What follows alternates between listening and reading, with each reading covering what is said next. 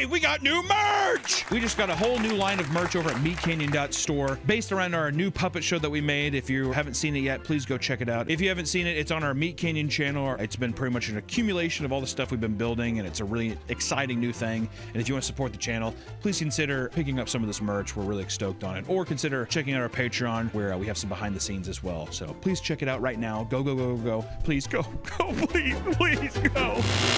Welcome back to the Papa Meat channel. How you doing? How you doing? Come on in and sit on down, because today we're going to be talking about bowling alleys. One of the most forgotten pastimes ever. I think bowling is a forgotten pastime? It's dying. Is it? I think so. I love bowling. I love bowling because I don't have to move. I would say it's the laziest pastime ever.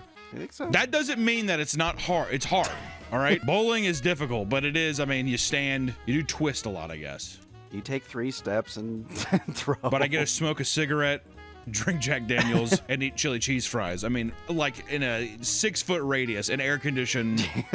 I guess sometimes there are neon strobing lights with like a Pitbull playing over the speakers. It doesn't matter. At one point, bowling alleys were in every small town, and it was the place to go with friends and families. This was 1950. Okay? That was 70 years ago. While bowling is a shell of what it used to be, it's always carried itself to a certain extent due to the nostalgia it elicits from those who grew up with it. And that being said, there does seem to be a recent resurgence in the sport, which is brought on by a variety of factors, whether it's due to the fan-made pornographic bowling animations or the occasional pro bowler popping off mid-tournament. Bowling has always seemed to cling on in some way or another, which I will say, people, the pornographic or the absurd bowling alley animations. I mean, I even made a cartoon just because I was like, oh fuck, yeah, of course I remember that. It has that nice like everyone's seen that.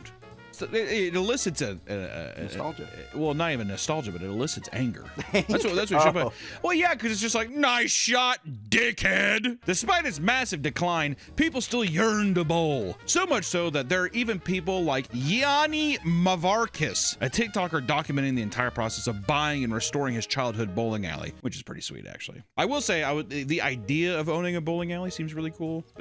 The maintenance. It's like owning a pinball machine. It's like, yeah, in theory, it's good. When the motherfucker breaks down, who are you gonna call? You gotta do it yourself. Gotta have a guy. You gotta know how to do it. I don't know how to do it. That's why, yeah, if you had your own bowling alley in your house. Oh my God. The maintenance on that. Oh my God. In theory, once again, it seems awesome. Seems so good, but no way. So let's put on our bowling shoes and make our way down through the fascinating world of bowling alleys. Now, ladies and gentlemen, we have to remember bowling alleys, I don't know why, always are perceived as a seedy place. Is that not? I don't know if it's just because usually they're in low income areas. They have not been remodeled. It brings in a certain type of crowd. The stereotypes of bowlers or people who attend bowling alleys, it would be fat, old, middle-aged, I would say, and alcoholics, smokers. Drug dealers. Drug dealers. What are you buying? I don't know why I want to say this, but there's no truth to it. Wife beaters. I don't know why. I can see it, but there is no semblance of truth to it. So I just want to say, if you're out there, please do not be offended. I don't think you're hitting your wife. I'm just saying that it gives that allure. It feels like you beat your wife. A guy rubbing down a ball with one of those towels. I'm like, you're trying to tell me that he did not. They always wear rings. I'm not talking about wedding rings. I'm talking about like tournament rings. This video is sponsored by Helix Sleep. The spring is the perfect time to reset and refresh your sleep space. And it all starts with investing in a brand new mattress. 1 in 3 adults do not get the right amount of sleep they need per night. Sleep is so important for your health, and lack of it raises your risk of obesity, depression, and heart disease. Plus, sleep replenishes your immune system to keep you healthy through April showers. So it's important that you get your rest, and nothing feels as good as waking up to a mattress that's made for you. So many of us are getting it wrong from the start. Good sleep starts with a good mattress. Helix has 20 unique mattresses, all set to serve a specific purpose. How do you know which one is right for you? Helix says you fill out a quick sleep quiz to establish what kind of sleeper you are and your specific needs. Questions like, are you a side sleeper? Do you get hot at night? Each of these personal details allows them to find the right mattress for you. Every person is different, but whatever the need, Helix Sleep has the right mattress for you. The quiz they have you take is very quick, and your answers lead to your dream mattress. Ever since I made the switch to a Helix Sleep mattress, my mood and my energy have been way up. Can't you tell? It serves my particular needs, and it lets me get deep, restful sleep each night. I'm getting more work done each day and no longer lash out at my coworkers. All it took was a few minutes to find out what I was missing. Helix Sleep provides proven better sleep with 82% of their participants in their Wesper sleep study saw an increase in their deep sleep cycle when using their mattresses. Is this a f***ing Hogwarts exam? And if you're still not sure, Helix Sleep has a 120-night sleep trial to test the mattress to ensure you love it. Plus, all Helix mattresses come with a lifetime warranty. If you're not in the market for a new mattress right now, but wish you could improve your sleeping experience, Helix offers the perfect solution with their Comfort Adjust Cooling Pillow. You can just adjust the pillow to your preferred firmness and height, helping with the head and neck pain. The pillow stays cool to the touch all night and is perfect partner to getting much deeper sleep. Most pillows are a one-size-fits-all. Your body is not. Take your old dirty mattress to the curb and start spring fresh. Head to helixsleep.com/papameat and start sleeping in your new mattress today. To take advantage of their spring savings event and get a 20% off site-wide. Thank you to Helix Sleep for sponsoring the video. Now back to the video. Some people may not know it, but bowling actually has a very long and dated history. Early forms of bowling date as far back as Egypt around 3200 BCE, as seen by depictions of the sport on ancient Egyptian tombs. The game has evolved countless times throughout history to get where we are today. What you want to say? Egyptians ain't bowling, dude. If it doesn't have a ball return and the hand fan, we ain't bowling. They had slaves for that. What do you think their pens were? Probably stone. Stones? I was gonna say little mummified cats. Mummified children too. Like the aborted fetuses that they mummified. Mummified aborted fetuses? Yeah. They did abort fetuses Yes, they in did. Egypt. In ancient Egypt, Yeah. they were like, Yeah. pop the cork, get them out. They That's what they were saying. they scrambled your brains when they. Actually, let me ask you this before we get too far. If we had to guess who would win amongst our team here, who would be the best bowler? I'm gonna guess Trevor. You should have said to yourself. I'm going to say it again, and then you say me, and I'm like, bullshit, I would. And then that was going to be it. Okay. Right. Before we get too far into it, out of all five of us, who's the best bowler? Me. Definitely me. You don't fit the bowling. I would be a better bowler than you. I bowl I used to bowl every week. It was about 10 years ago. If you told me right now you bowl every week, I'd be like, you do it by yourself. I'd be like, there is some trouble. I'm telling you right now, I would be the best bowler.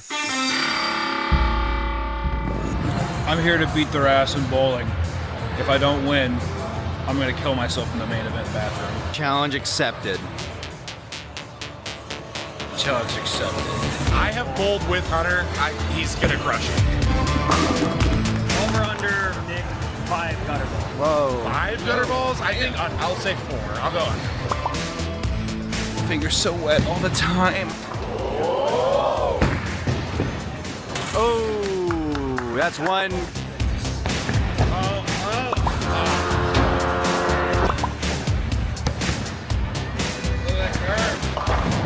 Oh. Close, but no cigar. My shoes are so slippery. I can't. I don't like walkout. I don't like walking. At least I'm gonna walk. Yeah, I knew that one. I knew that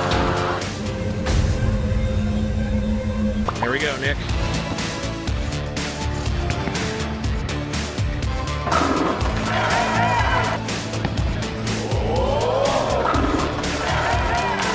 Wow.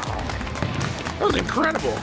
The golden age of bowling, however, occurred in post-World War II America and lasted until about late 1960s. It had about a 10-year run. They had 10 solid years, once again the 50s, where it was the 50s, ooh boy, tone a bowling alley in the 60s, or the 50s, ooh baby. During this time, bowling alleys popped up everywhere, including the inside of churches. This was nothing new, as some churches had previously built bowling lanes in their basements to serve as a men's club. And with the pastors and the priests could, drink scotch down there and be like, I don't know what the fuck, you want to do some bowling? During bowling's peak, churches across the nation began installing full bowling alleys in their basements so their congregations could gather and have fun. Some also doubled as a private club, which was essentially a loophole to allow the sale of alcohol during the strict 1945 liquor laws. I'm trying to say too, you think my ass would be up at church if people were saying, hey, there's a bowling alley in the basement? Are you fucking kidding me? There's a church tournament?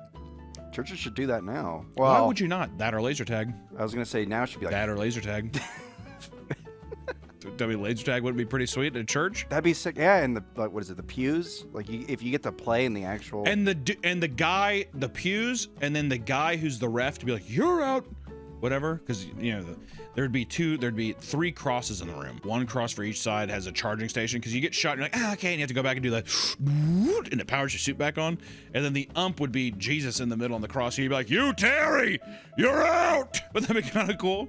Fucking lasers flying all over the place. That'd be cool. Capture the cross too. You gotta- Oh, capture the cross, and it weighs fucking 300 pounds. They have laser whips. But as the sport died out, so did the lanes. Many of the churches that once housed bowling alleys closed their doors. And today, there are only a few churches with active bowling alleys inside, like the Immaculate Conception Bowlatorium, which, my God, located in Omaha, Nebraska. We have got to go. How cool is that? Oh yeah, that'd be sick. Holy fuck. People outside the church may think it's funny that you can go bowling and get baptized all in the same place, but bowling alley baptisms have been going on for quite a while. Over the years, people have looked at the lanes the same way they do pews at a church and have chosen to get baptized in it or near a bowling alley, which honestly, when I hear that, ain't that crazy. Roll a fucking turkey and then go, praise the Lord, and get down, you know what I'm talking about? The religion Dudism, which was founded in 2005 and is based on the Big Lebowski, has its baptisms inside bowling alleys. A Dudist baptism involves going to your local bowling alley, getting baptized inside a baby bathtub while surrounded by candles and listening to whale sounds, which is pretty good. Also, I feel like a White Russian should be involved in that. Oh, He's yeah. always drinking White Russians. In an ironic twist, most of the abandoned bowling alleys from the Golden Age are now being converted into churches, meaning bowling alley baptisms are not going anywhere anytime soon. That is kind of a weird twist. I guess that makes sense though, because they're so wide. Like, there's such a weird, like, if you did get rid of a bowling alley, what the fuck would you do that space? Storage? There's such a long, wide building. Very weird. Laser tag. Obviously. While bowling is still a popular sport enjoyed by many, it's hard to deny that the scene is not nearly the same as it was during those golden years. And over time, there has been a notable decline in numbers from casual to professional play. Part of that is simply because now there are way more forms of entertainment and recreational fitness activities than there were between the 1940s and 60s, all right? We have IMAX now. Going to a movie back then must have been a fucking crazy experience. What else is there? You go to, in movies, what do they depict besides people going to buy a milkshake and be like ruffians at a diner? Bowling alley and movies. What else was there? Fingering your girl at a movie. I don't think they fingered back then. Come on, baby, I eat my chili cheese fries with these things. Come on. I don't know, I think it's cool. Shut up! Fuck you, bitch! You guys hear that new Elvis song? Hey, Tutti Frutti. Oh, Rudy, yeah. That's probably what it was like. I don't know, maybe you might give me a back massage? You motherfucker. I'm 16. Editor, put the old age filter on me. Oh, I'm 16 years old in 1952. Fuck yourself. Hey. You actually think that they fingered girls back? They didn't finger. I think so. There was like also 70 layers. in movies when they're like, all right, good night, mom. They tell there's 7 layers of clothes. It's a dry rub on top. They're trying to start a little Apache fire.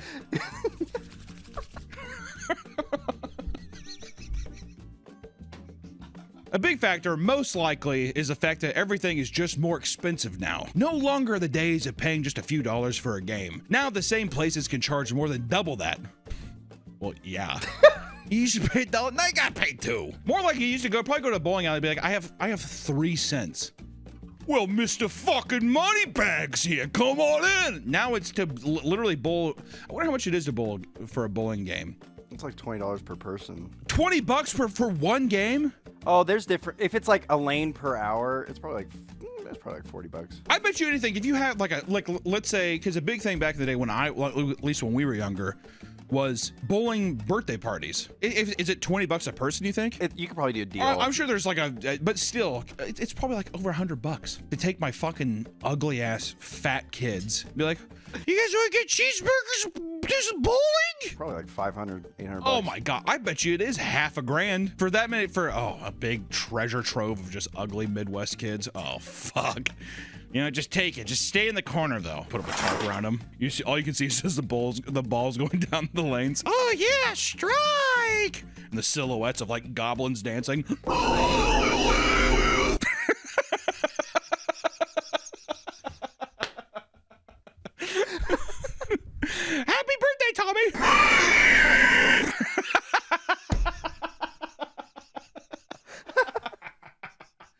often you have to reserve the lane for an hour rather than just pay for an individual game. Because once again, they want you to get the fuck out of there. Yep, exactly. Which also, an hour, if you have like 6 people on the same lane, no conversating. It's like, go, go.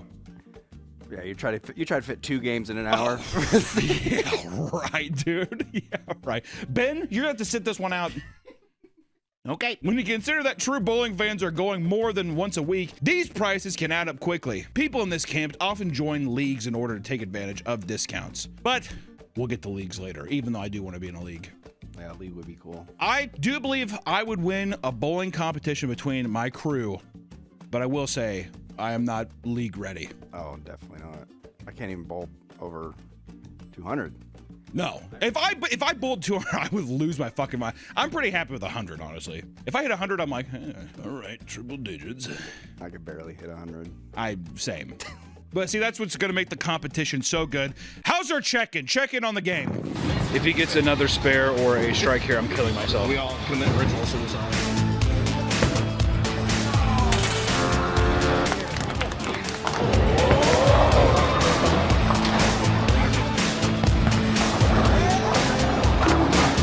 Heating up, I'm gearing up.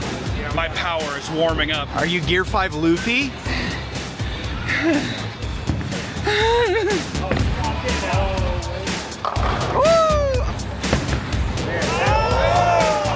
Ah, nice. Nice.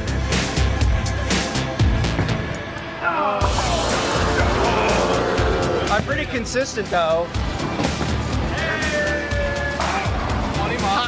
Spit on that thing. Hey guys, what a dead meme. I hope I'm doing good. Future Hunter, I hope you're doing okay. If you're winning, editor put a gun to my head. Regardless, many passionate bowlers are being priced out, unable to get deep into the sport because it's simply not as affordable. It's by no means a rich man's sport, but there are endless conversations and rants online about how their local bowling spot charges an arm and a leg, which is once again, it's people being like, it used to be this. Shut the fuck up, old man. We're all going through it. It's not accurate to say that bowling is dead. However, even better, the demographic actually seems to be shifting more on the younger side, with many high schools seeing a surge in players aiming at a higher competitive play. Even middle schools are forming teams now. What would you do if your son came home? He's like, Dad, I joined the bowling team. You give him a high five, give him a cigar, and a shot of whiskey. You're a man now. Thanks, that's awesome.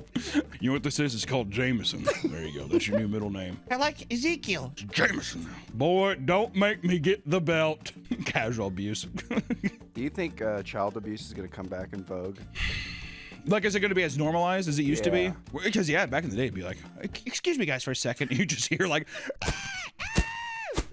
all right, sorry about it. You know how it is. And everyone's like, I get it. Well, people don't even spank their kids anymore, right? I got spanked. My mom would bring out the spatula. That's how I knew I was in trouble. Yeah, my grandma had big rings, and she'd just Oh my god. she'd do that. She never struck me, but she did. And I was like, oh. Luckily, I never was hit as a child. Maybe I should have been. Maybe I'd be a different person. Maybe I'd be a skinny boy if that was the case.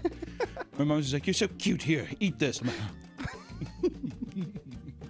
there's a big fat ass at school. Oh. That's the worst kid. My dad, he was a... Editor, cut this. This is not good. We should... say that. All right. One of the more controversial developments in the world of modern bowling is the rise of Bowlero, the massively popular bowling entertainment center. Bowlero has a heavy focus on party atmosphere and entertainment, featuring things like giant arcades, beer pong, bars, loud music, and various events. This is stuff like Main Event. That's a big chain I see, which also that'd be a good video. We need to do like rank big arcades, adult arcades. Yeah. Dave and Buster's, Main Event. Chuck's Arcade. Is there a Chuck's Arcade around here? There's a Chuck's Arcade around us? Yeah. Really? Yeah, about an hour away. Wow. I did not know. I was gonna say we should just be like, or we could just pretend we could just get drunk out in the parking lot of Chuck E. Cheese and go inside. Tailgate Chuck E. Cheese. While entertainment-focused locations bring in more customers, many complain that Bowlero is not focusing enough on competitive play, with many voicing their frustration about their experience practicing during quote-unquote cosmic bowling nights, where the disco lights and blaring music makes it hard to concentrate. cry me a fucking river, dude. Well, okay, Bolero. Some of us are trying to be competitive at bowling here. This wouldn't be such a big issue if Bolero wasn't as influential as it was within the bowling scene. It's one of the biggest chains out there, so much so that they even acquired the Professional Bowlers Association in 2019. Okay, well, that's kind of funny. You know that they heard too many complaints. They're like, we're just gonna buy it. Yeah, there you go. You can't complain now. Yeah, exactly. Keep complaining. We'll shut the whole fucking thing down. While you'd think this would result in more attention being directed towards serious bowlers, that couldn't be farther from the truth. Bolero currently has 365 locations across the country, many of them once being cherished mom and pop locations that were bought out by the company after years of struggling to keep up with their own cost, which I'll tell you that's kind of sad. Sign over your life to Bolero. Many locations would have been shut down anyways, but people still aren't happy because those that are replaced are immediately met with a significantly higher prices and overall lower quality experience for traditional bowlers. And because their focus is profit, they put far less effort into maintaining their lanes, something most casual players will hardly notice. Bolero is also aggressively pushing the conversation to string set pins, allowing knocked pins to be reset easily without the potential of getting stuck in the machines. And while this makes sense for lower maintenance costs and overall profit, serious bowlers would rather blow their brains out than use them. It's true. I've only ever actually seen that done when it's like a kid's alley where it's like a shorter whatever and they just whoosh, get pulled up. If I would not. I don't know. I don't know why. It's cheap.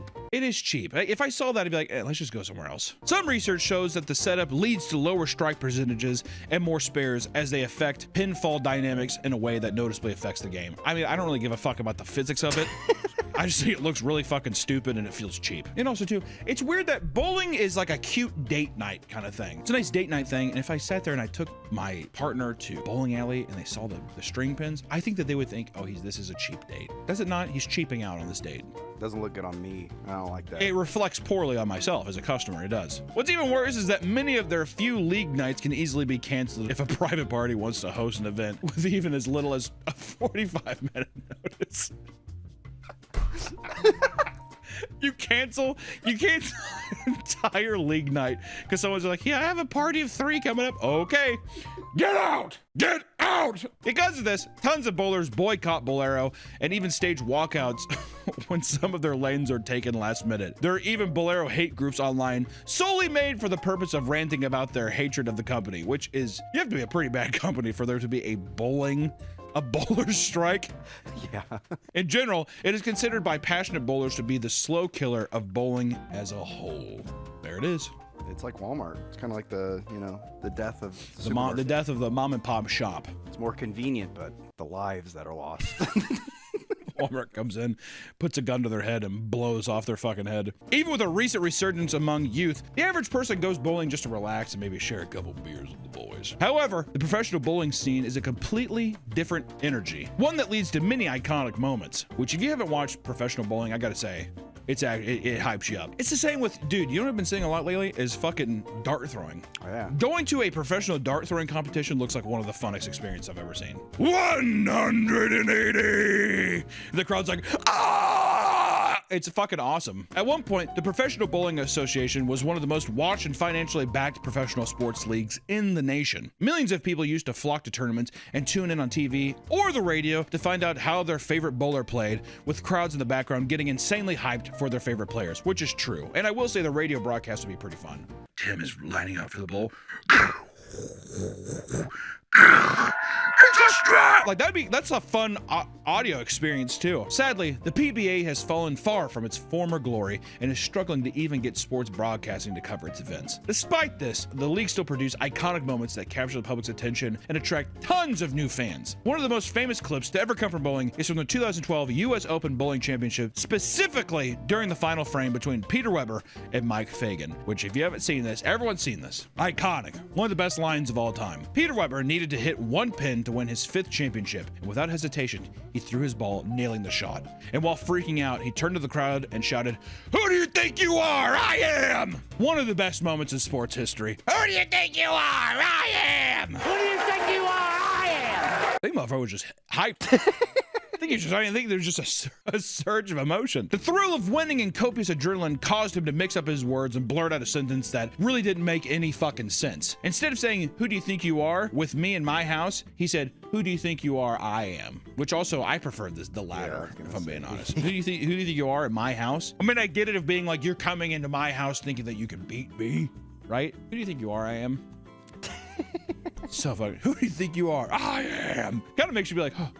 What? Like, it confuses you, you're startled, there's all kinds of stuff. The clip of Peter shouting would go mega viral and become a meme that haunts him everywhere he goes, with fans now yelling at him at tournaments. In an interview with Barstool, he clarified what he meant to say and said it was actually directed at a 12-year-old boy in the stands who had been heckling him throughout the entire game, which makes this so much better. If you thought that this was Weber's only famous clip, you'd be dead wrong. He is also known for the most embarrassing moment in all of bowling history. After winning the 1991 US Open, Pete was brought to the front and given his trophy and a check for $40,000 in a green jacket as if it's the Masters. It's pretty funny. However, as they were rolling to the credits, Pete hoisted the trophy above his head and it fell apart, landed on the ground, and was smashed all to pieces. And instead of cutting away, the camera just zoomed in on Pete's disappointed face as the credits rolled.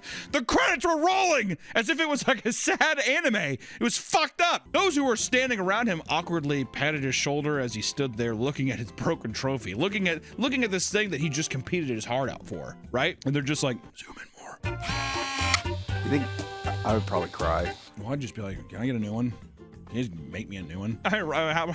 Also, I hoisted him on my head and it broke. It's not your fault. It's not my fault. Fucking make me a new one. As much as people want to claim bowling is losing relevancy, it doesn't seem to be going anywhere. Many will always see charm, whether it's from nostalgia or family memories, eventually bring them back for the occasional fame. However, time will tell if these places can even build back up the professional scene that once swept the nation. If this video has interested you in bowling, whether casual or professionally, give it a shot and tell us how it went, because I bet you anything, you had a pretty damn good time. We will see you in the next one, guys. Bye-bye. And here's me winning the bowling game. Here's me winning. Do you think I could get 100 where I'm at?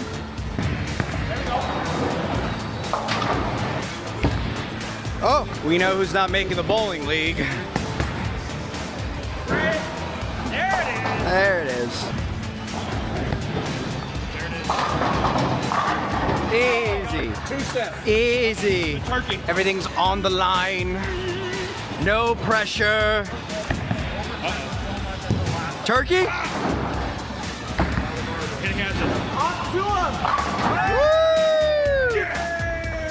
Turkey here, and I think you beat me. Strike.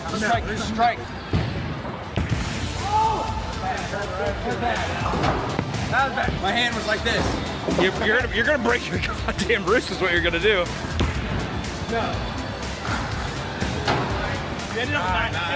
Past Hunter, you are a better bowler than Nick. Don't ever let him fucking put that shit in your head again. You hear me? But we will say that Harry is the undisputed team champion. Good job, Harry. Speech. Yeah. I would like to thank Noel Miller for everything he taught me. The shoes threw me off at the beginning. I'm still blaming the shoes, but thank you, Noel, for everything. This one was for you. I will say having 3 of the 5 people in this crew get gutter balls, but 0 points on the first frame is haunting. All right, you know what? That's it.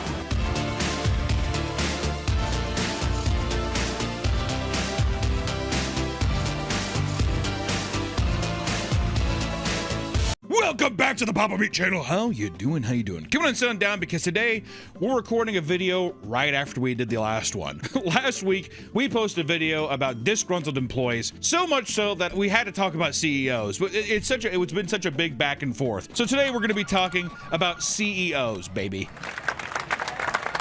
Everyone can relate to working under a boss that he absolutely despises. In fact, some of the most cathartic online discussions revolve around making fun of CEOs like Elon Musk or Mark Zuckerberg for practically everything they do because it's nice to punch up. For people that seamlessly have it all with God complexes and fundamentally change how we live, it's nice to fucking punch up every once in a while. Am I wrong? That's why I think sometimes people leave horribly nasty comments on my videos.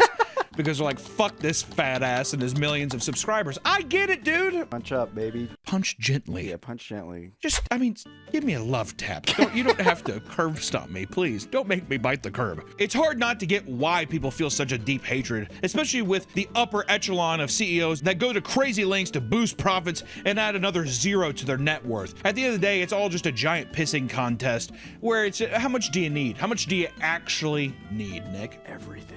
Everything. As long as the numbers are good and the investors are happy, then everything else, including your health and happiness, comes second, baby. This problem has grown even bigger in recent years, as it seems like every day there are new headlines exposing a company for doing something nefarious. From AI CEOs ruining the PC market, and also, I don't know, like basically saying that humanity sucks and that robots rule. It's fuck, I don't know. They want the end of the world for some reason. You would prefer the human race to endure, right? Two, I don't know, McDonald's CEOs attempting to seem relatable to the masses by trying to eat their own products without throwing up. It's truly a marvel. I love this product.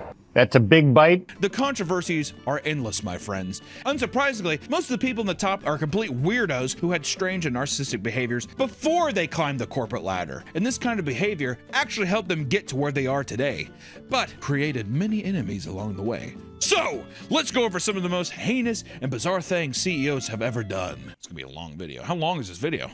16 hours. We're looking at a 16-hour. This is a down the rabbit hole video. Yo, shout out the new down the rabbit hole video, dude. Nigel Cheese. Did you watch that one? We watched a little bit, yeah. It was fucking great. He's a genius. Nigel Cheese? Exactly. 1 + 1 = 1. I'm a proper English gentleman. Anything down the rabbit hole, dudes. I'm fucking... I eat it up. I love all of it. Shout out my boy down the rabbit, Frederick Nunson, the homie. I don't know. I wish he was my homie. Hit me up, Fred. To boost morale, some CEOs will take their entire staff on a company retreat and get them out of the office, like Valve. They take them, like, I think they take those motherfuckers to Hawaii every year. Expenses paid. I heard Valve, though, I heard they treat their employees right. Is that true? They have a very loose structure of like a hierarchy. Basically, you could join Valve and they're like, you can do whatever you want. And they leave you alone. So you're like, oh, I'm going to work on this project. Yeah, I'm bored. I'm going to go work on this one. Is that why nothing ever gets done? Yeah. Their mentality is like they want their workers to be excited on the things they're working for. So it's like if a big project comes up, like Dota 2, everybody loves working on Dota 2 because it makes them a shitload of money. And then like when CSGO came out, they started switching to CSGO, but nobody wants to work on like TF2 anymore. I think there's one person working on it. What about Half-Life? I mean, it doesn't fucking matter. Basically, what we're saying is Gabe Newell is a good CEO. That's what people say. That's what people say. That's what people say. I mean, he's happy. How often do you think they have him at gunpoint? You better say that. You better say him at good. That's what I do, my guys. I have a 3D printed gun. I have a Bamboo Labs printer. I print out a gun. I go up to all my employees and I say, you say I'm a good boss right now. While these retreats, it might seem like a nice gesture, one week-long retreat turned into a week of pure hell. In 2017, the CEO of Plex, Keith Valerie, decided to treat 120 of his employees to a survivor-style vacation in Honduras, labeled as a team bonding experience. What? Team bonding as Survivor? Only one of you will win. Fight. The $500,000 trip was already off to a bad start before a single person boarded their fucking flight. 3 weeks before the retreat was set to start, the resort they were staying at had both its general manager and head chef resign. After getting off the plane in Honduras, the crew was crammed into buses and was shipped out over dirt roads. And when they arrived at their destination, most of the staff felt uneasy because the property was guarded by numerous guard towers equipped with machine guns.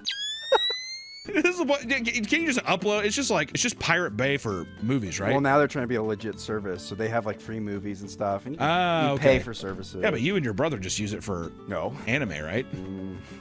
Yeah. Their anime selection is haunting. This video is brought to you by Stars Forge PCs. Right now, they're having a massive Memorial Day PC sale going on with huge savings on all PCs. And even if you aren't in the market for a new PC, they have collaboration keyboards and other gaming accessories for sale. So go check them out. The link will be in the description. Thank you to Stars Forge PCs for sponsoring this video. Seriously, if you guys are looking for a PC, this company's pretty sick. I appreciate you guys. Bye-bye. The CEO had flown down a few days earlier to help set things up. However, as soon as he arrived, he noticed all the food was deep fried, and the staff warned him not to eat any vegetables. That's a good sign. Oh, so can I have this tomato? I would not do that. He disregarded their warnings, claiming he just had to have one small salad. God, what a CEO thing. I have to have my salad. Yeah. I have to. I just one. This led to him contracting a severe case of E. coli and becoming bedridden before his company even arrived to the company retreat. He claimed that while in the hospital, he lost up to 8 to 10 pounds in just a few days, and that the staff would nail his IV bag to the bedpost every time he was swapped. Like fucking Martin Luther. Go with God. With Keith unable to direct the Survivor challenges, other executives had to step in and divide the contestants into teams so the games could begin. The first challenge that the staff were tasked with was eating tarantulas as well as assortment of other disgusting foods. What kind of company retreat is this? Survivor. Is that? I thought Survivor. I thought that's. I thought that's like a Fear Factor. That is thing. more of a Fear Factor. I thought Survivor's just being like, I don't know, like float in the ocean and hold your breath. Or what? I thought it was that. Next, Keith hired a former Navy SEAL to simulate beach drills, which included pushing employees to army crawl in 100-degree heat while being screamed at. Nobody in the company was particularly fit. Yeah, come on. The people at Plex? Come on now. So people began to overheat and crawl on their hands and knees into the ocean to cool off. That's what I'd do. I'd look like a fucking sea turtle. I'd crawl off. I'd be on the beach. There'd be like 70 eggs under me. Eventually, people began passing out, and the Navy SEAL agreed to tone down the intensity. All right, fine. I'll tone it down a bit. A fumigation. Which also, I'm like, there's no way that has not stopped lingering. So you're going to bed and you're just breathing in those chemicals. In addition to the insects, one of the senior engineers was sleeping and heard a loud crash in their bathroom. When he went to investigate, he found that a porcupine had fallen through the ceiling of his shower and was trapped behind the glass. I love the picture. Yeah. He's like, let me out. Through their stay, the facility experienced frequent power and water outages due to brutal heat wave. And one of the employees was running back and forth between his co-workers' rooms, delivering water bottles to keep them cool. While doing this, he forgot to drink water himself and began to experience severe heat palpitations due to heat exhaustion. And after nearly collapsing, he was taken to the hospital and put on an ECG machine. You think they also hammered a IV bag? What are you doing here? Not going well, sir.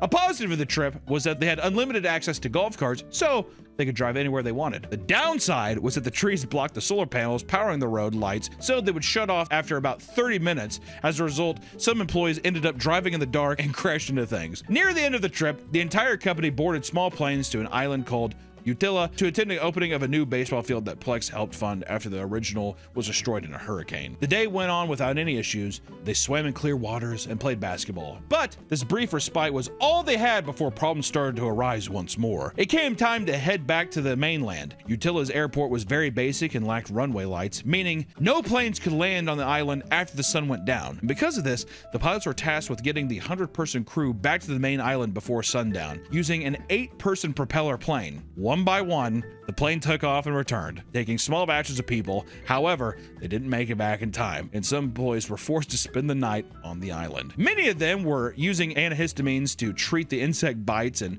were left for hours with insatiable itching. And thankfully, those left behind were able to find a doctor on the island and get the medicine they needed. For the rest of the night, the remaining employees stayed at a hotel, drank beer, and listened to reggae. That sounds pretty good. Yeah. Not bad. When the morning came, the pilots picked them up, and the rest of the company drove to the airport to head back to the U.S. Though it was a retreat from hell, many employees say they enjoyed their time and grew closer to their coworkers. At the end of the day, people did get closer together, but it seems like it's through trauma. You get closer through trauma, right? Was that a big brain move from the CEO? I don't know. And this could all be chalked up to a horribly planned event with the good intentions. Many CEOs, however, are far more sinister in pursuit of profits and stuff. I mean, to me, this does not seem like this is not a bad CEO. I mean, we're dipping our toes a little bit of, you should have thought that one a little better, right? But at the end of the day, it doesn't seem like anybody really had any resentment towards the CEO. It's more so, I mean, to be fair, he was trying to do something fun, and it was just horribly planned. There's way worse CEOs. Yes. Nearly everyone in the U.S. was affected in some sort of way by the RAM shortages created by all the AI CEOs. And since 2025, AI has seen massive growth, and its overall integration into everything has accelerated at a terrifying pace. And because of this, many AI CEOs are ordering their companies to lower or halt consumer-grade RAM production and focus solely on AI memory for the massive data centers popping up everywhere. I fucking hate them. They're everywhere. It's fucking disgusting. I think we're getting 2 or 3. Well, by us, yeah. It's fucking stupid. The price of a stick of RAM has risen nearly 120% to 300%, depending on the brand. Meaning a stick that cost usually $300 in 2024 is now upwards of $1,000 in some cases. This has not only raised the prices of pre-built PCs, making it harder for an average consumer to get one, but also prices of consoles. It led to systems like Steam Machine being delayed as well. Shoe company Allbirds decided to rebrand as New Bird AI and sell off its shoe brand to begin buying GPUs and building AI data centers, which has sent its stock soaring. Fuck off. This decision comes after the company saw a steady decline in sales since its founding in 2015. And the worst part is, the CEO sent out a company-wide email informing everyone that they had been let go and that all of their retail stores would be shutting down without prior notice. What a fucking nice guy. And this will likely start a trend of other companies abandoning the customer market and investing fully into AI, getting out of like actually having to like rent out store spaces or do whatever and just fully integrate with this like get rich quick scheme that people are having with AI data centers. People are tired of AI being pushed down their throats, and CEOs know it, yet they still force us to use it. The CEO of Microsoft, Satya Nadella, published a blog post at the end of 2025 urging people to stop calling everything related to AI slop. How about you go fuck yourself, idiot? He believes we need to get beyond the arguments of slop versus sophistication. Humanity needs to learn to accept AI as the new equilibrium. It's the way that CEOs talk about AI, it just shows how little they accept life. It's like it shows what disdain they have for actual humanity. It's not surprising, but it's so eye-opening. This spurred a wave of people calling out the CEO and referring to anything the company did as microslop, which beautiful. Microsoft hated the word so much that they even banned it on their Discord and restricted people who used it. What a fucking pussy, dude. Yourself. CEOs will gladly screw over consumers, but what about their employees? In 2023, Clearlink CEO James Clark announced that the company would require people to return to the office. This was after promising lots of newly hired employees that this would not be a possibility. When the company responded negatively, he held a meeting with all the employees and went on a rant about how he was sacrificing his time in the office while, in his words, 30 employees were quiet quitting because they hadn't opened their laptops for a month. He then praised the people who made insane sacrifices to return to the office, such as one woman who had to sell her family's dog to get back to the office. What? He said that it broke his heart and that she had to do it, but praised her for complying with the new company standards. I know you couldn't take care of your pupper and you had to get rid of it. You probably really like that guy, huh? Yeah. Yeah. Thanks for being here. Next, some of his employees complained that they couldn't go into the office because they were stay-at-home mothers. James' response to this was that it shouldn't be an issue because real mothers would be able to balance working in the office and childcare. Whoa, this guy I didn't say it, all right? I just want to say that base take is not from me, all right? Once again, though, it just shows, well, robots don't require a robot mom could do it. Well, my nannies take care of my kids. Yeah, exactly. We'll just get a nanny then. I don't understand. It's like, well, I'm not rich like you. You get your housekeeper then to do it. Like, what? You get your mother, okay? Yeah, get your mom. After hearing this heartless, disconnected speech, many employees resigned, and the company received significant backlash, as if they give a fuck. James tried to save face by saying his words were taken out of context, but aside from his company being review bombed, he never faced any repercussions. Exactly, because they don't give a fuck. As long as they're making money, they don't give a shit. Also, they just know that, like, oh, there's going to be another thing in the news. Who cares? And they're going to replace us with AI. We will be computers. We will have to. After a while, they're like, I don't even know why people are rejecting the cyborg treatment. Elon Musk wants to do that, put a little brain chip inside you. I think it's because they're all just afraid to die. I mean, who isn't afraid to die? But I think CEOs have a hard time grasping that they're like, what do you mean I won't have, it's just over? Could you imagine if CEOs were immortal? There would be no point of living. Yeah. There would be no point to life itself. Some employers actually value the work that their employees do, but far too many believe that their employees are lucky to have a job in the first place. Me? Nick. Yeah, I am lucky. Yeah, you are. You all should know that. It's like there's like a bunch of people. Me? During the 2023 Australian Financial Review Property Summit, my God, pick a better fucking name. Property developer and CEO Tim Gurner stated that he believes we should see pain in the economy. By this, he means that employment rates should rise up to 40% to 50%. His reason behind this? Well, Tim believes that after COVID, the average worker got lazy. So the employer quotes, "Need to remind people that they work for the employer, not the other way around." You see, in Tim's eyes, layoffs are not a sign of a failing company, but actually a tool employers can use to threaten employees into working more and being grateful to even have a job. Once again, it can't be said enough, go fuck yourself. I think that they think this is like normal. Well, everybody thinks this way. Because all they do is talk to other CEOs. So when they actually say these thoughts out loud, you're like, what? This is not the first insane thing Tim has said. In 2017, he faced significant backlash for saying that millennials couldn't buy homes because they were buying too much coffee and avocado toast. Remember that guy? This was met with a tidal wave of angry millennials ranting about how they greatly simplify why people in their generation were struggling financially. Tim publicly apologized. Yeah, he probably threw up. He's probably sitting there and he's like, he was doing this under the podium.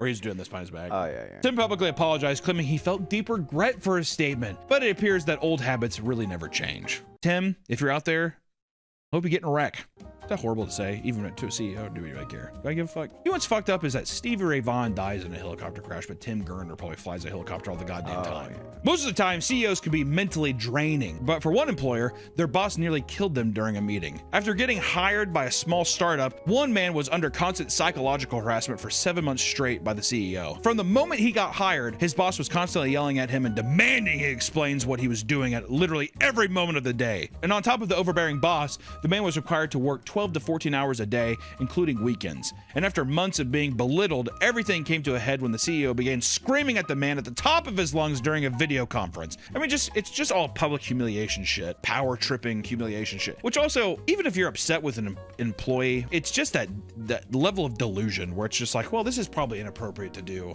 in a video conference, right? With all these people here. But I feel like you're just making a statement and it's just power tripping, right? I honestly think some CEOs do it on purpose, where it's just like, I'm gonna pick the weakest out of the pack and like make an example of them.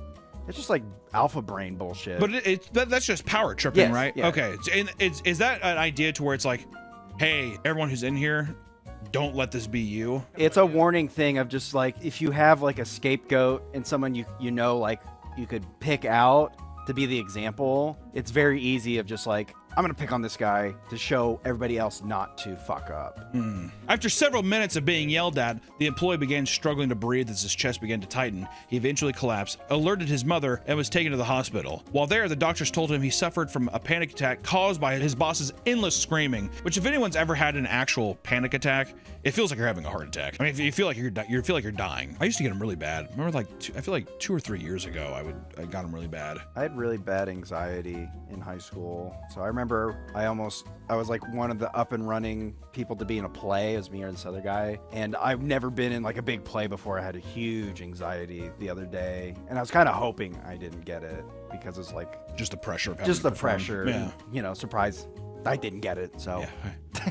Thank God. I mean, I've never had a heart attack yet. The very first time I had like a bad one, I drove to the hospital because I thought I was having a heart attack. It's just like tightness of breath, and your chest, like your heartbeat races, and you kind of have like a fight or flight response. You're just kind of like it's very overwhelming. It's very odd. They have beta blockers for that. There you go. When he recovered, he immediately resigned. According to the HR department, however, his medical emergency was actually an act of charity by the company since they were paying him for his time off. An HR department said that. Oh my, which also, I've had a boss before, man, that's like, did shit like that. I won't say the company or whatever, but it was like a place that had like comic books in there. We've been there. But he was just like a guy that would like, he'd bully you until you quit, basically. And he was like a guy that was like new, and he was like trying to prove himself. He would like bully you until people quit, and then he'd bring in other guys, and he would basically like, joke about you in front of you to them, yeah. And then like try to get the other new employees that he hired to like resent you. And he just, that was his way of like thinning out the herd. My boss had a similar thing where she wasn't that mean, but she would purposely like cut people's hours because she's like, if I don't like them, I'm just giving them like, 100%. Because she's like, I'm not gonna fire them so they could just get on unemployment. Yeah, that he did that too. And then it was like a weird thing too where it was very obvious. He was just such a fucking creep. He also hired like a bunch of like 15-year-old girls, and like he was like that kind of guy. Yeah. He hired like, oh, these are all my buddies from like my Toys R Us day, whatever. And then he would And then he'd hire like a bunch of younger, he's just a fucking creep, that kind of shit. It's no surprise that many CEOs have insane egos, with some believing that they inherited their position from God himself. After being appointed CEO, a man invited his entire company of over 200 people to a Zoom meeting, labeling it an announcement of an upcoming project. However, instead of discussing anything work-related, he opened the meeting by stating that he believed he had been directly appointed to the CEO position by God. Apparently, Christ had brought him to this position like it was his divine purpose in life. Realizing how insane the situation was, many workers resigned shortly after the meeting ended, and morale plummeted for those who stayed. Which also, what was the company? I want to know. We sell tires. Yeah. And it's like, God wanted me to be here. It's like, Greg, we sell tires. It's clear that if you want to be a top-level executive, you need to be a little crazy. And in fact, many CEOs go public about their strange habits and reveal themselves to be very bizarre characters.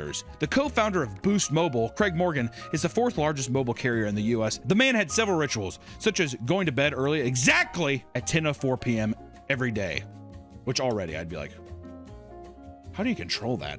10:03 and yeah, injects himself. Not only that, but every single day he eats 5 cans of cold sardines and encourages others to do the same. As a self-described sardine evangelist, Craig attributes his health to his sardine consumption and believes that's why his business continues to grow. It's just because of the sardines. At the same time, I kind of fuck with that. Gotta eat sardines. We have to imagine that every CEO is just a psychopath, right? Yoshiro Nakamatsu, also known as Dr. Nakamatsu, is known for holding over 3,000 patents. These inventions would include the toilet seat lifter, a throwable self-defense wig, and the Cerebrix chair, which is a recliner that blasts electronic pulses into your brain to supposedly boost brain power, the goddamn Jimmy Neutron chair. To come up with all these crazy inventions, the man needed a room where he could relax and think. That's why, naturally, he built a bathroom in his home covered head to toe in 24 karat gold. Naturally. Yoshiro believed that doing this blocked harmful radio and TV waves that would affect his thinking. It also partially soundproofed the room, allowing it to be silent most of the day so he could scream and shit all day long. When inside the room, he would sit on or near the toilet and think about new inventions for hours.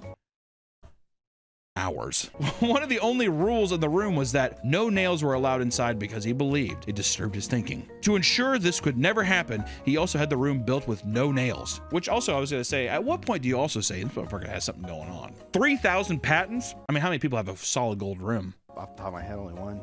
I mean, I was gonna say, like, there might be something to them. Also, I wonder why the nail. Why no nails? Yeah, I don't.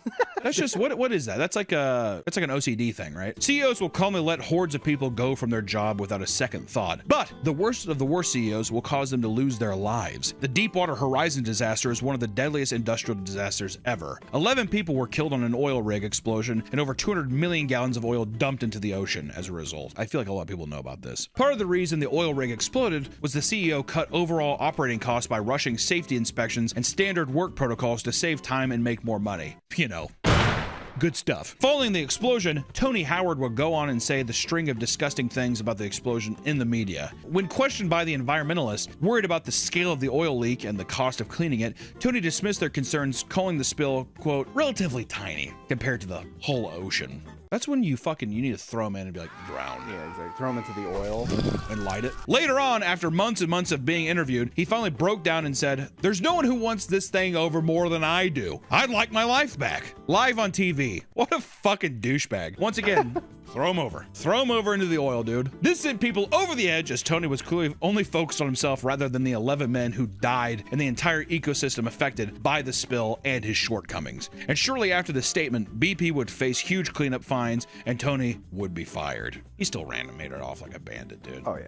You think he gives a fuck? He's just like, and I don't have to do anything anymore? Perfect. He probably got some huge exit bonus. Payout. He got a huge payout, yeah. That's the fucked up thing with CEOs is that they go in, they gut these companies, they ruin them, get a huge bonus, and then just leave and have a new CEO come in. Yeah, it feels like a big thing is that with a lot of these CEOs, it's like, it's just a pissing contest between other CEOs. And then I feel like the only reason they even stay and keep the job with these bonuses is just to keep up that kind of like social relationship they have with other CEOs. I hope they all die. I legitimately hope they all die. It's fascinating to see what happens to those who not only become successful, but reach the absolute peak of the business world. People become so detached from the common man when they reach a certain point, and it can cause them to do some pretty crazy things. The power tripping done by these people has gotten so completely out of control to the point where stories like this are becoming everyday occurrences, and no one seems to mind. It's just a thing now where they're just like, oh, well, what do you expect? For centuries, workers have struggled against their employees, and despite laws and revolts, that conflict still shows no sign of ending anytime soon. You know, we're relying on these companies for jobs and these things, but it's just at a certain point, I'm almost wondering if CEO should also be, it's like a presidential terms. 4 years and you're out and you circulate. That way you don't have any guy who's hoarding over anything, you know, because that's the biggest thing, is it's king mentality between all of it.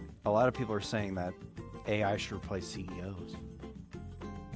But then to me, I feel There's like really no hope for anything. that's more is there? dangerous because Of course, it's more fucking dangerous, dude. What? Yeah, no shit. It's a soulless computer. They're already a soulless person, but the thing is, like, behind every CEO's lifeless eyes, there's like has to be a tiny spark of humanity somewhere. Even if they are a nepo baby, whatever, there's a little something from your evolutionary code. And they're flesh bags, so they decay, whereas a computer will never die. Whatever. God, what a depressing fucking video. I don't know, dude. Go up to your boss today and say fuck you, or write an email to a CEO and say and tell him to fuck off. Also, with the YouTube CEO, he's cool, right? Yeah. Hey, Hunter. Fuck you. I asked for that one. We'll see you in the next one, guys. Bye.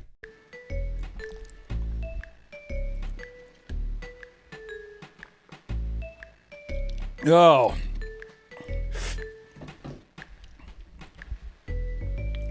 Oh, God. Internet broke out. Internet messed up. Internet messed up. We are back to the game. Now's the time. Got 2 outs. I was messed up here. Good eye. Now we're back, guys. Now we're back. Everybody, now we're back. My boy Ahmed is on point here. Oh, shit. Get down. You son of a bitch. Okay. All right, we're back now. Come on, bring it on in. Bring it on in, y'all. Come on in. Left one on first. All right, that was not a great inning. Up on the mound and ready for action. We got Kenny Kawaguchi, one hell of a ball player. He go nuts with One hell of an arm. One hell of an arm. Into the windup. And Hoop. the offering. Ball one. Okay. I would have personally swung at that. Kid's got one hell of an eye on him. And the delivery. Swinging. Oh my God, you stupid bitch. And the count is 1-1. You got my first ever super chat, now getting my second. Thank you for playing this game. Oh, thank you, David. Thank you, David. What do you mean no? Whatever, dude. He comes set Swing batter, batter. Swung on. A little doinker. Bunting on Kenny Kawaguchi. He's all over it. Great The man's a speed demon! He got him out. The man knows nothing but speed. Oh. What the fuck are you doing? Go. Nancy Chen. I'm about ready to beat this bitch down. Oh! Catch him looking. Would really shake things up. I don't give a fuck if you don't want to do it. You're And the throw. unbelievable. I'm gonna burn this bitch right down the middle. Strike! Strike 3 and another batter goes. Sit down, Nancy! See you next time. Strike out. Nancy didn't stand a chance. Fred Benson steps Nancy didn't stand a chance, chat. just waiting for the heat. Into the windup and the delivery. Swing. Line My boy hit back. Ernie! This might make Oh, it Ernie! Up with his stick. He throws the ball to first. The throw to second. That'll send him back to the dugout. See, those are the kinds of errors we need to make it to the big leagues in this championship here. That good. We've shut them down. There we go. Check out the instant Very replay. nice. And that'll do it in the first inning. Make them wish they tasted the blue pill. Exactly. Uh-oh, Geisha! The BBL Sasquatch, ladies and gentlemen. The BBL Sasquatch. Here we go. I'm opening this bitch's stance wide open. God forbid you throw her a lob. Looking for a dinger. Looking for a dinger! Oh, get down. Get down! There you go! Get out there, Geisha! Get out there! And the runner is safe. Going for 2 bases and make There we go! Nice one. That kid's There we go. Thank you for the $5 donation. Thank you. Geisha. Geisha! All right, here's Pete. He's our bunt master. Pete's our bunt master. I'm gonna hit a touchdown. We're gonna open him up here into a nice bunt. Get Keisha to third. Into the motion. He throws it. Strike one. Not even close to that one. They have a runner I hate these on announcers, second, dude. These no announcers are out. gonna drive me insane. Absolutely insane. From the windup, pitch on the way. There you go. Bunted. Go, Geisha! Oh my God, Pete's too fast. Oh my God, they're terrible. And she goes down. I'm kidding. Lands on third. I'm kidding. There we go. This is textbook. Little. Okay. This is the heart and soul of our team. Is Ernie Steele. So ready. Come on, Ernie. Better not give him an inch, because he'll take a mile. The delivery. Good eye, Ernie. Strike one. You don't want it. That one got by him. Runners at the corner. You don't want it, Ernie. No out. Here's the windup and the pitch. That's the See? ball, and the count is 1-1. Not enough respect on his name. Not enough respect. Into the windup. The 1-1 pitch. Oh! Another strike. Swung too late. Chat, you didn't see that. Chat, don't even say a thing. Don't you dare say a thing. Don't you dare say a thing. Here's the motion. The 1-2 pitch. Good eye. And that's strike three. What? That's it for this kid. Can't win them all. That was so good. Mikey Thomas comes up to the plate. Nugget is a strong arm. He gets tired quickly. Must be all that picking. One right down the middle for me. The windup fires. A swing. Belted it. He left his autograph on that There we go! Retaliation! one. Turn to watch Finally! There we go! That makes their first run. Thank you for the $5 super chat. Thank you. He is the heart and soul. And they give up another run. Dare I say? I think Ernie got robbed. Mikey, you asthma-ridden son of a bitch. You just stole my heart. Give me some more of that. Mikey looking very good right now with a 3-run home run. This young batter means business. Is it a coincidence that Jocinda's batting average is .666? That's all I'm saying. The windup. The delivery. Ball one. Good eye, One out. good eye. Jacinda. He's ready now and delivers. Strike one. Swung too late. I got a little too antsy there. I'll be honest. He's ready now. He throws it. Oh, this slow bitch isn't gonna make That it. little blooper Get there, is running. Jacinda! And it's a long We have walk. got to work on your cardio, girl. And it's an We have got. How can you be 6'2" at age 9 and not be a goddamn gazelle down the field? Unbelievable. She had one good game. One good game. That's all she's had. Take it open, Pablo. Take it open, Pablo. ready now and the throw. Good eye. Ball one. Good 2 eye. out. Good eye. Pitching, Mariana Rowe. Oh, come on now. Come on, Pablo. She is ready. And the delivery. Swing. Strike one. And the count is 1-1. It's fucking Merlin's children here, huh? Swing. She is Magical ready. goddamn- The 1-1 pitch. That was ball 2-1. Come on. Come on. Into the motion and delivered. Good eye. Ball 3. Gimme pitch. All right, 3-1. You know what? At a certain point, they have to work for it. You know, you can't just lob one in. Lob one in. 3-1 pitch. Swing. Oh. Slide. And the count Oh. is 3-2. That was it. That should have been it. Takes their stretch. The 3-2 pitch. No way. Struck out. Este bate no sirve para nada. Halfway through the inning now. Mariana Did we not- Rowe who- steps up to bat. I'm not the only one that could have thought that was too low. This ump's rigged. How much money did you pay the ump? Oh, you wanna get the box in here? Here, you wanna crowd the box? That was ball 1, and the count She is flinched 1-0. too. I know I got her under her skin. Kenny, go ahead and throw another one right at her face. And the offering, that was ball 2, and the There you count go. is See, now 1-0. don't test my boy Kenny Kawaguchi. Right here. Centered and delivered. That's ball 3. Can I get a strike? That was bullshit. That's actually fucked. Into the windup. The delivery. A swing. It's going up the right. There we go. Foul ball. Foul ball. I'm actually suspicious of this ump now. I want to know what kind of bribery. Give my boys a fair game. Oh, Kenny, you're looking at a deer with 2 bullets in its ribs. Put her down. Put her down. Left hook. Oh, he knows it too. Right here. Put her down, Kenny. Yeah! Can't buy your way out of that one. Mariana K. Hey, Mariana, can't buy your way out of that one. Go cry to your dad. You got shut down. Kenny, you're going to wheel our way to a fucking victory. Here's the motion. Here's the pitch. The swing. Oh, you dumb bitch. You dumb bitch. There we go. Right hook in here. He wants it. I want to put it right on the inside. She's going to swing right here like, Oh!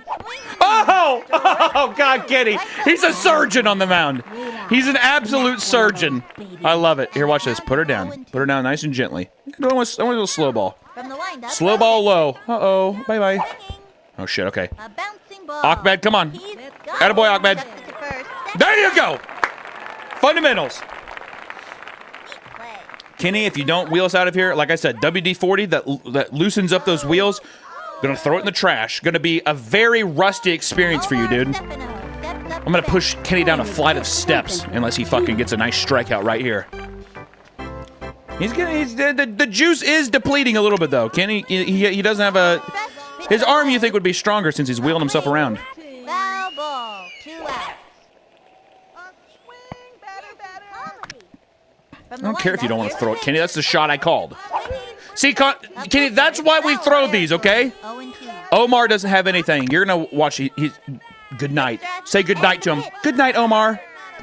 There you go! All right, come on. Come on in, guys. Come on in, guys. Come on in. One hell of a round. Not one hit on him. Kenny is literally throwing a no-hitter right now. We gotta have Kenny get a no-hitter right now, please. All right, Kenny, open this shit up. I call you a speed demon here. Oh, Kenny. Kenny, you gotta get those, big man. They call him Kenny the Killer Kawagachi. My boy. And the throw. A swing. Oh. Foot. Slide. 0-2.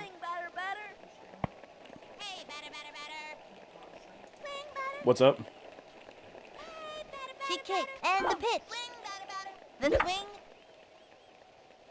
A bouncing ball. That was a slow roller. And a scrambler. And the runner is safe. Ricky Johnson coming up to the plate. Ricky's really coordinated, but he doesn't practice enough to be a good hitter. Okay, I'm gonna try to make a hit, if that's okay. Ready now, and delivered. Swing. Oh my God, Ricky is not a man that we like to have here. Ricky is. From the windup, back to the plate. Swung on. Oh God. Another strike. And the count is 0-2. Oh, God.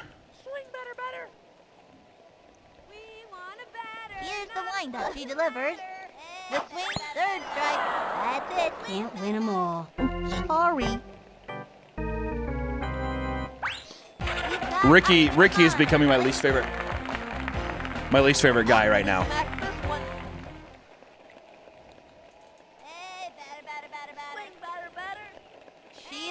Pitch on the way. Strike 1. You know what? I hate the inside one's too hard. The strap. Pitch on the way. Are you kidding Not me? even close to that one. 0-2. Are you kidding me? Into the motion. And delivery. God! Ball 1. Oh, God! Good fucking Lord! Good God! From the stretch and the offering. Strike 3. He gave it his best shot. That pitcher is merciless. Oh man, I blew it. My mind's a million different places. My mind's a million different places. Keisha Phillips turn it back. Flash is the funniest kid on the team, and everybody loves being around her. Face the ball. Been very, very good to me. Now pitching Mickey O'Connor. Come on now. Pop it up, Keisha. He comes center, and the offering swinging. Oh my God, I was too late. I was too late. Here's the windup. Throws it. God! Strike 2, and the count is All right, come on. 0-2. Come on. Come on now. Target goes up. Pitch on the way. Swing. And down. How many specialties do they have here? Is what I want to know. Halfway through the inning now. 1 left on. And the Rockets lead it, up by 3. Come on. Holly Franklin Come on now. steps up to bat. Come on now. Kenny's juice is fully back open. His arms are made of literal steel. Pitch on the way. Swing. Popped it up. Call it, Kenny. And the Kenny, ball call it. There you go. Jumping in the air. Got it. Good catch, Kenny. That's it for her. Good catch, Wally Kenny. Evans steps up to bat. Swing. Takes the stretch. Cuts to the plate. Swinging. Hits There we go. back.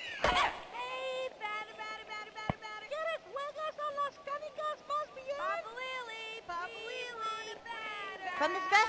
I think it's kind of fucked up that they're saying Papa Wheelie with a kid with a wheelchair on the mound. 1 out. Can we just say that for a second? Can we be transparent in that way? Takes the Up high. stretch and the throw. Up high. Sends him back. Watch him all day. Sit down, Wally. Sit down. Kenny Kawaguchi is literally he's running a no-hitter right now. Something for the team. Here's the motion, the delivery. Oh God, keep watching him. Keep watching him. Would really shake things up. That was an unbelievable slow-mo, folks. That easily may have been the slowest pitch in the history of the game. Can I not fucking throw any of these balls? Here's the windup. Cut to the plate.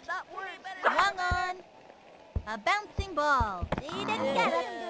Straight to first. There you go. There you go. All right, another no inning, another no hitter inning. We love to see that. There we go. There it is.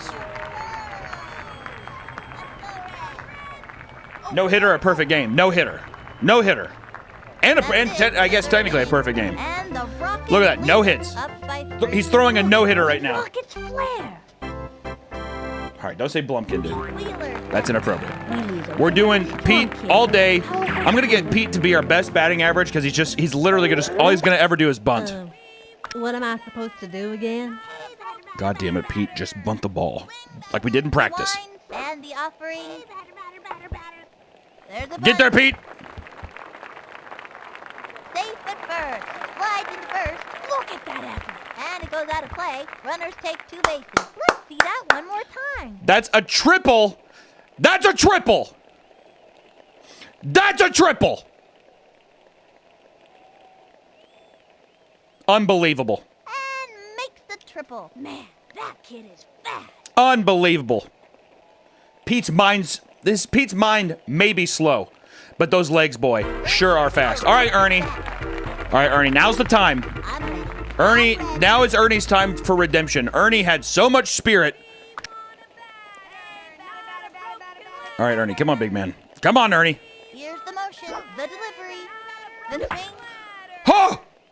Oh! To left field, and it's a foul ball. Uh-oh. Ernie smells blood. You better hope to God that Ernie doesn't fucking get a little lick of it. Throws it. The swing. There you go. Chopper to third. That was a slow roller. Sent him scrambling. And he stumbled. And he's out. It's tough not to let an out shake you up. These No, kids get have to keep their Pete! cool. Stand up! And the runner is safe. All right, Pete's looking a little slow. He's Thomas comes up to the plate. Pete tripping right there. That didn't look very good, honest. I'm not gonna lie. That was pretty rough. Mikey did get a home run though today. I feel like he's gonna rip one in right center. Stretch the pitch. Nope. Good eye. Strike one. That one got by him. Runner on third, one out. Please. Please. The stretch fires. Swung on. It's going up the right. All right. Got a little piece of it. Ball. Runner on third, one out. I'm having Pete steal home. The target goes up. He throws it. That was a ball. Attempts to steal home. He hits the ground. Pete, stand up! Okay, go back. Safe at third. Oh my God. Why the fuck does he trip so much? Runner on third, one Good out. God. God have mercy on my soul. The target goes up. Here's the pitch. That was a ball. 2-2. Come on. All right, here we go. Here's the motion. Fires. No way. That was a ball. Oh, Mikey with the... He's a hawk. Perfect eyes. Full count, Mikey. Make him work you. Make him work for you. The 3-2 pitch. Too high. Stroll down the first baseline. Way to go. Mikey is a survivor. He's proven himself here. That asthmatic-ridden son of a bitch. He is proven himself. Absolutely proven himself here. Unbelievable eyes. Watch this. Home run.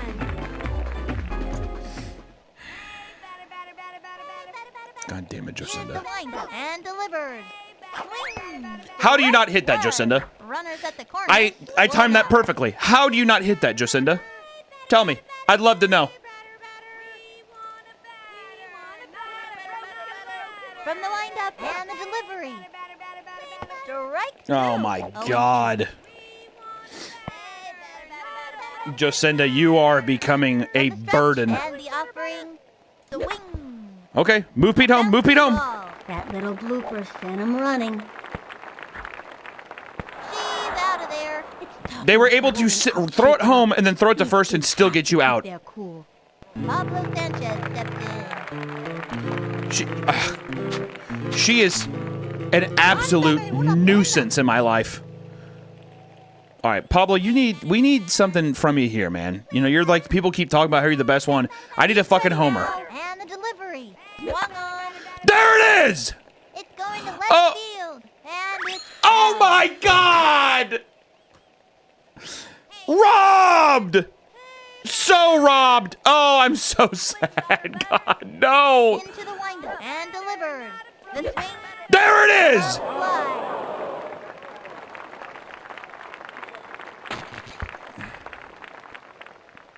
Plays it off the wall. They got another one. All right, a double. We'll take a double. I like candy. All right, there you go. Everybody likes I tell you what, that screen though is absolutely dicking Pablo. He should have had.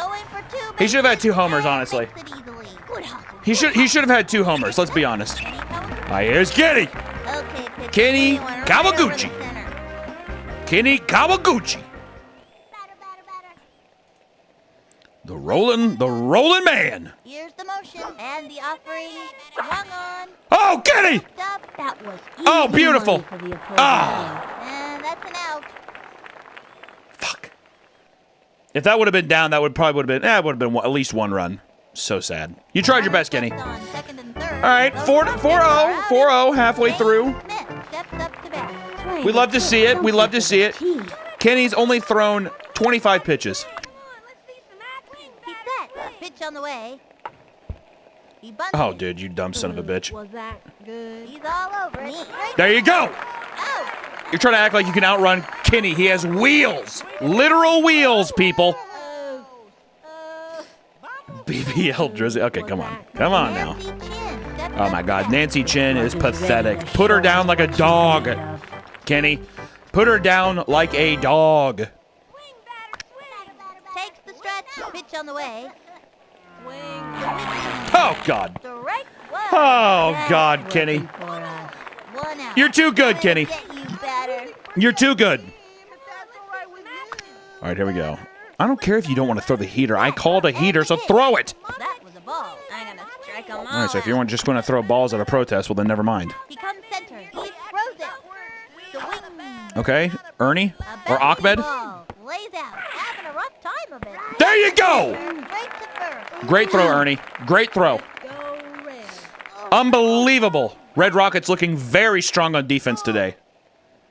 Fred Benson steps up to Okay, bat. Fred Benson. Here we go. I don't give a fuck if you don't want it, dude. We're throwing it. Watch. It's going to hit you. Just kidding. Ball one. Ooh. I kind of want to give him another special right here. Goes up, cuts to the plate. Low ball two. Okay, Two you know out. what, Kenny? If you're gonna be that way, then never fucking mind, dude. Goes up. Here's the pitch. The swing. Oh shit, Throws one. Pablo! Runs over to it. And misses. Oh, Pablo, you Gets to stupid. second. Why are you running all the way into the? Did he just drop the ball? On to second. We Oh! Oh my God! Oh my God! The trick play! What is happening right now?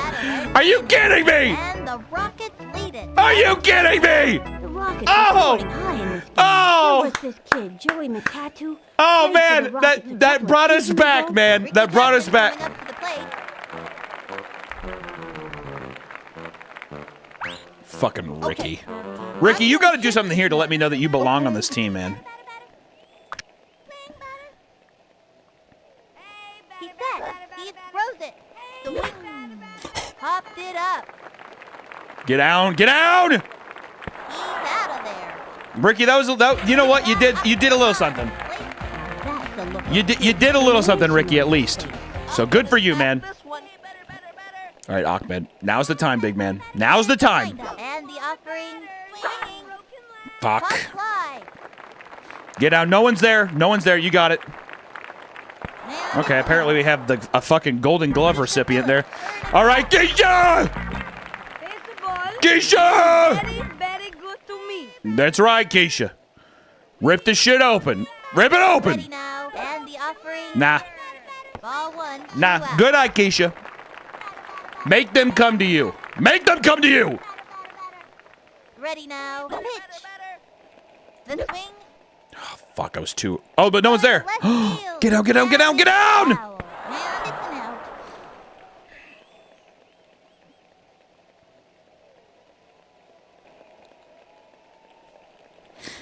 She was a little early. I'll be honest, she was a little early. That's okay. Steps up to bat. Trying to That's get okay. something for the team. That's all right. We won't hold it against her. The stretch. Cuts to the plate. Swinging. Oh, Direct Kenny, just put him down, dude. one down the middle. It was in there with nobody out. Takes the stretch and the delivery. Strike two. And Kenny's been getting super slow-mos all day. he's ready now. And the throw. Swung on. Oh! Uh-oh. Good.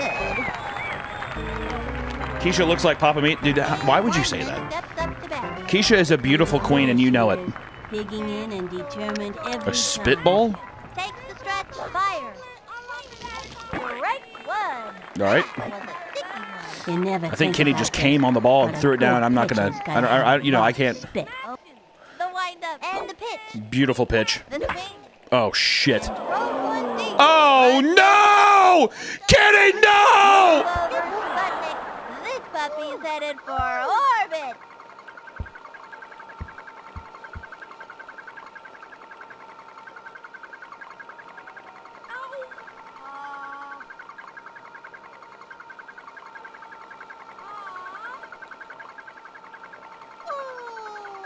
Brings in the run. There goes his perfect game. Stefano steps up to bat. There goes his perfect game. Kenny, it's okay, man. Shake it off. Here's the pitch. Kenny! That was a ball. One Hey. out. Don't try to hit the batters now, Kenny. Good sportsmanship. Come on, Kenny. He won. Come on. And the delivery. Kenny! That was Oh, 2-0.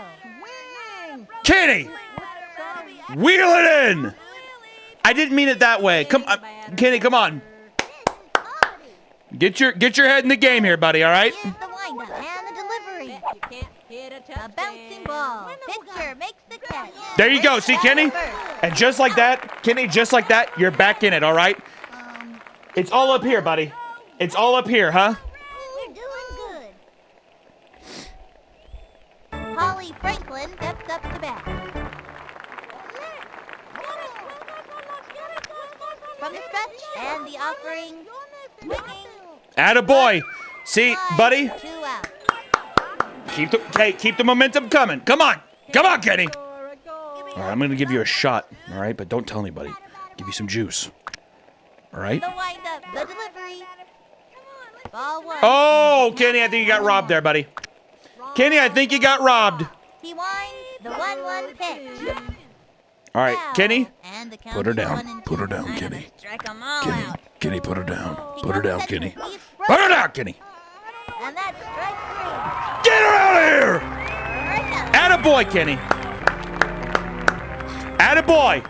That's the end of the 5th. The Rockets are out in front, up by He got new rims? Okay. Rockets are soaring All right. high in the Don't ever fucking say that about my player again. Love starting the inning off with our good man Pete. Best batting average on the team. He throws it. That's a foul, and the count is 0-1. Pete, how are you gonna get a foul like that on a bunt, bro? From center, the delivery. Another strike. Swing.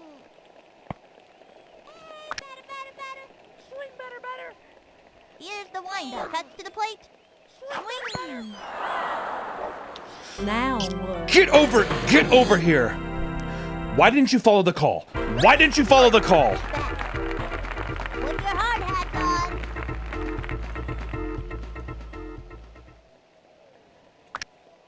All right, Ernie. Pete, take the bench. Into the windup. He throws it. Swung on. Strike 1. And All right, the it's all right. count is 0-1. Ernie, it's a battle up here, buddy. It's a battle up here. The windup fires. The wing. All right, see, now you're getting a taste of it. 0-2. Now you're getting a taste of it. You know what he's doing. You know what he's doing. Prepare yourself. Get it. Come on, Ernie. Here's the pitch. A swing.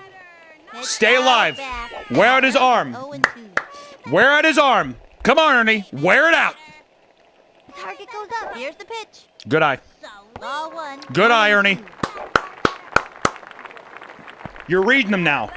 Is that Charles Dickens up on the mound there? Because you're reading them. And the offering. Swing. Oh! A ball. Get out of here! Ernie! Aloha means goodbye, baby. That's what I'm talking about. That's what I'm talking about, Ernie. Unbelievable. We love to see it. We love to see it. Gotta get on base. There you go, Ernie. There you go. See, everybody can take a page of Ernie's book. Here's the windup. Cuts to the plate. Ball 1. Good eye. 1 out. Good eye, Mikey. Mikey's got one hell of an eye on him. He really does. He's Got one home run today. and the pitch. Strike 1. And the All right. count is 1-1. All right. Hey, if that's the zone they're picking, that's the zone they're picking. The target goes up. And the pitch. The wing. A long one and Come on. Oh, Mikey, she's a dumb bitch. Keep going. Go, Mikey. She's terrible. Oh, it's a fake out. Mikey, get up, you fat fuck. He's out. He was robbed. Jacinda Smith comes to bat. Watch this. Home run. Oh, God, Jacinda. From center and the throw. Swinging. Strike 1. 2 outs. Swing, batter. Swing. Swing, batter. The target goes up. Cuts to the plate. The wing. Looped up. You piss me off. You fucking piss me off, Jacinda. You, unbelievable.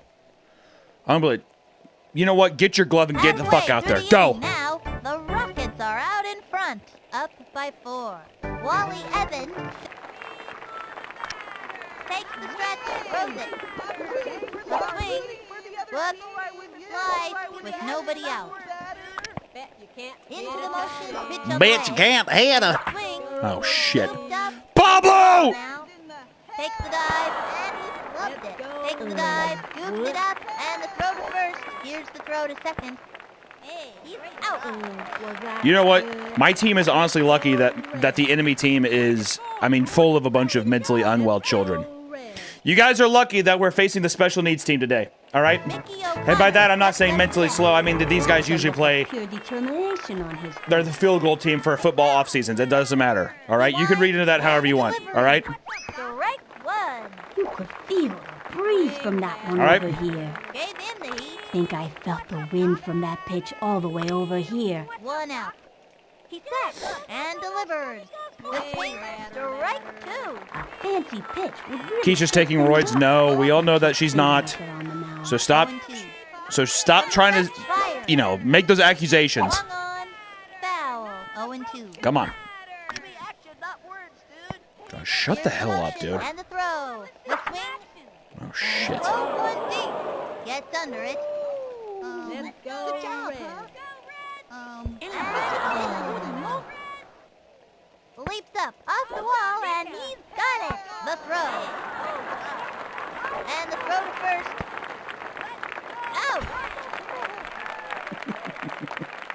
You guys are lucky. They don't want to be here. All right? You guys are making me look bad. You guys are making me look bad. Pablo, honestly, Pablo, you're riding bench next game. I hope you know that. You are riding bench next game. People think that this is rigged now because of this game. A swing. It's going to left field. And it's foul. They are mentally challenged. 2 out. I cannot confirm. From the windup, he throws it. Swing. Oh, you stupid bitch. He scoops it up. Fires it. All right, we'll take that victory. We'll take that victory. We've shut them down. Check out. We'll take that victory. The fishes are paid actors. You don't know that. All right, so there's the final. Not bad. 5-1. Oh, fantastic. shut up, Vinny. Oh, the Giants lost. Oh, the Giants won. The Bombers lost. Wow, that's surprising. All right. All right. I mean, we're back in it. The league is opening up. Ooh, the Hornets are kind of coming back too, though, huh? We got the only loss we have so far is to the Giants. Let me see here. Oh God, we have to play the Bombers next. The Bombers a tough team. The Bomber is a tough team. All right, first off, guess what, Pablo? You're going to last here. Clean up there. Keisha needs to be clean up hitter. I want Ahmed at 3. Kenny at 2 is fine. I kind of want Pete at 1. I want Ernie after Keisha. No. I want Ernie here. Yep. Pablo, you fucked up, buddy. Sorry, no. I mean, you know what the thing is, too, is I feel bad, but at the same time, you've really, you know, you've done a lot of damage to this team, man. Maniac. I'm so... All right, we are in enemy territory, everyone. Pitching today is Kenny Kawaguchi. Kenny Kawaguchi will remain on the mound. We'll see how they do it. Jack Joseph. His dad sold me a bad Toyota Camry. We're here to make him pay. There you go. Good. A bouncing ball. He tripped over his own ball. You see that, Kenny? Look, even Kenny's laughing at him. Kenny got up on his wheels and he did a little laugh at him because he thought it was so fucking pathetic. Here's the pitch. A swing. Oh, Kenny, put him down. For the right hook. Hey, Jack. Jack, your family hates you. Psst, Jack. Don't miss. Just getting in his head, Kenny. Just getting in his head. No, you shut up. I'll talk to the kids however I want to. Kenny? Takes the stretch. Here's the pitch. The swing. There you go. Get your dog-faced kid out of here. All right? Kenny, good job, buddy. Good job. Set a precedence. All right? From the stretch. Here's the pitch. Right. God. God damn, Kenny. Good Lord. Be gentle with them now. Be gentle with them, Kenny. Here's the pitch. Oh, my word. Low left hook. That pitch is a tough one. Oh, Batter to get Kitty! anything off of. My word! The target goes up. He Uh-oh, sit her down. swinging. Foul. And the count is 0-2. Pablo, I don't want to hear another word out of you, buddy. All right? Not one. And I don't care. And the throw. Swung on. Oh, shit. Popped it up. Under it. No, fuck. Get her at second! Throw to second. That's it for her. Pete, one hell of a throw. Great throw, Pete. Ahmed, don't you ever leave third base again. I will strangle you. Good fundamentals, Pete. Unbelievable fundamentals from Pete. I think this young Unbelievable. man can get the job done. Keisha, good catch. Good tag. He's ready now. Here's the pitch. Swinging. Oh, shit. All right, Pete. Back. Yes. There you go, Pete. Check out. Hey, Pablo, take a look at Pete. Look at what he did. Gonna be the death of me. Gonna be the death of me.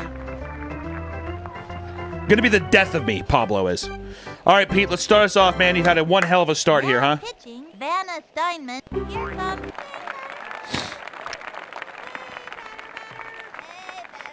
All right. The nice bunt strategy here, Pete. Good From luck. the windup and the pitch. Swinging. Oh, my God. Beautiful. Look at that speed.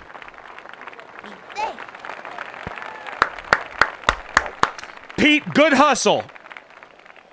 Jacinda, you see that? He's the kind of You see that? You see that? waiting for the heat. Jacinda, you see how you're 6 feet taller than Pete and you're slower than him? How's that possible? Think about that for a bit, sweetheart. Okay, thanks. She's set. The delivery. Good eye. Strike one. Oh, Kenny. Hey, just because he's handicapped doesn't mean you have to give him that big of a fucking zone. Kenny, don't take it to heart, buddy. The stretch. Here's the pitch. Swung on. There you go! And Oh, get up, get up. Pete, Pete, Pete. and he's out. Ooh, that's not what we're looking for. And it's an out. I know these kids can keep it together out there. Pete, come here. Come here real quick. Tie your fucking shoes. If I see you trip out there one more time, I'm not joking. I'm going to beat your legs with a bamboo stick. Do you hear me? Do you hear me? Yeah. Okay. All right, Ahmed. Come on, buddy. Come on, Ahmed. From the stretch. The pitch. The wing. Good hit. Hit hard. Good hit. Beats the ball to first. Okay, so the first baseman has a fucking cannon on him. That's good to know. Good hustle. Good Lord. Ahmed, Keisha! Now's the time. Bring in our boy Ahmed. Ahmed, good hit, buddy. Ahmed, great hit. Into the motion. She delivers. That was a ball. Good eye, Keisha. The BBL Sasquatch is here.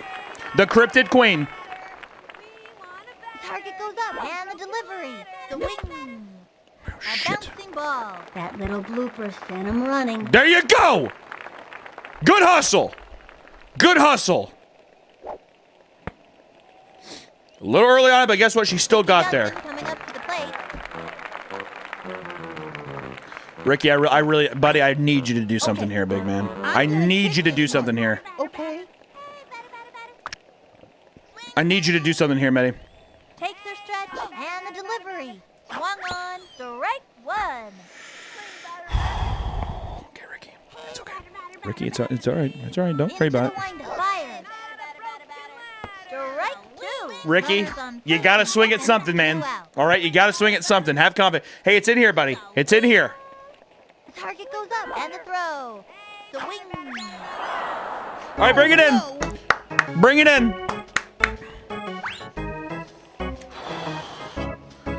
And that'll do it. That's all right. First inning. Two left on. All right, that's okay.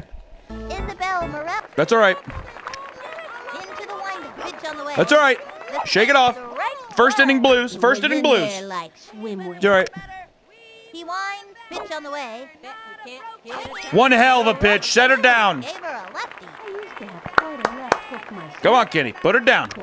Put her down, Kenny. What are you talking I don't know. From the windup, the delivery. That was a ball. All right, she has a bit of an eye on her. Kenny, she has a bit of an eye on her. It's all right. He winds. The 1-2 pitch. Swing. There you go! There it is. Attaboy, Kenny. There you go. Wow, hey. The girls look exactly the same on your team. Racist much. What do y'all have? This blonde-haired, blue-eyed children on your team? Racist pieces of shit. Yeah, I'm talking to you, Tom. No, I don't care. Sorry. It's weird interplay stuff. We went to high school together. Kenny, they're just gonna be watching him, buddy. They're just gonna be watching him. Oh, Kenny. All right, Kenny. I don't know. I don't know, man. I'm thinking. No. I'm thinking top. Let her watch. Oh God. Let the Shining Twins sit the fuck down. Nice strikeouts. Is that how you're playing them, Tom? All right. Laura Nunez. All right. Here's the windup. Pitch. There it is. I don't know if I've ever seen a pitch that slow. Attaboy. May have been the slowest. And the from the windup and the pitch. The wing. Another strike. Oh man, Kenny, it's your game, man. Went after him with the high. It's your game. The Bombers don't know what the fuck just hit them. Into the windup. The delivery. Swinging. Oh! Good. Oh! Bam! There you go. All right, we got Mikey into Ernie. Okay, this is gonna be a good one. I think I did see just into that made me want to throw up. That's okay. Here we go, Mikey. Mikey had one hell of a game last game. So did Ernie. Let's see what we can do here. Open him up. Take it to right field. The windup and the delivery. A swing. You got it. A bouncing ball. Get there. Oh, it's in play. Get there, Mikey. And he's out. He was robbed. Ernie Steele turned it back. Ernie thinks everything is funny and never stops. All right. Here we go. All right, Ernie. Now's your time, big man. Now's Ernie's big time. Big time, Ernie. The windup. The delivery. The swing. There you go. Get there, Ernie. That little blooper sent him running. Ah! He was robbed. He's out of there. Oh, God. He's on there. Oh, God. 2 outs, and all we have is Jacinda. Jacinda. Just a time out. Ref, time out. Time out. Jacinda, I need you to think about what you're doing, okay? Because there's a lot riding on this game. I have a lot of money bet on this game, okay, sweetheart? So I want you to do is I want you to grip up the bat, and we just need a base hit. If you get a base hit from me, all right, I win my bet. So please, Jacinda, grip up. Let's get a base hit here, okay? All right, break. Let's get it.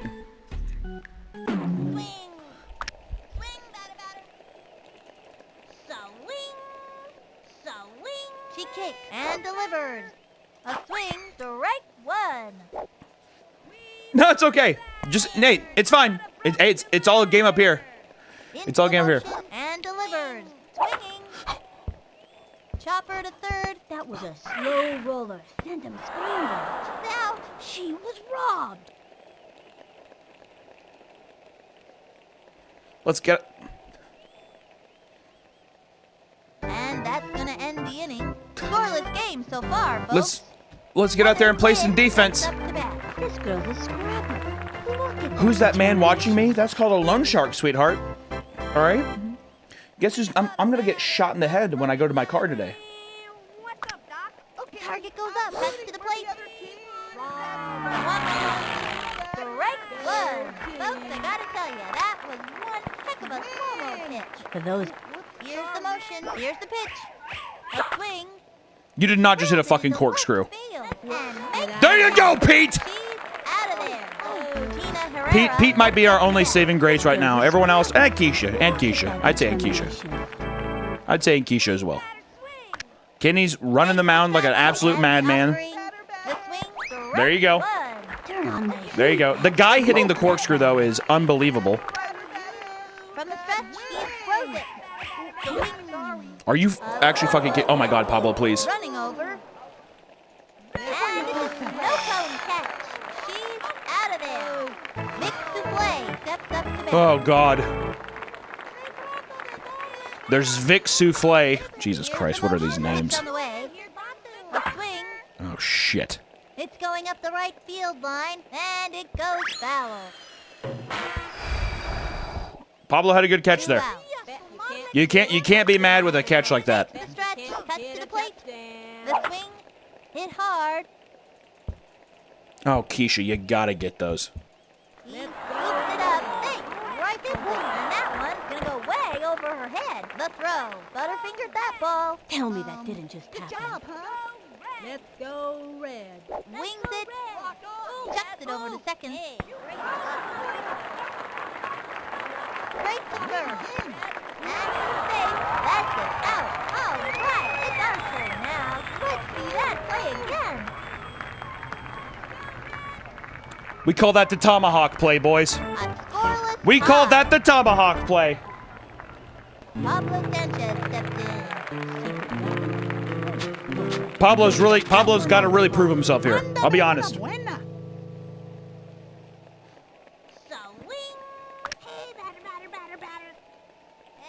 She kicks, throws it. Swing. And drove one deep. All right.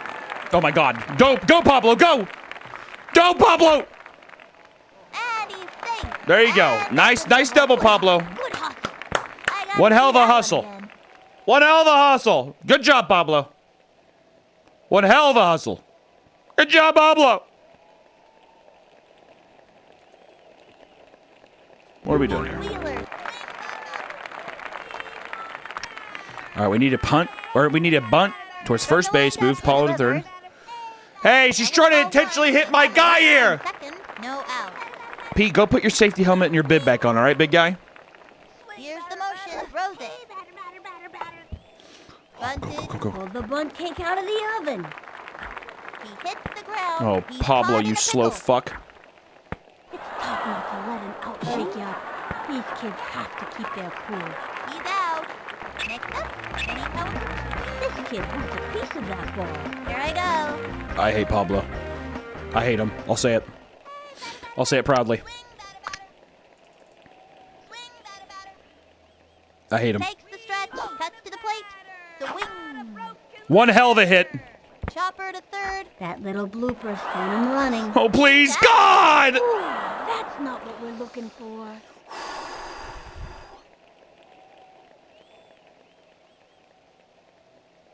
I should have had Pete steal second.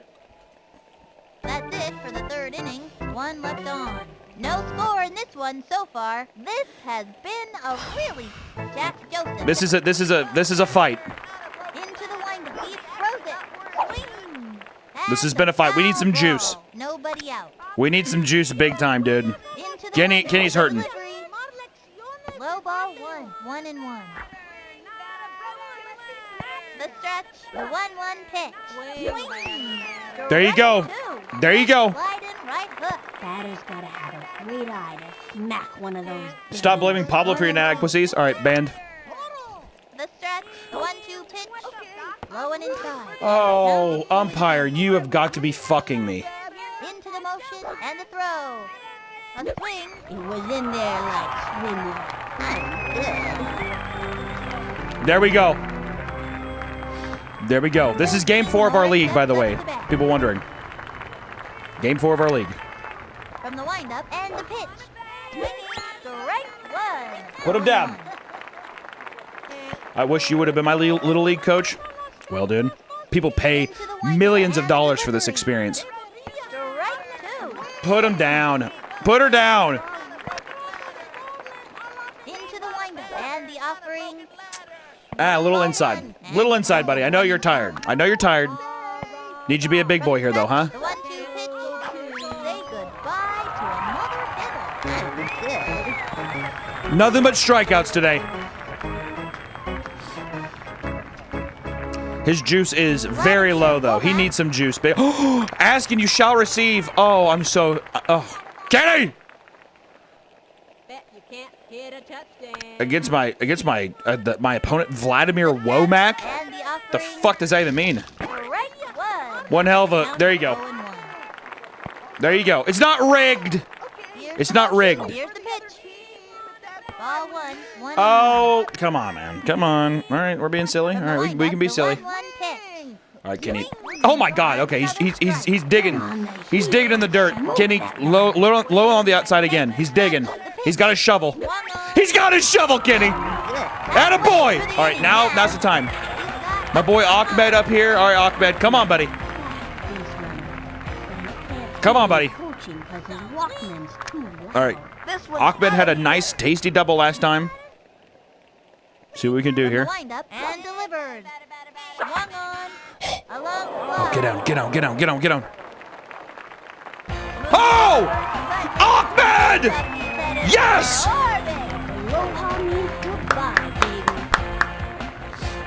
He's listening to pussy popping music right now in those headphones.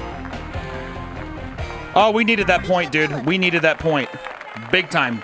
The BBL Sasquatch coming in to possibly come in for seconds. Target goes up. She delivers. Good eye. Ball one. Good eye. Nobody out. Vanna Steinman is a coward, Keisha. A coward. From the stretch, she delivers. A swing. Oh, shit. Get down. And she goes down. Cut between bases. There you go, Keisha. Runner is safe. Keisha, you know what's weird about Keisha's had some of the worst hits? Unbelievable batting average still. Still gets on base. BBL Sasquatch, the Cryptid Queen just does that, dude. She was born for this shit, guys. Newsflash. Ricky jump. Oh, God, Ricky. From the windup, here's the pitch. Whoops. Slice. He can't even get a fucking... God, I hate Ricky so much. God, I hate Target Ricky. goes up, heads to the plate. That was ball one. Runner on first. Nobody out. Takes the stretch and the throw. Swinging. Strike two. If he can keep it together, he's got one more shot. Here's the motion. The 1-2 pitch. A swing. And that Please, just hit the ball once. Right, but ran Go, out of Keisha, gas. go. The runner goes. And it's an out. All you can do is try your hardest. Mikey Thomas comes up to the plate. I'm gonna get on base. Don't talk about it. Just take your seats. She's set. Cuts to the plate. Swing. High ball one.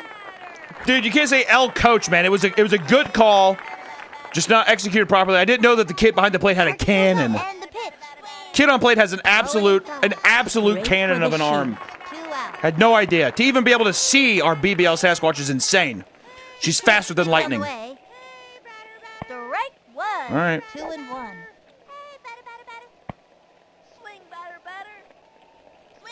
She's set. The 2-1 pitch. Swing. And boom. Come on, get down. That Get down. dog will hunt. Mikey, you slow fuck, go. Mikey, go!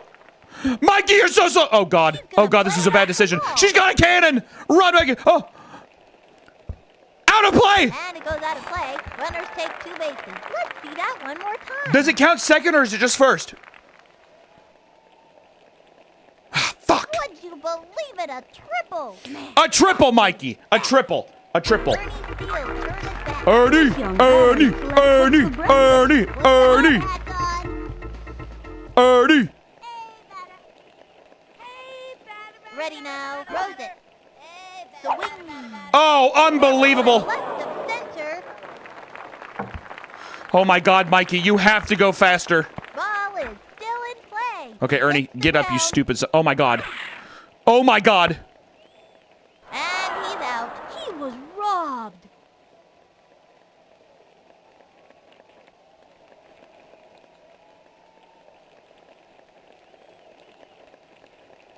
And the 4th inning's over.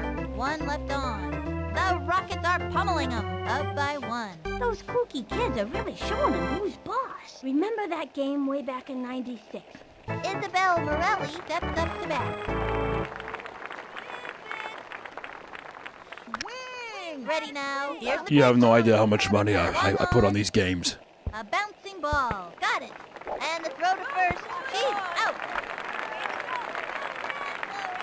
I'm a dead man. I hope my team knows this. I'm a dead man. Vanna Steinman steps up to bat. I think this young hitter can get the job done. From the windup and delivers. Popped it up. He's under the ball. Come on, Ernie. Jumps up. Ernie, you dumb fuck! Get there, she's slow as shit! Out. Kenny. Ernie, just because you've won my favor doesn't mean you can't fucking try. Are you kidding me? Go red. Come on! We're doing good. Oh, Laura Nunez steps up to bat. Oh my god. Kind of hitter she is. Oh my god. Digging in and determined every time. He comes center. And the pitch. Direct. Let her watch it. Laura Nunez, she's a coward. She's a coward, Kenny. She's a coward. He comes Coward. center. And the pitch. Swing. Whoops. Put her down. Fly. Put her down. I'm gonna stretch them all out. Put her down. He's ready now. The delivery. Direct. Let her watch him. Fly to another hitter. Follow the All right, if I at least win the game, can you at least give me one more week to pay off my debts? Is it okay? You can. Okay. All right. All right. If we lose this game, you're gonna have to find a new coach, guys. So we're fine. Okay, never mind. Never mind. Spoke too soon. Jacinda's up. Spoke too soon. Jacinda's up. She kicks and the throw. A swing, strike one. And the count is 0-1. She's set and delivers. A swing, belted it.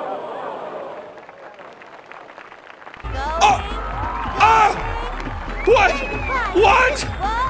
Jacinda, what? That outfielder's gonna need a plane. Oh my god! Oh, Jacinda, you have no idea. You just saved my life. Oh my god. Oh my god. The fat lady has officially sung. The world must be ending. She kicks the delivery. Swinging, strike one.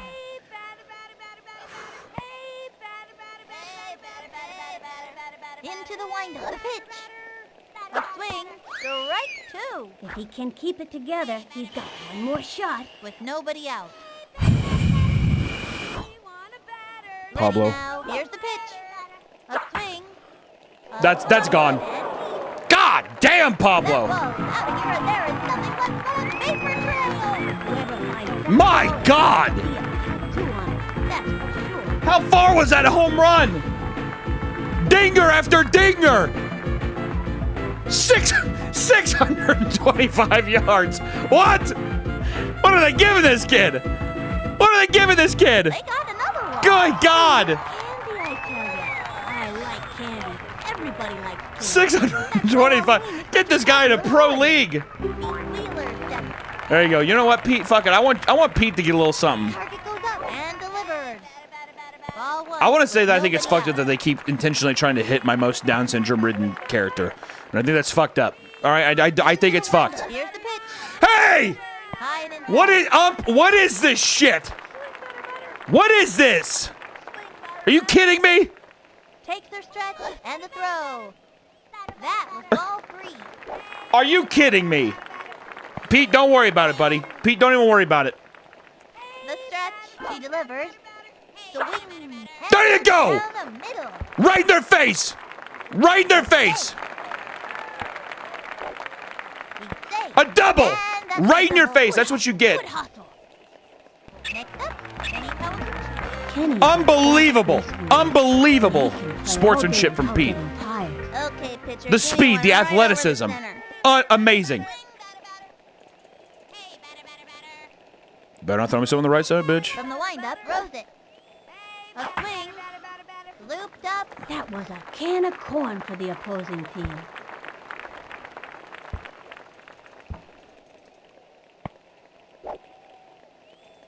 And they've stretched out another run. Gooch likes that. There you go. Give me some more of that. Good RBI. Good RBI. They're giving up now. They've just given up. Ahmed, they've given up. Launch it out of this fucking stratosphere, buddy. Launch it out of the stratosphere. To the plate. The swing. A long fly. Come on, buddy. Get down. Oh, fuck. All right, good try, Ahmed. One hell of a hit. One hell of a hit. You tried, Ahmed. Keisha! The BBL Sasquatch is here. And the offering swung on. Bye! Get on your... The BBL Sasquatch! The Cryptid Queen!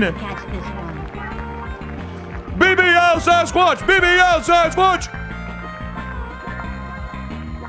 And the runner scores. Nothing but dingers for the team. See, now, okay. You guys building that? See, it's a mental. Okay. Okay. I'm gonna hit The day this Ricky one. Johnson Okay. hits a home run is the day I delete this game. I can tell you that right now. Pitch on the way. Swing. Ball one. One out. The day Ricky Johnson hits a home run is the day that I fucking absolutely delete this game. Ready now. The delivery. That was ball two. Good eye, Ricky. Count to 2-0. Choke up on the bat, buddy. Takes the stretch. Pitch on the way. Swinging.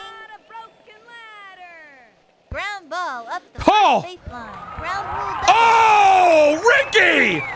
We're eating this little bitch alive! Oh my God!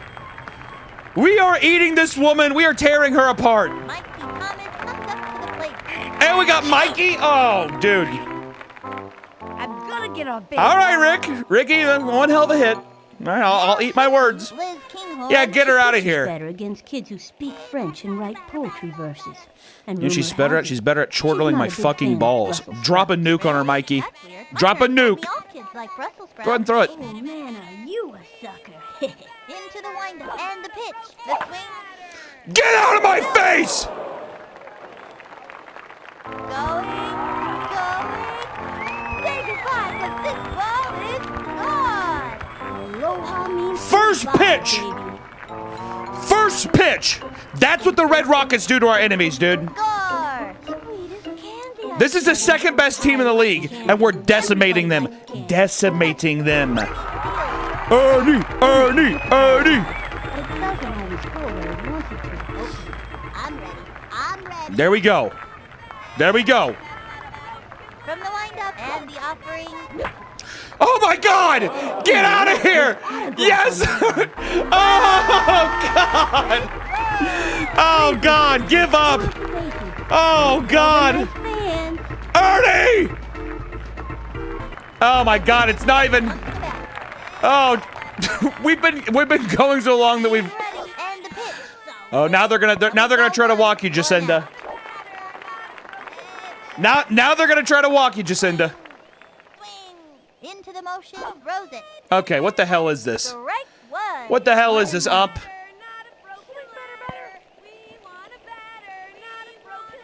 Into the windup. Fire. The swing. Oh my God. Oh my God, you slow bitch. The wheel fell God, you off. tripped? Waved it off the wall. That would have been an infield home run for Pete. Just want to say that. Pablo Sanchez stepped in. Even Jacinda though, getting that bit of a. I mean, come on, man. We're reading them. We're eating them alive right now. Eating them alive.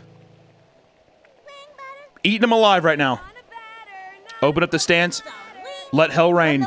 And the offering. Too low. Ball one. Good eye, Pablo. First, one out. Good eye, Pablo. Good eye. Pablo's got a good eye on him. He does. The windup. She delivers. The swing. It's going Ooh, to he left wants it. field. He wanted it. And it's a foul ball. Looks like she He wanted it. No drug testing. No drug testing. I'm giving my all of my players donkey tranquilizers. From the stretch and the delivery. Swing. Oh my God, dude, he wants it so bad. And it goes foul. Oh man, Pablo is wanting it. Runner on first, one out. Go on, throw it again. Ready now. The pitch. That was ball two. I don't know what that. Well, Pablo, I don't know what the hell that was. I don't know what the hell that is. She might be a. From the windup, a 2-2 pitch. A swing. Oh! Too late, Pablo. You know what? It's a magical ball. You know, don't beat yourself up, big man. Pete, Pete, Pete, Pete, Pete, Pete, Pete. Pete, why don't you just fucking rocket it, dude? The swing, strike one. I shouldn't have opened my stance up.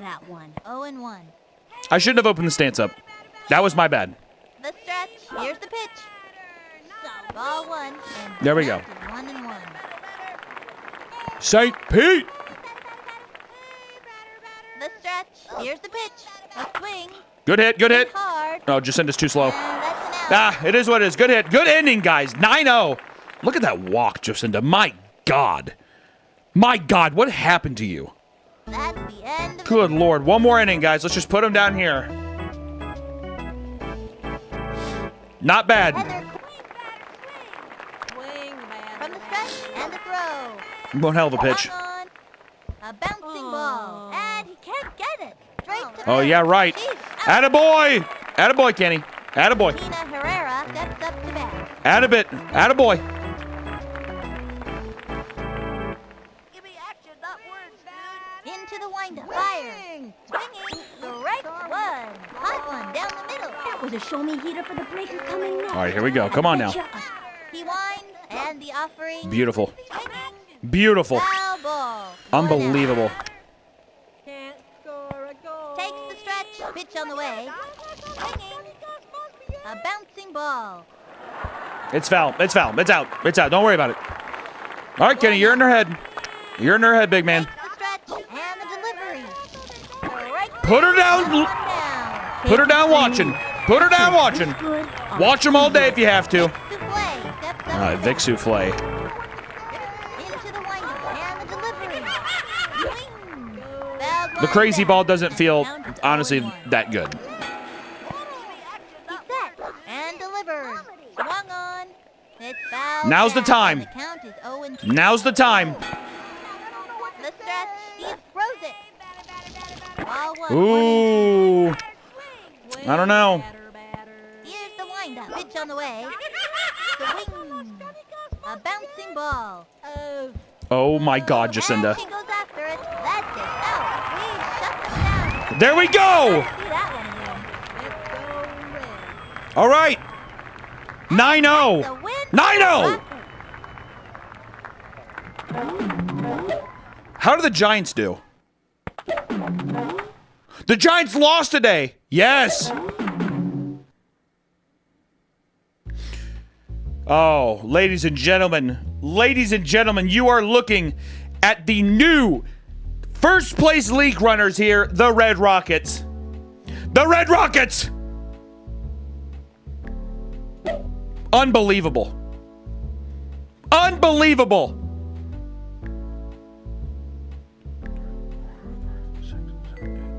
We have 9 regular season games left. We've been doing about 3 games per stream, so we might as well do one more. We might as well do one more. All right, strategy again here. I did like Pete there. Geisha being there is good. Jacinda, I kind of like Jacinda being last again. I don't mind Ernie being here. I kind of want these two to be the last. Yeah. Feel like we need to give Kenny some time. Let's put Pete back there. Let's put Pete on the mound. Hello Time to put there. Pete on the mound. The Whitefishes again, aka On the mound my today next is prey. Okay. Shane. He winds the pitch. Swing. Unbelievable. One. He's got one hell of an arm on him. Smoke that batter. Oh, When happened? no. He comes center. And the delivery. A swing. Strike two. Surprise him. There we go. Ball. There it is. Fingernails are on the mound. And the count is from the stretch and the delivery. Send him back to the dugout. Follow the host. Pete might be the best defensive player in the game. He has to be. Steps up to bat. You'd have to assume Pete's probably the strongest defensive player now. And delivers. Swinging. Strike one. Looked like a heater. That was a show-me heater for the break. 0-1. From the windup and the pitch. The swing. Another strike. We're putting him down fast. The stretch and the delivery. Another one. Watch him. down. Watch him all day. Watch them all day. We'll take that. We'll take that all day. Little inside, buddy. Little inside.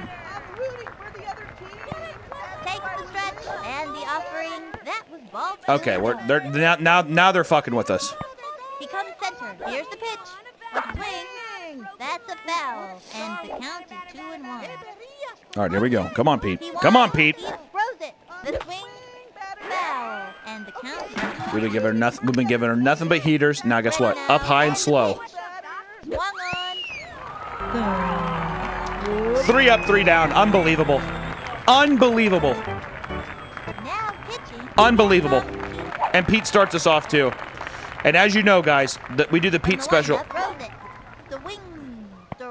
Okay, so I guess we're just not going to wait for Pete to get ready. Okay, no, that's fine.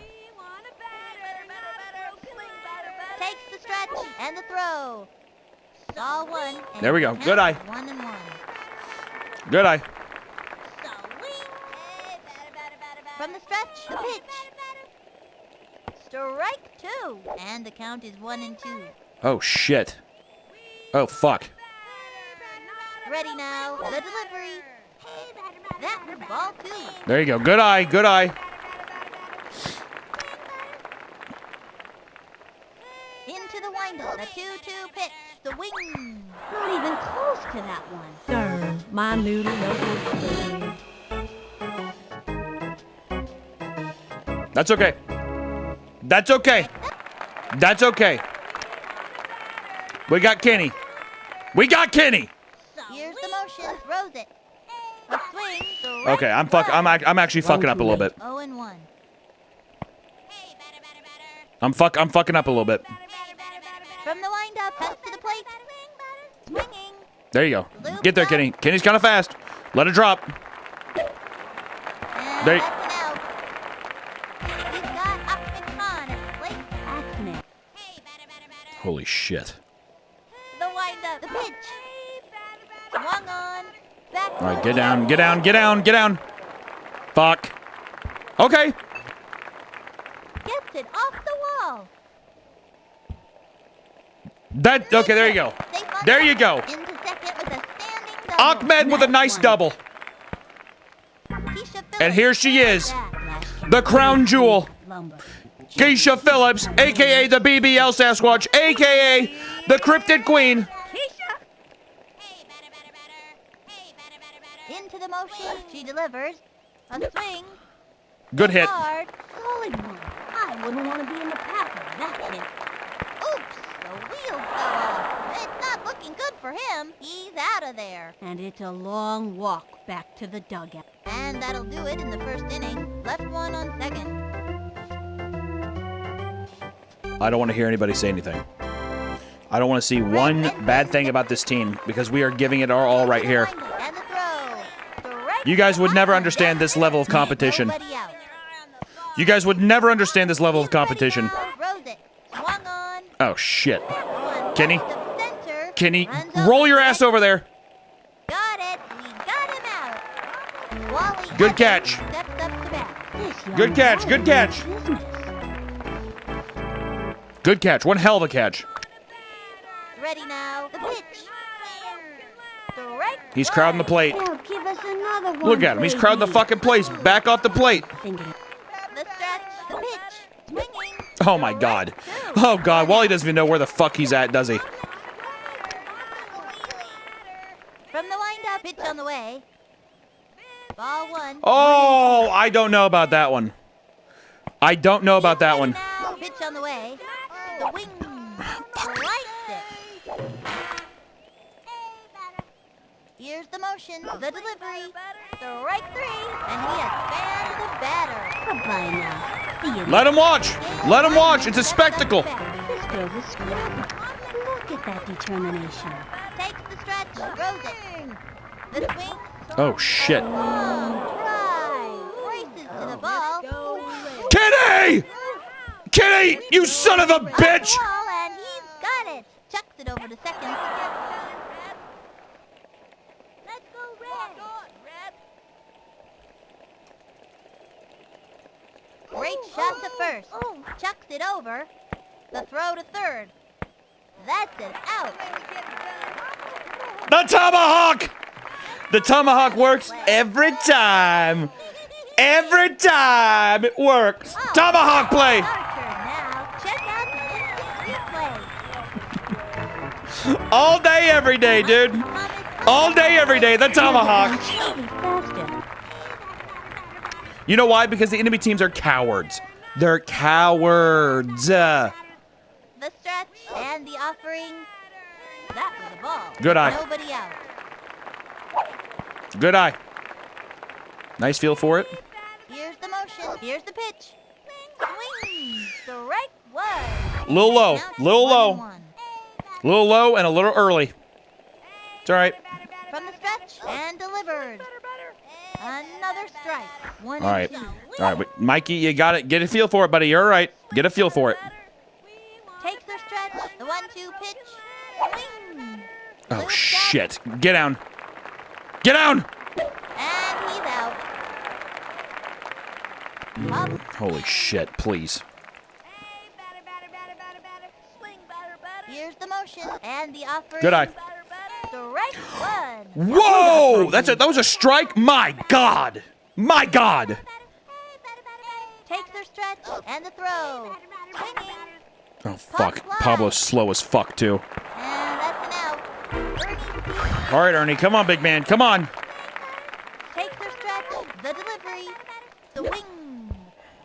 A bouncing ball. That was a slow roller. Sprint and scramble. And that's an out. All you can do is try your hardest. That Omar. All right. The fish are showing up to play today. The swing. Strike one. The fish are showing up to play, but they don't know that there's absolute gas coming from From the Pete right windup now. fire. The swing. Pete is on Strike fire. two. That's working. Fast and furious heat with nobody from the stretch and the delivery. And that's strike three. Holly Franklin gets Sit him down. Sit him down. Sit him down. Sit him down. Sit him down. Sit him down. He's set. The delivery. A bouncing ball. Got it. Throws it over the Unbelievable, Pete. Pete is our defensive god, our defensive champion. What? What? Pete, you're lucky you're so good on this team. He's set. And strike one. A fancy pitch Unbelievable. will really shake things To think up. that's only 20% of his true Pitcher's power gonna as be well. Knocked out after that pitch. Only 20% of his true power is activated on the actual fastball. And the offering. Strike two. You could feel the breeze Unbelievable. from that one over here. You know what, Pete? Give him 21%. How does that sound? He's frozen, and he has fanned the batter. What do I need to say? Scoreless game so far. What do I need to say that hasn't been said already? Oh, God, Ricky. From the windup, the delivery. That was ball one. Good eye, Ricky. That is 1-0. Good eye, Ricky. Good eye. The windup and the throw. Swinging. Strike one. Not even Little early. close to Little that. early, Ricky. Little early. Little early. Target goes up and the delivery. Swing. Strike two. And the count is 1-2. It's all right. I'm not stressed. I'm not stressed about it. He's got a hit From the right here. windup, the pitch. Swung on. Oh no. Joseph Smith comes to bat. Slug is ready to show us what she's Kill me, made kill me, of. God, kill me, God, kill me, God. Kill me, kill me, God, kill me, kill me, God, kill me. Here's the motion and the delivery. Swing. And belted. Oh, get out of here! No! And he's out. Pete Wheeler steps in. Oh. The kind of kid. All right, Pete, come on, big man. I just need him to get on base. On base. Ready now. And the throw. Nah. Strike one. Nah. You don't want That those, one Pete. up by him. You don't want those, Pete. Don't want them. From the windup, the delivery. Another strike. All right. All right. We gotta do something here, buddy. Make her come to you. Just gonna pitch one on the outside here. She's set. The pitch. That was ball What the one. hell is this? What is this? Yo, thank you for the 50. My God, I'll read it here in a second. The 1-2 pitch. Swing. My noodle. That's it for the third inning. Scoreless game so far, folks. Both teams are giving it their all out there. And this Shut the has fuck been a up. really exciting game. You little bitch. James Smith steps up to bat. This young batter. And he got some juice right when he needed it. Swing. He got some juice right when he needed it, dude. Into the motion, the pitch. Swing. Oh, shit. Back towards the outfield. Please, Runs Kenny. over. Oh. Awesome. And he gets it. He got him out. Nancy. Good catch, Kenny. Good catch. And the pitch.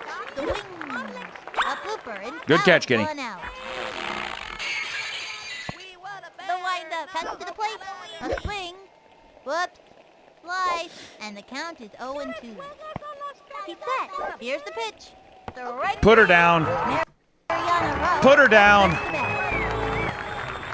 Put her down, dude. Takes the stretch. Embarrassing. Offering the right Dog-faced children trying to bat against Pete. Are you kidding me? 0-1. Ready now. Here's the pitch.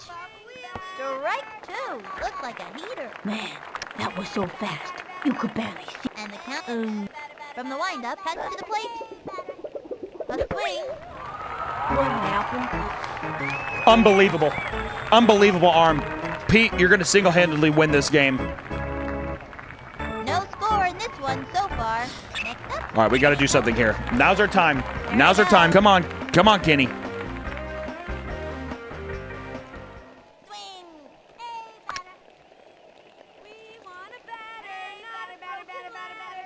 Into the motion, cuts to the plate. Swinging. Back towards the outfield. Get on your. Come on. Come on. Drop it. And that's an out. Good try, Kenny. He's got Ahmed Khan at the plate. Good try. Good try, Kenny. All right, now it's time for the team to wait. We need to wake up. Here's the pitch. Swinging. All right, there you go. Get down. Get down. Get down. And that's an out. We just keep lobbing it right to him. Phillips, turn it back. Flashes the Keisha, funniest come on kid now. the team. Come on, big girl. Everybody loves being around her. Baseball been very, very good to me.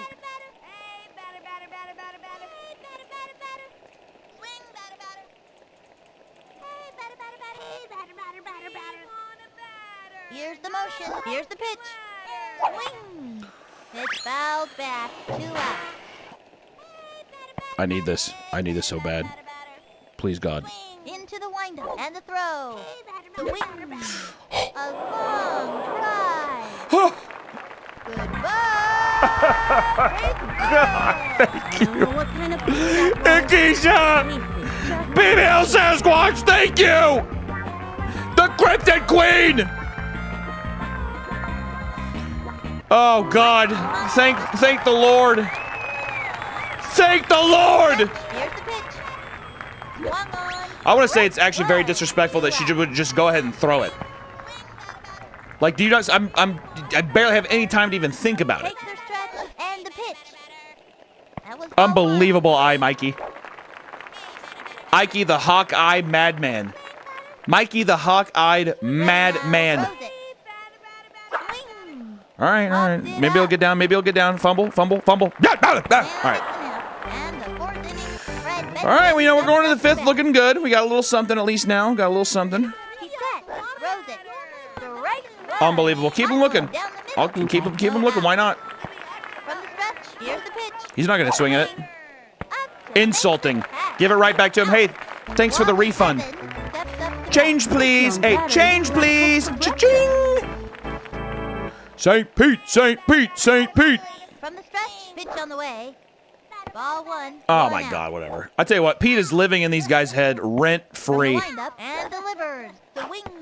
Strike. Rent-free. Oh, give us another one, baby. Gave in the heat. That was a short 1-1. The windup. Pitch on the way.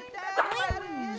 That's Put him a down. foul. And Watch the this. count is Slow-mo ball outside, bottom right side. Right here. Watch this. Not even going to swing. The swing. Strike 3. And St. Pete. Is that Chris Kyle on the mound? Because this accuracy is unbelievable. into the motion. All right, crowd the plate, you then, bitch. All right, fine. Yeah, keep crowding the plate. Keep crowding the plate. I'd love you to. Go ahead. Go ahead. Yeah, you're not gonna hit that crowd in the plate. I think I felt the wind from that pitch all the way over here. And the count. Okay. I should throw the ball now. He's ready now. And the throw. Down she goes. Thank you for playing. Stick around for here. Not even worth your time, Pete. Not even worth your time. How's it going, Coach? I'm a scout for the San Francisco Giants. I'm interested. Okay, no. Halfway through the And also, I inning think it's now, disgusting that you would and the try to bribe me with $20. So I'm just gonna itch my face. So just don't mind me doing that. But you can, we can chat the DMs. I just don't want to do this publicly. So just, if you want, just do that. Go ahead. That wasn't me doing. I wasn't saying anything. So if you guys think that I'm not, that wasn't me saying anything. So come on. Swing batter, batter. Into the windup. Fire. Swinging. A blooper in foul territory. Oops. All right, come on, Pablo. Nobody out. Pablo, come on, big man. Big man Pablo, big man Pablo. From the windup and the throw. Swing. Foul. A little early. She won't throw me one of those again. She's too scared. She won't throw me one of those again. She's too scared. The windup. The pitch. Good eye. That's all, folks. What? You are fucking high. Bernie Steele turns back. Unbelievable. She's set. Cuts to the plate. The swing. Foul ball. And the count is 0-1. Unbelievable. From the windup, throws it. Swing. Strike 2. Not even close to that one. And the count is 0-2. From the stretch and the pitch. A swing. A blooper. in Stay foul alive, big man. Stay territory. alive. 0-2. Here's the windup. The pitch. Swinging. A bouncing ball. That little blooper sent him running. And that's an out. I know these kids can keep it together out there. Ricky Johnson coming up to the plate. Now that's a look of pure determination on his face. All right. Okay. I'm gonna hit this one. All right. Okay? Ready now. He delivers. Strike 1. 2 We could never hit that. We could never hit that. Honestly. We all know it. And the pitch. Swing. Strike 2. 0-2. She's living on the right side of the plate. I'll close off the stance. She better not go inside. Oh, you bitch. Swung on. Not even close to that one. Sorry. That'll end. Well, what I wouldn't give to be able to trade Ricky. What I wouldn't give. He winds, throws it. Swung on. Strike 1. Hot one down the middle. Went after him with the high. 0-1. Into the windup and the delivery. You dumb fuck. Strike 2. That slow-mo pitch to inched its way into the plate. That easily may have been. And the count. He winds. He throws it. That was ball one. Okay, you got to throw it accurately, dickhead. Come on, Pete. That was extremely inappropriate. I'm sorry. I'm sorry, Pete. Low ball 2. 2. All right, Pete. All right, you don't like the big freeze? We won't throw the big freeze anymore. Ready now. Cut to the plate. The swing and another batter goes down. Okay. All right, we just need to keep throwing. We just need to keep throwing magic balls. We have another juice. All day. We've been stacking them too. We deserve this. From that one. That slow-mo That easily. Owen into the windup and delivers. Another There you go. That's working for us. It's a whack. That pitch should. And the windup and the throw. The wing. You dumb bitch. Sit down. Sit down, Holly. What happened? There you go. Mickey O'Connor steps up to bat. Mickey O'Connor. I feel like he's one of the big boys. Target goes up. Fire. Swing. Whoop. Uh-oh. This kid means And the business. count is 0-1. This kid means business. And delivered.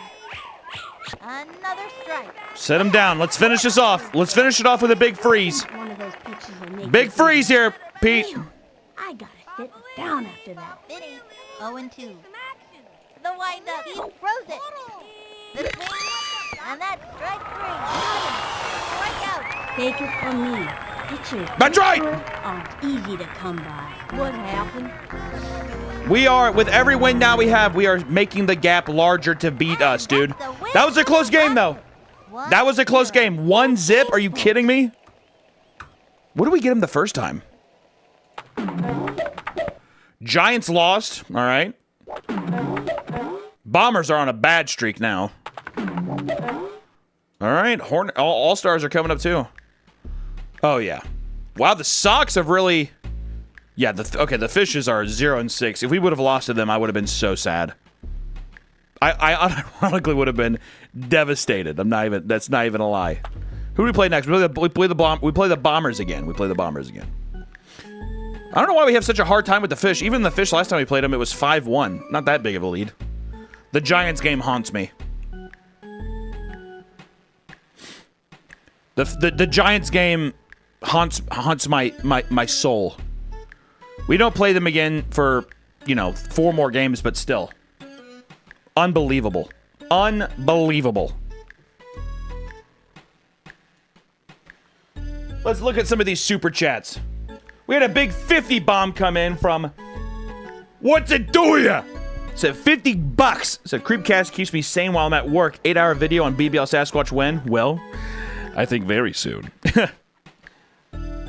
I would assume very, very soon. How's it going, Coach? Oh, yeah, I'm not going to... San Francisco trash? Hell no. Hey, Coach, just wanted to see if it's possible for my kid to join the team. He's 8 foot tall. No. Or he's 8 inch... Oh, God, wait. No, Jesus Christ. What's your difficulty setting, Papa? Pro. Hello? Hey, insulting much? Insulting what? BBL what? BBL Sasquatch. BBL Sasquatch. Don't spin it all in one place there, big girl. Okay. All right, first off, Trunk Dunk. All right, I'll be honest. I do like Trunk Dunk as a name. Trunk Dunk as a name did get me pretty good, I'll be honest. All right? Got me pretty good. How you doing today?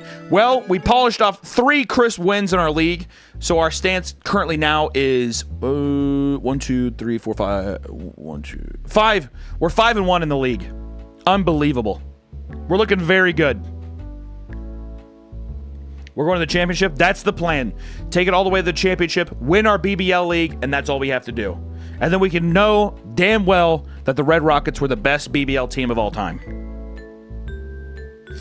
Are we jumping the ump after the match? Yes. Yes, we are. Yes, we are. And with that, 3 more games down. We'll be streaming again sometime next week and be getting a nice, getting another 3 games in, which we did 1, 2, 3, 1, 2, 3, 1, 2, and then we'd go into our playoffs. So probably a couple more sessions of BBL backyard baseball here, dude. So with that, I wish you all a fine adieu. Take care. God bless. Go BBL Sasquatch. Go Red Rockets. Go Red Rockets. Hey everyone, just want to let you know that right now I've started a toy company called Soft Meat Toys, and our first toy is Margaret. Look how beautiful this box is. You want to take home your very own personal Margaret? I don't care what you do with it. Or you can do whatever the hell you want. Toy means toy to different people. All I'm saying is this is an amazing, amazing toy. We're very proud of it. The box is fucking awesome, and I'm very excited to keep making toys, but please, if you're interested, pick up a Margaret. Have your very own. Put it on a shelf. Put it in a jar. Anyway, softmeat.toys. Softmeat.toys. Here's the thing. If you want a nice stocking stuffer, put a Margaret in there. You want to just wrap up the box and give it to somebody? Put a Margaret in there. I don't know if you want to squat on something. You could probably put this in your ass. Someone probably could. Yeah, definitely. Or if you want to put some coins, she could be a little piggy bank. Softmeat.toys. You can piss on it. You can come all over it. As soon as it's in your house, you do whatever you want with it. I don't want any pictures of what you're doing with it. You just have fun with it. This is as soon as the transaction's done, that's it. All right. And right now, like I said, softmeat.toys, baby. That's where you can get this beautiful, beautiful piece of plastic. Definitely made in China. 100% made in China. Do not try to eat this. It will not work, but you probably could put it in your ass. But for legal reasons, I don't know if I can even say that. So if there's a legal disclaimer, here's what it would be. Softmeat.toys. Welcome back to the Papa Meat channel. How you doing? How you doing? Coming and sound down because today we're going to be talking about vertical dramas.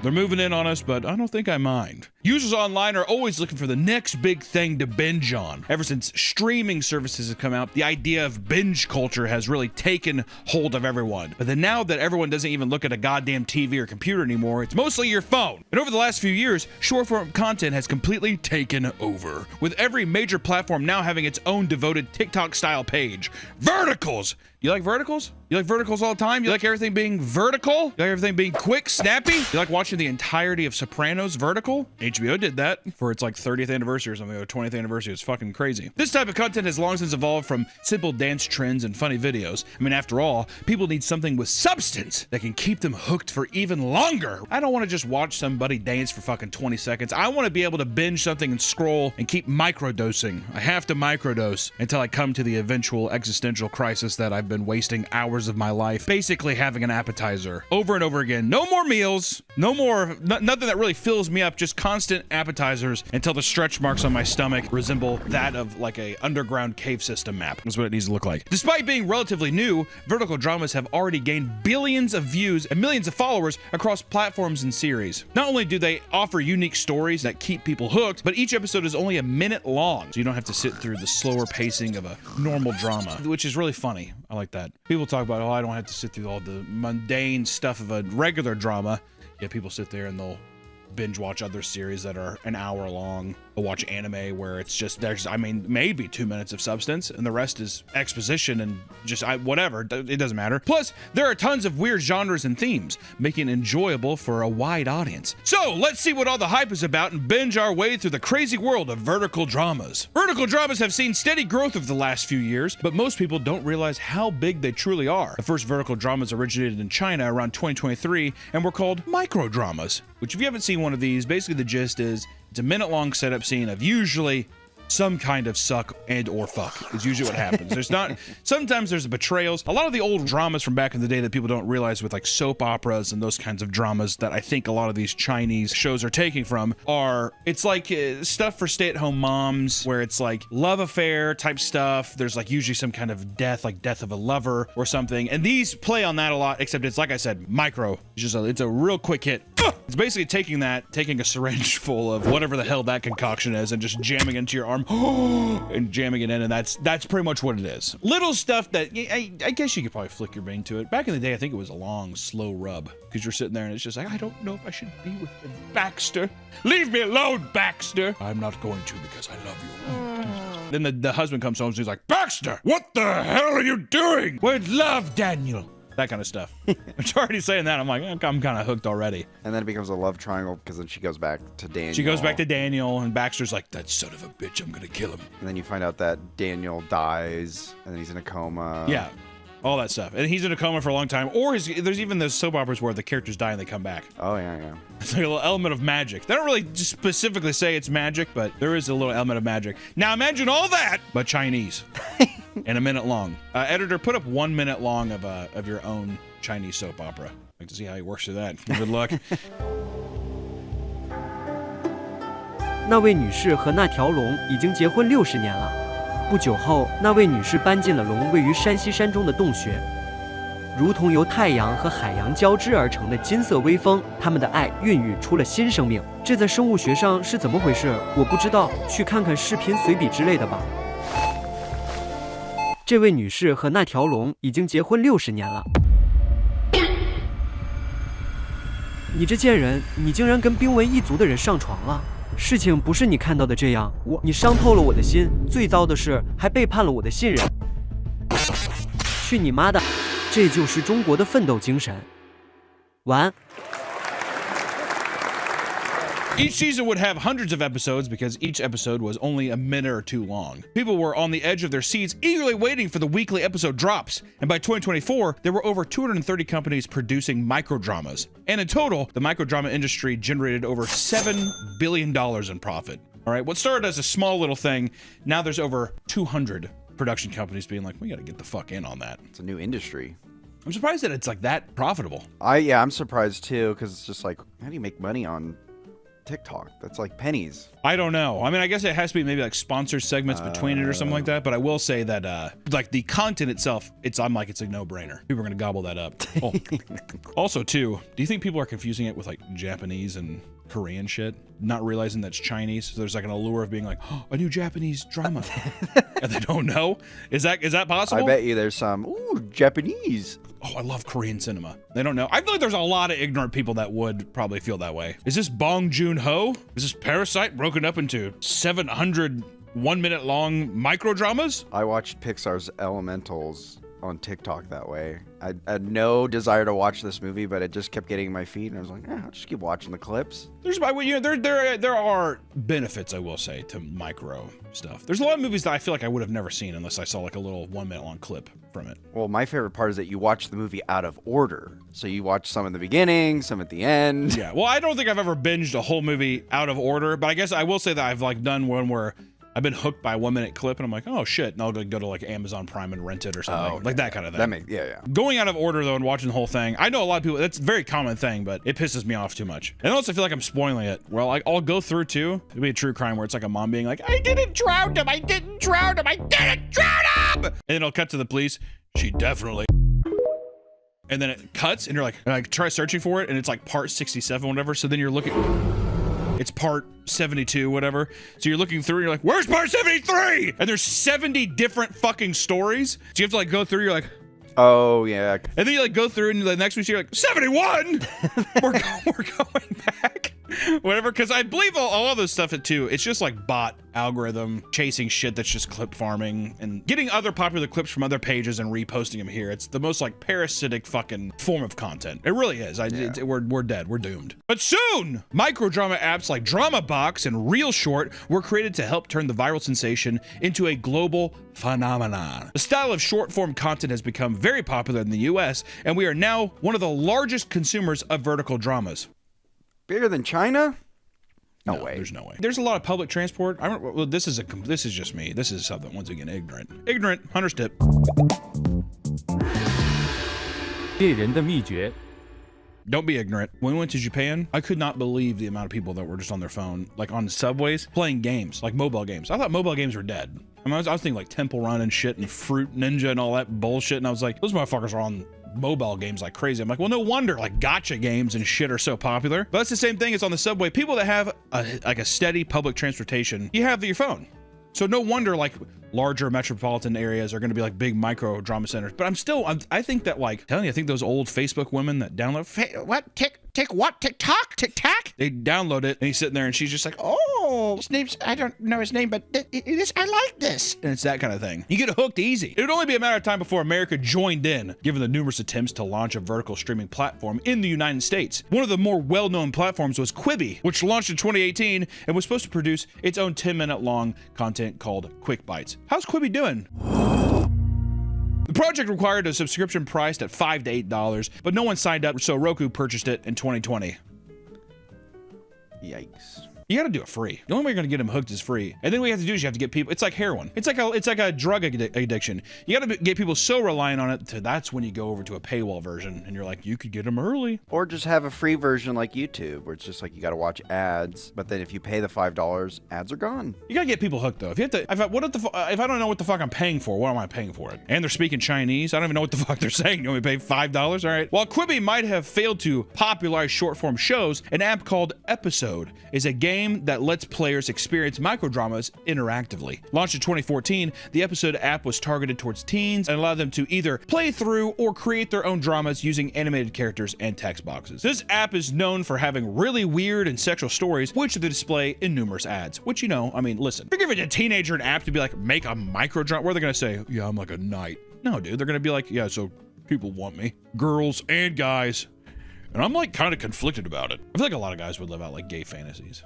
They made their own microdramas. Well, they would say it's manly, but then really there is like an undertone of homosexuality. Yeah, well, it's a thing too long. You know what it is in your microdramas is I think men would be like, they would reject women so much in the microdramas that they're just like, fucking like guys are kind of cool. Yeah, no, sweetheart, me and Greg are gonna go to the movies instead. I'm gonna give Greg an HJ and a BJ. Ooh, shit. At the theater. Slightly off topic, but I've seen Chinese theater security camera from inside the theaters, and they fuck a lot in the theaters. Just during like regular movie? Yeah. There was like, I've seen a footage where it's like two separate couples and they're like 3 rows separate and both of them are like fucking their partners. The floors are already sticky, and now we know why. It ain't movie theater butter. I hate whenever you ever go to the theater, and I'm just gonna be like, that's China cum right there. That is Chinaman cum if I've ever, I'm stepping on all kinds of seeds. Feel like I'm at a fucking Yankees game.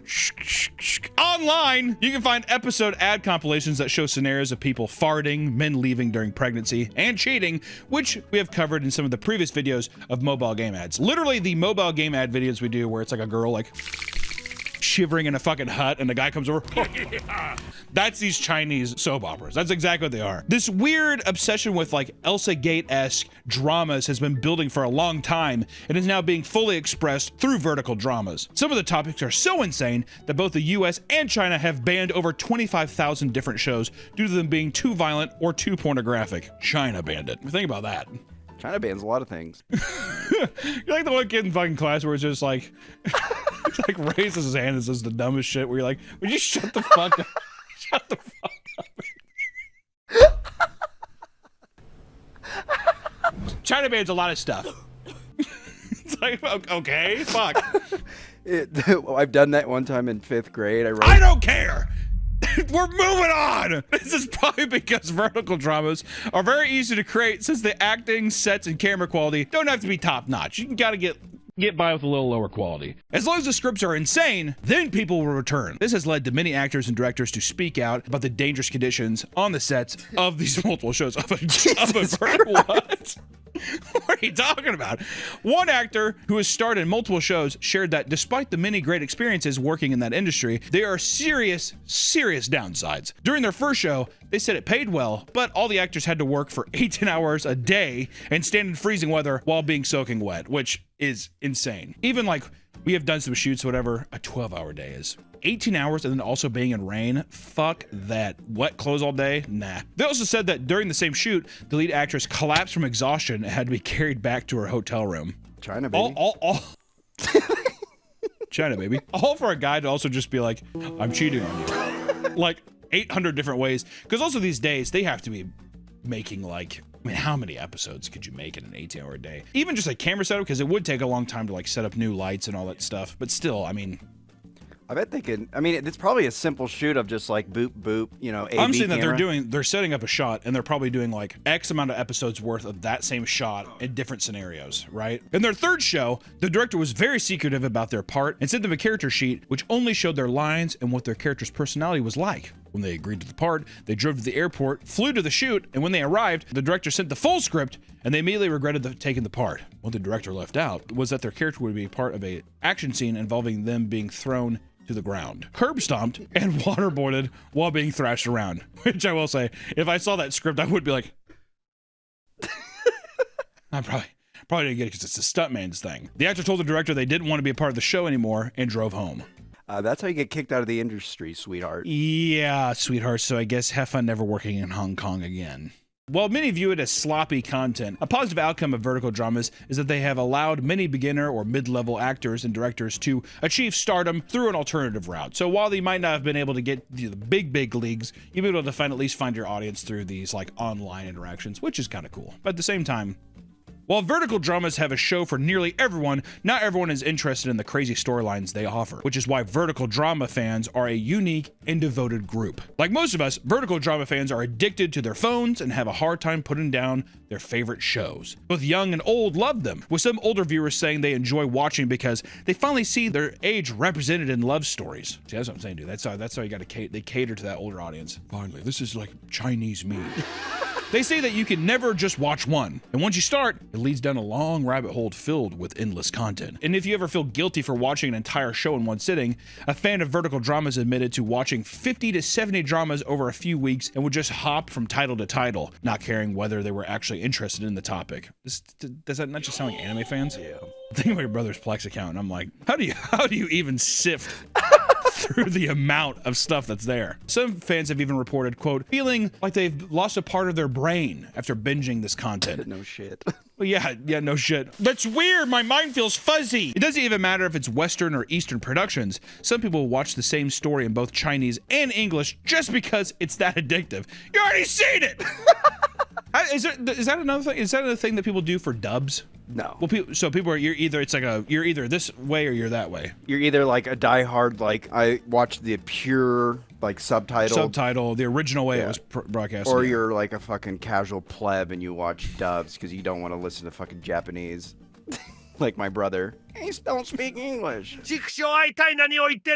Usually, almost always, the dub, I agree, the voice acting isn't as good. I agree. But I will say, sometimes those Japanese takes, I'm like, what are we doing here? Many fans claim they love vertical dramas for their efficiency in telling a story quickly. Because they already have a short attention span, they love the fast-paced romance and action that fuel their dopamine cravings. I already have a short attention span. I don't want to get better. I'm just glad this keeps me at bay, and it makes me worse. Which, just want to say, this is not meant to be rude or mean. It is a near direct quote from a fan of vertical dramas, all right? So that's from the horse's mouth. Put up the source. There it is. They also claim that vertical dramas provide a great escape from the harsh reality of the real world. It's every fucking medium, you fucking idiot. I mean, am I wrong? Like, why the fuck do people play video games? Probably because my life sucks and I want to escape for a bit, you fucking dope. I only watch Chinese dramas because the world is just so cruel.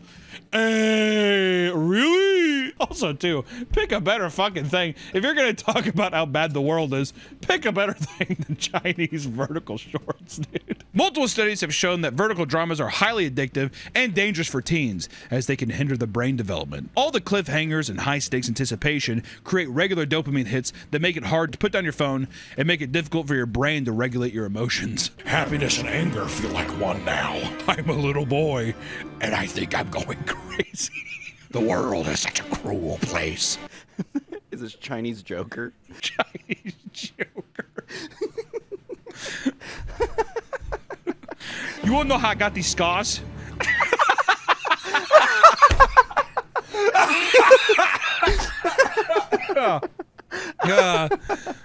Scientists also argue that the insane plots can skew young viewers' perceptions of reality, as many dramas only show rapid success to move the plot along. This can make failure feel twice as difficult for people to handle. God, these people sound so pathetic, don't they? Jesus Christ. What do you mean my life can't exist in 1 minute, 7 minutes of me being awesome? God, get a fucking grip. This can't be everybody, though. This is a very select few. I think it might be a majority. Everybody? Okay, oh, Chinese Joker back. Life cool. It might sound scary, but none of this has ever stopped anyone from using TikTok or Instagram Reels. Because as long as the content is there, people will watch. The companies that produce vertical dramas are aware of this and have found ways to monetize this addiction. On certain apps, there are now VIP subscriptions that get you early access to new releases. No ads, ID badges, and 1080p quality. That's right, baby. HD. What about 4K? The price of subscription ranges from dirt cheap at about 50 cents a week as much as $80 a month. Jesus, can you imagine $80 a month for vertical Chinese dramas? Justifying that? Well, I mean, come on. Those are my stories. Most apps in the industry seem to be moving towards this method, and fans are starting to hate it, with many saying the content simply isn't worth the price, and they could watch it elsewhere for free. Fans are also starting to get burnt out by the repetitive stories and topics found with vertical dramas. Oh God, dude. They love you till they hate you, don't they? Oh God, oh poor me. Billions of hours of content. Oh, but it's all the same. Like everything, dude. It sounds impossible, but it sounds like some have simply consumed nearly all there is to offer. Some people have consumed every drop of vertical Chinese dramas. If you have any great story ideas that you want to turn into a movie but don't have the budget or the marketing to produce them, the people on vertical dramas will eat it up. Some vertical drama actors are on par with Hollywood celebrities and have extremely devoted fan bases. In fact, a study called the, quote, Vertical Drama Loves Fan Survey found that 88% of fans choose what to watch based on how attractive the lead actors or actresses are. Yeah. Shit. Exactly. Don't want a bunch of fucking uggos running around on my screen, dude. Give me the sex. That's just, I'm telling you though, this is also why I think people are confusing it with like Korea. It's like K-pop shit. You know, they're like, oh, they're just as sexy. This has already led to actors having weird interactions with super fans, as one actor from a show called How to Tame a Silver Fox claimed a fan handed him a wooden doll of himself. If someone came and gave me a wood carving of myself, I'd be like, that's sick. What if it was covered in sticky white substance? Okay, well, if it's covered in... Then and it had a pentagram carved into it with a blood ritual. If a kid came up to me and he gave me a woodcut version of myself, it was covered in his own blood, and I saw that he had like a giant gash in his arm, I probably wouldn't take it. But at the same time, I would be slightly... I wouldn't be impressed. I would too. I would be kind of, I mean, I would be titillated, I guess. I'd be like, well, thank you. That's very nice. Thank you. What would the wooden effigy look like? It would have his pubic hairs on it as your beard. Yeah, my beard, my hair. It's just all the kids. It's all the guy's fucking pubes and his taint hair and everything, his chest and back of his arm hair and stuff. Like, talks to me. I'm like, it's hard to fully grasp how much vertical drama content is actually out there. And I promise you, you are not prepared for all of the weird and strange shows that exist. If you download one of the popular apps, you'll be bombarded with shows that have plots you could never have conceived on your own. While to some, it might be a blessing to have a Russian roulette of content to enjoy. Others are upset that the shows don't have content warnings because they might tune into something they didn't want to see. One of the most common genre focuses on pregnancy and abortions. Common. It's actually impressive how many different ways they can spin one topic. In China, a fan favorite goes by 99 children, 1 pregnancy, which goes as follows. A young woman living in Imperial China accidentally becomes pregnant with the Emperor's dragon seed. After it was confirmed she was pregnant, the Chinese mythological hooved dragon Qi Lin appears and blesses the woman so she will have extraordinary children that will continue the empire. However, when it came time to give birth, the woman wouldn't stop having babies, and the palace staff had to start stacking babies off to the side. In total, she had 99 children, and the emperor was overjoyed, but one of his court officials says it's a bad omen and tries to get her removed from the palace. That ball and chain was definitely, he was like, oh shit. Yeah, 99. 99? Fuck. Not long after its release, the show went viral and was removed from all platforms by Chinese government for being too absurd. I didn't think that sounded that bad. I thought it was Chinese propaganda, like, have more kids. Oh yeah. No. When interviewed about the show, the director said he didn't have anything to do with the script and that he went insane while filming. He also stated that he is happy it's gone so he can distance himself from it. The government 1,000,000% told him to say that. The lead actor claimed that he accepted the role without reading the script and admitted that it was an insane premise, but said that if people turn off their brains while watching it, it would be pretty enjoyable. Yeah, if you just don't think, it's actually pretty sick. Americans also love pregnancy plots with such dramas as Pregnant by My Ex-Professor's Dad, which features a college girl named Emily finding out her boyfriend is cheating on her. So she hooks up with an older man. The next day in class, she discovers that the man she hooked up with is her professor. And even more shocking, he is her ex's father. Emily soon finds out that she's pregnant, and her professor tells her to keep it. However, her ex soon finds out that and hires her friend to help him get rid of it because he is worried he will lose his inheritance to Emily and the baby if his dad marries her. That's awesome. Kill the baby. Yeah, my college professor dad's gonna have a huge inheritance for me. Yeah, right. My dad makes $35,000 a year, Daniel. We've got to kill that baby. Time travel and rebirth are another popular genre of vertical dramas that fans cannot get enough of. The genre is commonly used for propaganda pieces, especially in China. These dramas usually portray the main protagonist as a godlike hero saving China from a formidable foe. The film, back to 1944, was also removed from apps for being an anti-Japanese hero story that follows a modern-day soldier who is teleported back to 1944 and tasked with defeating the Japanese with modern equipment. He has like an iPhone. Throughout the story, he retraces the Japanese warpath through China and uses drones to spy on Japanese camps and gain intel on their campaign. To cover up the sound of the drone, he used speakers that played loud crying sounds to simulate atrocities of war. And as he continues to fight back the Japanese, he meets a woman who decides to help him. She is shocked by his equipment and proves to her that he is from the future by showing her his smartphone, which has full 4G data bars.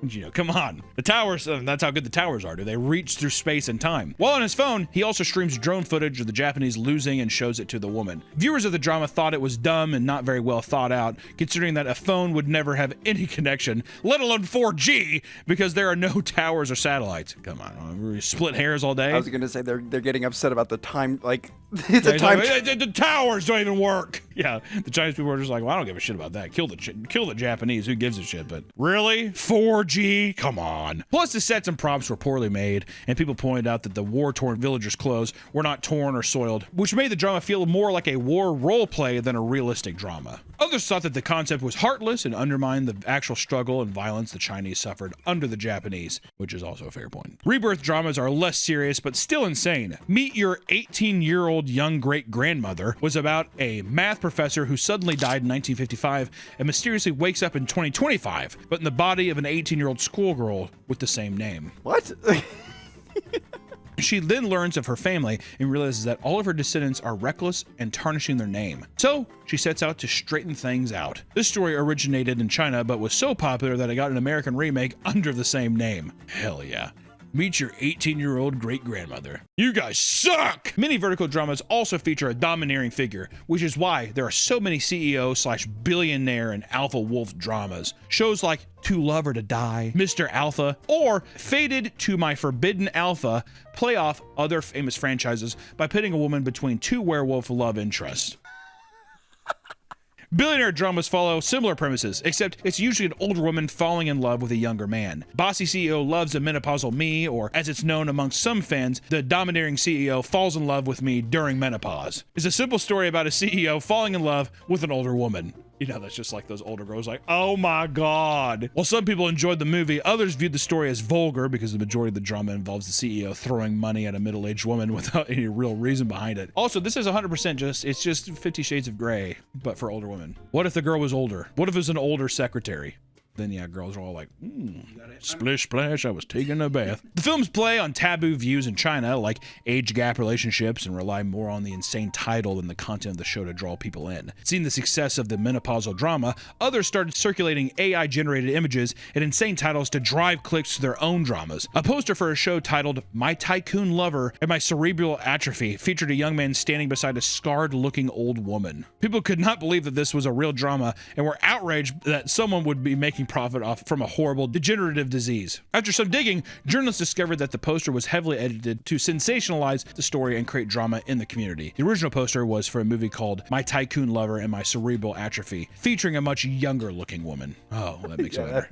Yeah, okay, well, there you go. Other copycats tried similar stunts with titles like The Domineering CEO Falls in Love with Me Who Poops in the Wild, but they quickly died off because everyone knew it was fake. The love and obsession for vertical dramas is not going anywhere anytime soon, and as more people tune in, the stories will only get more ridiculous. The term brain rot is usually associated with children's entertainment, but if we've learned anything, it can apply to adult content as well. I mean, hey, you're watching it right now. If you ever find yourself doom-scrolling vertical dramas, put the phone down and do whatever you can to avoid slipping down into the dark rabbit hole no one can escape. Thank you so much. Ni hao? Is that Chinese? I think that's hi. What's goodbye? Bye! That's it. Miss, I saw you singing every word to Chattahoochee, and I thought I'd come introduce myself. My name's Brent Webb, and I was too nervous to come up here while you were singing it, so hell, I thought I'd join in now. Way down yonder on a Chattahoochee, it gets hotter than a hoochie coochie. We laid rubber on a Georgia asphalt. Now we got a little crazy, but we never got caught. Welcome back to the Papa Meat channel. How you doing? How you doing? Coming to sundown because today we're going to talk about one of the biggest music festivals of the year. Coachella, baby. Oh yeah. Give me that sick Coachella montage. Coachella, a place where all the biggest artists pile into a massive venue for 2 weekends of non-stop performances. Coachella has cemented itself as the ultimate supplier of FOMO, fear of missing out. Whether it's influencers desperate to make content or music fans who want to see their favorite artists, it's truly absurd the lengths people will go to attend this event. Nick, have you gone to Coachella before? I've gone twice, baby. Was it actually worth it? The first time was. I saw like 30 bands when I was there. And then the next year, I literally think I only saw like 2 concerts a day. Don't you have to camp out there and stuff? Yeah, we did the camping, which I liked. I'm not a big fan of music festivals. It's a young man's game, is what it is. I got lucky the first time because when you buy the tickets, you don't know who's playing. So like a year in advance, you have to pay for the tickets. But I mean, you know it's going to be some big act or whatever. And there's so many bands, but luckily I was really big into music that year. Not anymore. Not anymore. Yeah. I was really into music that year and I've kind of faded out of it. I don't listen to music anymore. Has there ever been any metal? Yeah, there's metal. Really? Yeah, the year I went that kind of sucked was when Radiohead came back. That was like their first year touring again, and they had the worst stage problems. They came out, played 2 songs, and then their music cut out, and they'd sit there. You could just hear the... I'm and he's like... They don't play that song anymore. Isn't that the most popular one? I get it. I'd hate to play the same thing too. You know what I'd say though? Your biggest fucking song, Dance Monkey. is what I'd say, dude. They've evolved in a... Fuck them! This is especially strange considering that every year there are horror stories from attendees that paint the venue as some sort of dystopian hellscape, which, to be fair, some of the pictures I've seen is not far off. It looks like the set of Mad Max sometimes. The way people dress and stuff. Yes, the way that it's dressed, it's kind of out in the middle of the desert, whatever. It's maybe not as bad as like Burning Man, but it still has like a taste of it, you know what I mean? Things can get pretty crazy after all. When you put thousands of drug-filled concert goers and influencers like James Charles, remember that James Charles picture where his ass was out? Can you imagine being at a concert where James Charles is lurking around? The Spooky Man. Yeah, that's what the locals say. The Spooky Man is spooky. Spooky Man. Who, James Charles? He just does makeup. Spooky Man. I don't like him. The Shadow Man. That's what they call James Charles. They call James Charles the Shadow Man. All you see is a giant silhouette of like huge fucking big ass lips and a giant ass. Hi, sisters! Oh! Yeah. So, let's explore the insanity that is Coachella. The first Coachella Festival began in 1999 because its founders wanted a place to celebrate music, art, and culture similar to that of the Glastonbury Festival in the UK. I also wonder if it's also because of the Woodstock resurgence in the 90s too. Oh, probably, yeah. Because there was a lot of, and then the Woodstock 99, I'm pretty sure that's where people died. The lineup of the inaugural event consisted of artists like Tool and Rage Against the Machine, and attendees would spend as little as $50 for both admission and parking. They'd either pay for a cheap nearby hotel to stay at during the event or simply sleep in their cars to save a couple bucks. The venue was much smaller than it is today, but the shows were much more intimate, and people have fond memories of the earlier years where the venue was not densely packed and people could appreciate the music without social media interfering. It's kind of I feel like people go there just to get pictures now. It's for the gram now. You just go there to get your pictures. Once again, show the James Charles pictures. That's the pictures you're getting. The Shadow Man's lurking, waiting for a camera to be on him. You gotta take a picture at the Ferris wheel. It's the Coachella Ferris wheel, man. Oh, is that like a? I'm pretty sure I have a picture where I'm standing out in front with it, but... Were you shirtless? I was shirtless, yeah. That was back when you were... when I was, good. Yeah, you had your pecs and your abs. You were definitely showboating. Were you peacocking a little bit to see if a girl would... Yeah, well, why not? I'm at Coachella. You know what I mean? Sometimes the cucumber tastes better pickled. People felt like Coachella was all about celebrating music without alienating fans who didn't want to drop $150 to go to festivals like Woodstock at the time. And in fact, this made Coachella a counterculture event that gained a lot of respect in the early days. And over time, ticket sales went up. And it began actually making a profit. And this allowed its organizers to book larger artists with much more variety, as well as massively expand the venue space. And by 2012, the event now extended to a span of 2 full weekends, and ticket prices started to rise farther than what the average person was willing to pay. And the lineup started to expand from alternative and indie rock to things like hip-hop, electronic, and pop music. And throughout Coachella's history, art was also a big focus on the event. Instead of simple art installations scattered throughout the venue, you could now see massive pieces designed by well-known artists. Around this time, fashion was also starting to become a big aspect of the event too. No longer did people just wear casual clothing like band t-shirts. People today compare it to the Met Gala in the sense that the outfits seen during the event would literally shape fashion trends. This is all to say that Coachella had a whole culture surrounding it, one that slowly morphed into something way different than what it once was. This video is sponsored by our partners at Factor. It's never too late to start eating better. Look at me, baby. Look at me. Factor is the meal service that gives you the flexibility to stay active and stay on top of your eating routine. If you're looking to hit your nutrition goals and eat balanced, high-quality meals, look no further than Factor. Factor powers your day sun up to sundown. With nutritious breakfasts, on the go lunches, premium dinner, and now daily greens, a once daily drink full of real veggies and nutrients you might be missing in your diet. With Factor, you choose from 100 different menu options each week. Plus, Factor has meal options like Calorie Smart, Keto, Vegan meals, packed protein. Regardless of what you choose, in just 2 minutes you can eat, and enjoy, baby. So it's easy to see why 97% of customers say that Factor has helped them live a healthier life.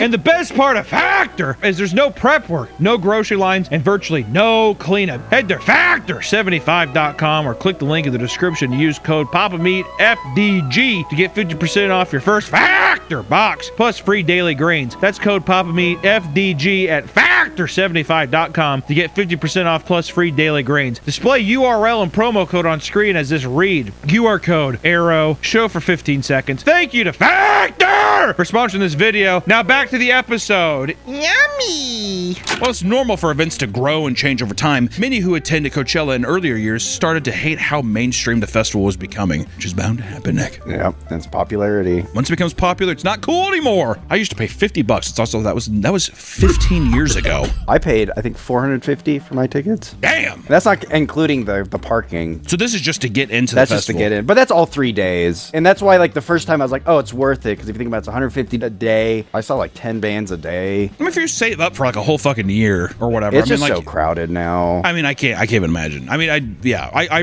almost refuse to go to shows that have like if it's more than 800 people.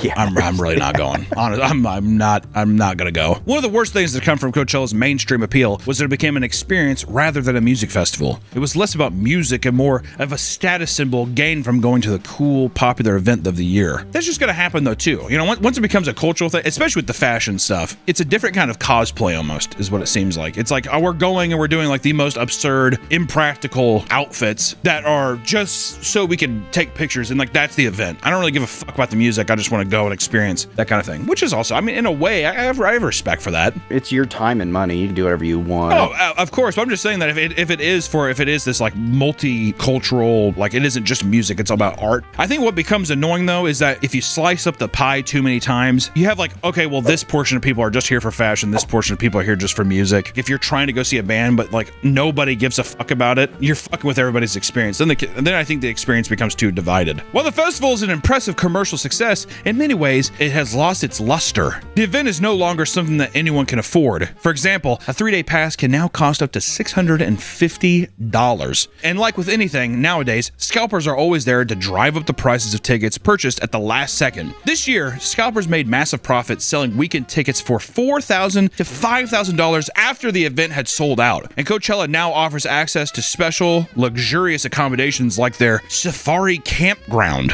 which can cost as much as $12,000 to rent out. Safari Campground. The little bungalows. They just give you a tent and maybe a coconut tree. Or something, you know, whatever, or a tiger plushie. There's an option to rent on Airbnb, but the prices are straight up demented. Properties in the area will shoot up thousands of dollars during the event because they know someone will eventually end up booking them. And those who can't afford this will simply pay for a small patch of land in order to park their car and camp out. If you thought this just meant sleeping in your car, you'd be dead wrong. There is a whole culture behind car camping online where people show off their insanely elaborate setups. Some people will spend well over a month planning the layout and ordering the things they need. And one influencer showing off his room tour included things like fake houseplants, a clothing rack, a decorative knickknacks, and even a director's chair for some reason. I remember seeing this. Guy got a lot of hate.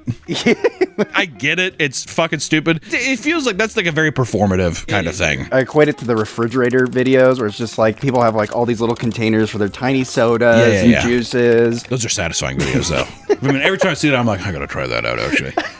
Be a nightmare to organize though. This feels like an extension of the fashion trend to me. It feels like it's a part of that performative kind of like, well, yes, like I'm dressed here, I'm ready, and also this is my tent. Look how elaborate and like weird it is. You know, it feels like it fits into that same culture for me. I don't know why. Which, to be fair, if you're trying to get some sniz, dude, if I'm trying to get some pussy and I bring him back to this amazing oasis, you think they're gonna be happy? She's gonna be like, oh, yeah, someone's got the safari hut. You should check out my safari hut back in the game. Do you think this is good? Got the whole fucking set of Jumanji over here, dude. Are you kidding me? Come on back. For many, it's less about the utility and more about the aesthetic and the content that can be made with it. The absurd prices extend to the food as well, and people often post their insane food expenses, like one attendee showing off a plate of tacos and nachos that cost $102 and were cold to the touch. Others revealed that they paid over $20 for a simple cocktail and $17 for a small cup of lemonade. And regardless, Coachella still sells like crazy, and people will gladly drop a small fortune over the course of the weekend. Yeah, no shit. I don't know. People who complain about that stuff, they're like, yeah, but I mean, it's $100 for nachos, and it's like, well, then don't, like, why are you ordering it? What do you expect? It's like going to the airport and being like, can you believe these prices? Or you kind of get trapped if you could do car camping because you cannot leave. So you're like, oh, how am I going to feed myself? Yeah. Which, granted, if you're camping, you should bring food. Well, why didn't you bring food? Yeah. I mean, it's like, just bring a bunch of fucking bologna and cheese sandwiches. You know what I mean? Why not? If this all sounds far too expensive, don't worry, because now people are signing up for payment plans in order to pay off the insane ticket prices in smaller installments. In 2025, reports showed that 60% of attendees, around 80,000 people, utilize this to afford their ticket. Many people literally take on this payment plan with zero guarantee that they'll be able to pay off every month. And on the Coachella subreddit, one woman titled a post, quote, "Hey, Coachella fam, I need help." And she explained, "Hey, Coachella fam, I need help." And it explains how she needs someone from the community to lend her $272, quote, "in the spirit of Coachella," because the charge is coming in just days before she gets paid from her job. E-begging online to basically pay off the Coachella loan sharks that you've had. You know what I mean? Come on, hello, Coachella fam. I need you guys to bankroll me. Thank you. You know what's the thing, though, is that women... Sorry, women. Being a little misogynistic here. If you're like an attractive person, even if you're a guy or girl, if you're an attractive person, you could post a picture of yourself and be like, looking just for help on this ticket. You would 100% get people doing that just for the fact of like, you want to link up? Like a million percent. a million billion percent. I had buddies who did something similar to that with their friends. They paid for their tickets so they can hang out with them. Didn't you do that? I thought you paid so you could hang out with a girl or something. You weren't invited, but you heard the people. That was for a Lorde concert. My coworkers are like, we're going to this Lorde concert on the weekend. I was like, all right, cool. And I liked one of the girls. So I was like, wouldn't it be awesome if I surprised them and drove 4 hours? It just came to the concert. Oh, no. Didn't you find them there? Well, I texted them. I was like, hey, I'm at the Lorde concert. And they're like, what? All right, let me hang out with you now. The funny and scary thing for them was that we weren't really good friends at the time. And then when I got there, I just stood like this and did not like bob my head or So for people that are wondering what he's saying, like he was arms crossed, could not look stiffer, and he's just looking up at the stage. There was an 18-year-old there with like 3 23-year-old women. So his thought was like, oh, I'm going to rent a hotel and I'm going to have a crazy sex party afterwards, right? So when I showed up and the girls were like, you're fucking up my plan. They're like, Nick, what are you doing after the concert? And I was like, oh, I think I'm just going to sleep in my car. I brought like a Tempur-Pedic mattress and put it in the back of my car. Did you think you were getting lucky with the Tempur-Pedic mattress? No, but I did think this would give me brownie points. Like, they think I'm so fucking cool. No, it probably came off kind of stock rush just a little bit. Remember that thing that you just told me you were doing this weekend? Surprise. I'm doing it too now. I think I worked the next morning, so I left at like 7 a.m. Is that when you're slinging za? Yeah. Oh, yeah. Nice, dude. Influencers with money to spend, however, will admit publicly to spending as much as $200,000 to get the full Coachella experience, from private jet flights to insanely expensive Airbnbs, flying out various people. It's a tax write-off for our content. James Charles. Can we go to Coachella next year for a tax write-off? No. Please. Only if I know for a fact that the Shadow Man's not going to be there. Hi, sisters. James? Can you imagine being in a tent and then, you just see the silhouette of James Charles outside? If you hide your lipstick and mascara, he can't hurt you.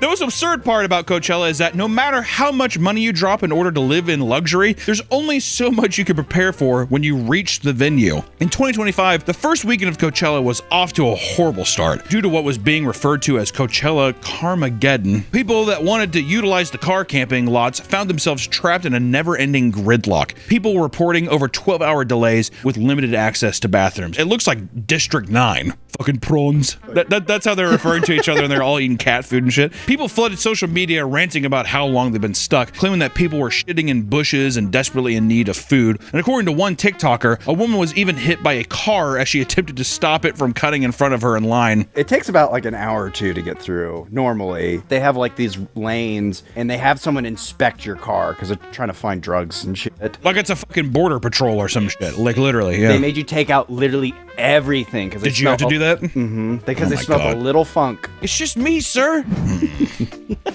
pull over to the side. Others posted videos of cars that were having to be pushed out of line because they were overheating and shutting down. But let's assume you get past the horrible introduction and you get into the venue, right? If you think this means you're in the clear, think again, because doing anything at Coachella is a depressingly tedious chore. Many stands are going to have you waiting as much as 40 minutes when they're busy. Perhaps you opt for a slice of pizza because it's quicker. You may end up being one of the hundreds that reportedly got food poisoning this year after eating a $25 slice of pizza.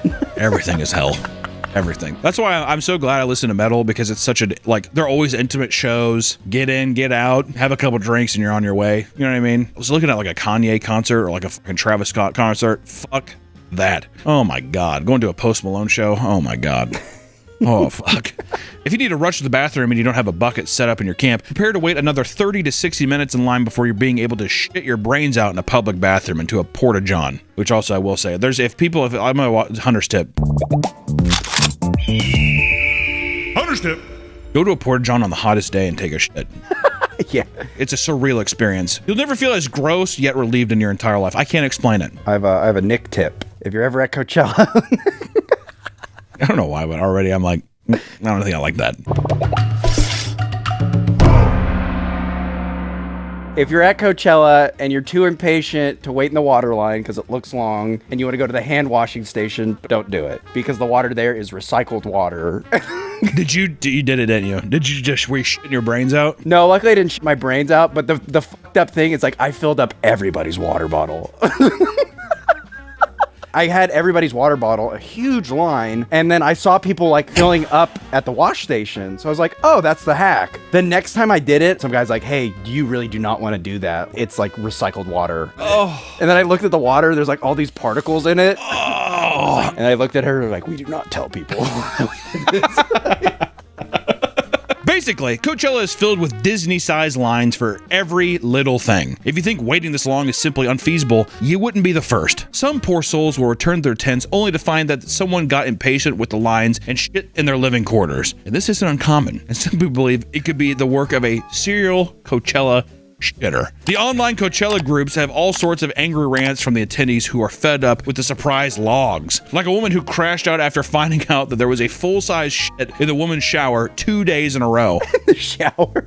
Do you think that that's a woman doing that, or do you think it's a man sneaking in? I think it's a woman. I think it's a woman who's like, she's above pooping in a porta potty. I don't even think it's that. I just think bitches are gross. I lived on a co-ed dorm floor. Well, to be fair, it was a liberal arts school. Oh my God. The men on the floor literally had to have a floor meeting because they're like, what are you doing in these showers and bathrooms? Just all kinds of things. We're like, what the fuck? Where is your fucking brain? Like, what is it going on? I'm not going to go into the details of it because it's disgusting. I thought it was going to be the other way around because I'm like, man, the girls are going to complain that like the guys are smelly and all that. You would think, you know, I thought wrong. I had to clean women's restrooms, and these are high school students, but God, they're fucking, don't do that. Don't fucking do that. Others report that there are things that have been found with piss all over them, leaving people to lock not only their tents, but their coolers when left unattended, which you should do anyways. Why, like, it would drive me insane thinking that I went back and I took a drink from a water bottle and thinking that someone had touched, like, drank from it as well. That'd fuck me up. If you lived in a high trust society, you wouldn't have to. Well, I don't. We don't. Not with the Shadow Man lurking around. When you have a good spot for headlining event, it truly is difficult for some to decide if it's better to find a bathroom or soil themselves. A woman and her friend, for example, witnessed a man fill his pants with piss while waiting to see Doja Cat. I can't stop and look the other way. Just pissing yourself. After you've taken care of all your base needs, you can finally go up and enjoy the amazing lineup that day. But not everyone gets to return to their lovely, detailed, aesthetic campsite. This year, people returned to the campground exhausted after getting obliterated on various substances, found their tents completely destroyed by aggressive desert winds. It got so bad that the National Weather Service issued a dust advisory urging people to stay inside at all costs to avoid the low air quality and dust from doing damage to their eyes, throat, and lungs. Keep in mind, this was going on during headliner event times and even led to big performances canceling their act. And the harsh reality is that Coachella is simply not as glamorous as you'd think, especially if you've had no experience with festivals and how gross they can get. How can you blame people for being surprised by this realization when every aspect of social media is telling them that Coachella is the perfect Oasis getaway? Also, to me, it's similar to fucking Paris syndrome. Oh, yeah. Japanese people going to Paris and they kill themselves because they're like, this is disgusting. France is disgusting. Who would have thought French people are gross? One of the most widely discussed topics in regards to Coachella is the hordes of influencers that are funneled into the venue every year. At one point, began referring to it as the Influencer Olympics, where big brands would invite notable social media creators to create promotional and sponsored content. Across the internet, you'll find thousands of sponsored videos where people have been flown out for free and have all expenses paid in order to shill whatever brand is looking for a marketing opportunity. For those that can't find a way to get in for free, they've even started filming PowerPoints where they basically tell brands why they're a notable person and they should cover the entire weekend for them, of course, just for marketing purposes. And while many influencers likely do want to attend these events for the artist, there are also cases of influencers traveling to Coachella Valley only to take photos for social media without actually attending the festival itself. The goal is simply to convince people that you experienced it, right? I don't really give a fuck if I actually do. I just need people to basically be like, oh my God, I'm so jealous. Oh, I wish I was living your life. Please, James Charles, stop messaging my 14-year-old son. People began pushing the sentiment that Coachella is no longer a music festival for the masses, as it's becoming increasingly difficult to justify spending this much money. The larger reliance on influencers rather than genuine music lovers also puts a bad taste in people's mouths, right? Every year, this topic is relitigated. Those who have been going for years note that the event has always been half about the music and half about the scene. To them, these are just tired takes from older people who want to pretend everything was better in the past. And at the end of the day, you're in a venue with over 100,000 people. You're likely not going to be seeing the most influencers that attend anyways. Feels like a weird elitism in a way, like they're the real fans, but there's tons of obnoxious shit that past years didn't have. I think it's trickle-down cringe is what they feel, because they're like, these celebrities or these influencers going and they're posting about it, and now I'm going and I feel like the cringe I feel from seeing these posts, I'm a part of it. I think it's trickle-down cringe. It's also rose-tinted goggles. Of course. Many do note that due to the wider appeal of Coachella, the crowds in many cases were lacking the same bombastic energy from years prior. Artists like Damien Albarn, lead singer for Blur and the Gorillaz, chastised the audience in 2024 for the same reason. He was upset that nobody was singing along or getting excited for any part of their 13 songs.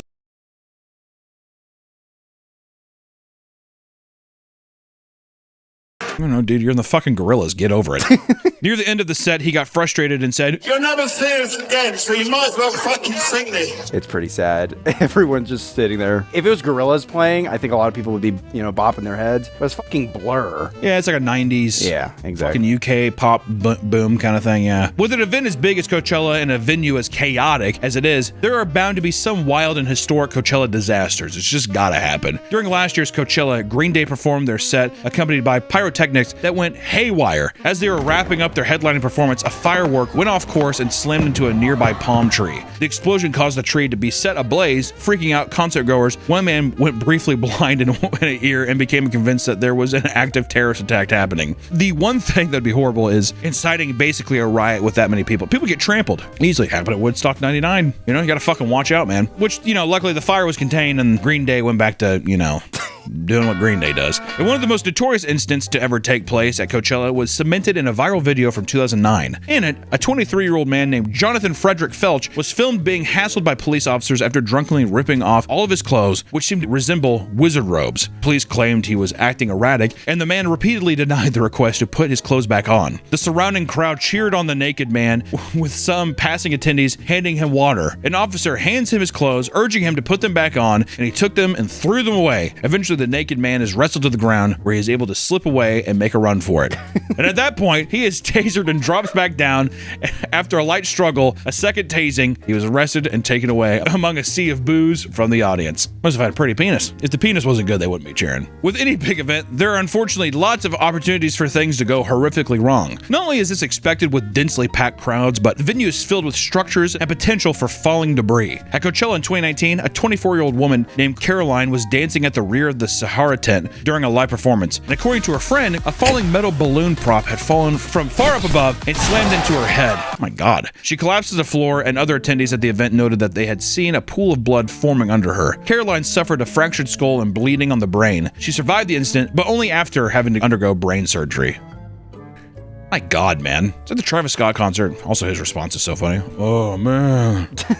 Black and white filter. Oh. It really just goes to show, too, that all those people have, zero empathy for human life. No souls left. None of them. Yeah, they just see ants when they're on stage. Bugs. Bugs life.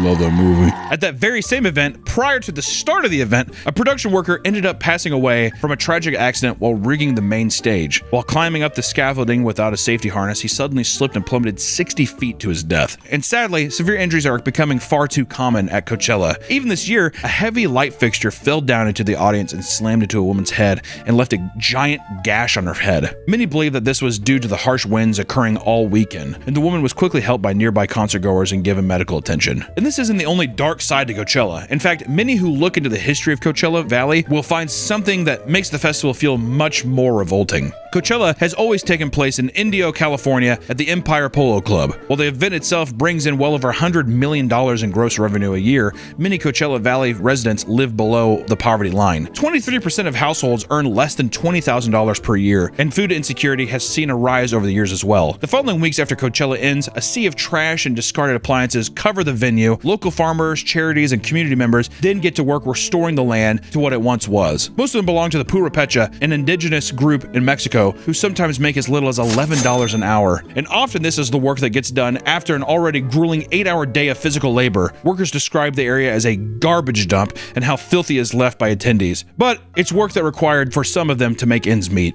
And this isn't to say that every person who attends this event should feel at fault for this. And in fact, many are probably aren't even aware of what goes on outside of the festival, but there's something strange and dystopian about such an extravagant and over-the-top event taking place right across from people struggling to make ends meet and become exploited for their labor. It's like I said, it's that dystopian, almost sci-fi-esque kind of like the fucking beginning of like Alien Romulus or like literally District 9. It's just, it's crazy. They have to clean it up pretty quickly because right after Coachella is the biggest country event, Stagecoach, same spot. Yay.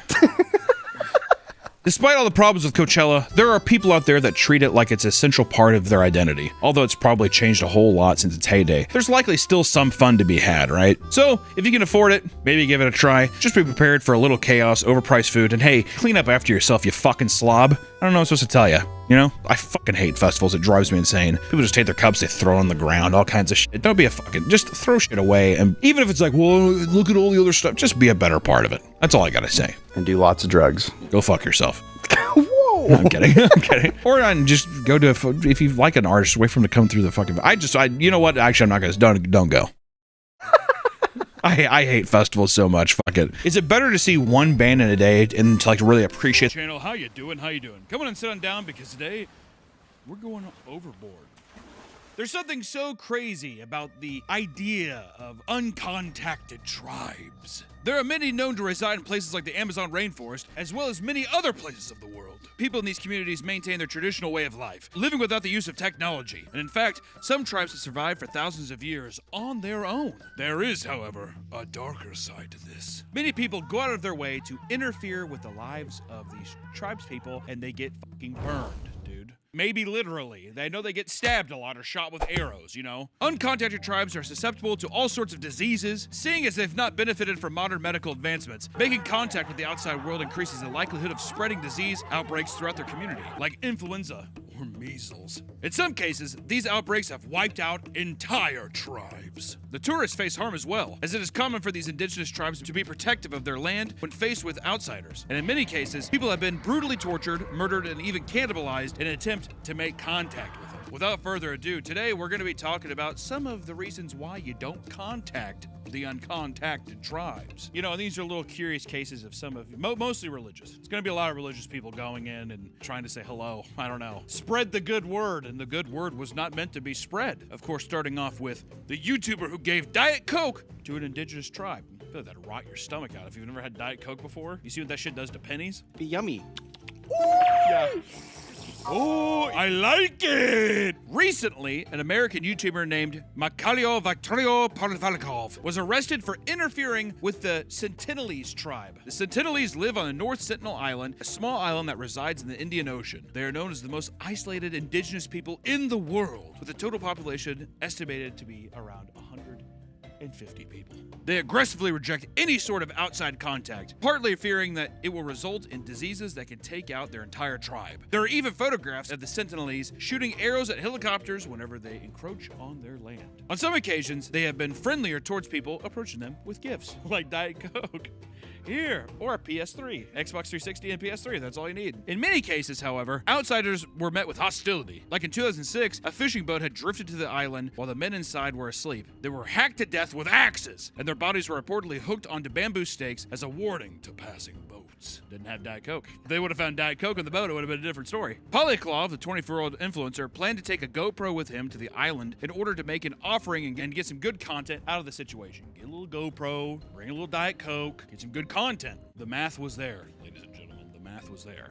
He prepared an inflatable boat and set out on this journey by himself. His offering consisted of a coconut and a can of Diet Coke. The coconut seems insulting. I'd see what he sounds even more insulting. 1 Diet Coke for 150 people? Motherfucker couldn't bring a 12-pack? Using his binoculars, he scanned the island upon his arrival. He expected a horde of Sentinelese to be waiting on the shores. He blew a whistle to get their attention, but to no avail. He then stepped onto the shore to grab sand samples and leave his offerings before returning home. As soon as he made it back to the port, he was arrested. It is considered illegal to visit the island or even be within 3 miles of it, because they want to protect it from the outside influence that can destroy their way of life. Further investigation proved that Polyakov had more previous attempts to visit the island in the past. After an appearance in court, he may carry a prison sentence for many years with a lot of heavy fines. Which also, if you've heard nothing from this place besides people getting axed to death and shot with arrows, why would you want to keep returning? Also, what benefit are you going to do dropping off a goddamn coconut and a can of Diet Coke? He wanted sand samples. He wanted content. He wanted to get attacked, is what I think. He wanted to get attacked and have the GoPro POV of it. POV attacked by contactless tribe. It's like Indiana Jones. Start the plane! And this isn't the only guy to get in trouble with the Sentinelese. There was another person who had a bit more of an oopsie-daisy fate. John Allen Chow, the man who tried to convert the Sentinelese to Christianity. This is where it goes downhill. This is where we start getting some rough pumpkins. They're a bunch of atheist Redditors. Yeah, the Sentinelese are a bunch of incel atheist Redditors, 4chaners who are just like, God who? John Allen Chow was a Christian missionary who felt he was called upon by God to spread the word to the Sentinelese people in North Sentinel Island. I'm going to say that's probably not true. It's all me. Really, John Chow? Really, you're the person to do it? He's like, yeah, me. Gypsy, is that you? Yeah, it's me, Gypsy Rose. That's the only person that could convert the Sentinelese to Christianity is Gypsy Rose. You better do it. She'd bring her like prison wine drink. Yeah, her fucking soup goop. Drink it, Ryan. Oh, goddamn, Gypsy, what the hell is that? Chow was a religious and adventurous thrill seeker who believed the risk would be worth it if it meant he could bring Christ to the island that he considered to be Satan's last stronghold on Earth. His quotes, not mine. His trip was partly inspired by the mission trip of Jim Elliot, who was killed in 1956 by members of the Huarani tribe, whom he tried to make contact with in Ecuador. Think that that's just a warning sign, but my boy said, challenge accepted. John prepared for his trip by attending a boot camp style exercise in 2017, run by a religious Kansas City organization. I live there! They created a fake village filled with people pretending to be hostile native people wielding spears. Where the hell would they have even done that in Kansas City? They're doing it in the crossroads. Go Patrick Mahomes. It was noted by the leader of the organization that Chow was the best trainee they had ever taken in. How many people are you training for this? You're God's warrior. Go with Christ, Chow. He's like, thank you, sir. He took every precaution experts would recommend to prepare himself for the trip, including exposing himself to several diseases so he could become immunized to them. Unsure of how to actually travel to the island safely, he convinced a group of Christian fishermen to take him to the island illegally. He paid them $400 for the trip. When they arrived, the fishermen refused to step on shore. They dropped John off with a kayak and left him. Bye, John. Hi, guys. Can't wait to talk about Christ. Jesus! Before meeting the tribe, John stripped down to his underwear to make the Sentinelese more comfortable. He took the kayak to shore with some fish for gifts and shouted that he loved them and Jesus loved them too. However, this elicited a hostile reaction and he was shot at with arrows. He retreated, waiting things out a bit before returning to make another attempt. I like how they let it slide once. So get the fuck out of here, man. He's like, okay. But I got some fishies. They shouted at him, so he attempted to mimic their words back. He even sang worship songs to them, but they just laughed at him. That's insulting, because what if they're like, get out of here? You get out of here. They're like, never had reverse psychology before? I like how he's just like, God's building a church. He's gonna march like a mighty army man. Do you think he was TikTok dancing too? Yeah, like the Secret Lives of Mormon Wife's chick with her baby dying. She's like, Gets into it? Maybe. Eventually, John was able to give them gifts, but a child shot him with an arrow as he attempted to preach gospel to them. He's like in their hut, whatever, and he's like, all right, so listen up, guys. You got the gifts. Let's talk about Jesus for a second, huh? He gives him one of these, and then a child's just like, he's like, ah! Fuck! Actually, what? He said, crackers! Cheese and crackers, guys, come on! Luckily, the arrow was blocked by his waterproof Bible, which he was holding up to his chest. God saved him. Oh, sir! His kayak was stolen from him. Oh, damn. Not the kayak! His kayak was stolen from him, so he was forced to swim back a full mile back to his fishing boat. As he pondered his next approach overnight, he journaled about his fear of death, claiming it would all be worth it to, quote, declare Jesus to these people. They gave him 2 attempts to just get the fuck out of here. I know. Yeah, you're pressing your luck pretty bad. At the same time, too, though, he's just like, listen, if you're going by the gambler's code, what is it? You're 1 gamble away from winning it all back, from taking home the house, huh? It's like the guy digging through the mines to the Classic to the meme. diamonds. But he probably thought to himself, too, there's a reason why they haven't straight scalped my ass, dude. He's like, I'm supposed to get in there and do it. They're playing hard to get. They're playing hard to get. The next day, he swam back to shore and approached the village on foot. This was the last time anyone ever saw Chow alive. His journal entry stopped from here. The fishermen watched from the boat as the tribesmen dragged John's lifeless body across the beach before burying him in sand. How did the people in Kansas City not prepare him for this? Your defense tactics are amazing, but at the same time, man, be persistent. Go with Christ, brother.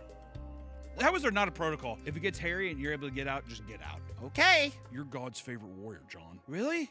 I also run a Toyota dealership. You really are a messenger of God, aren't you, John? Picture this.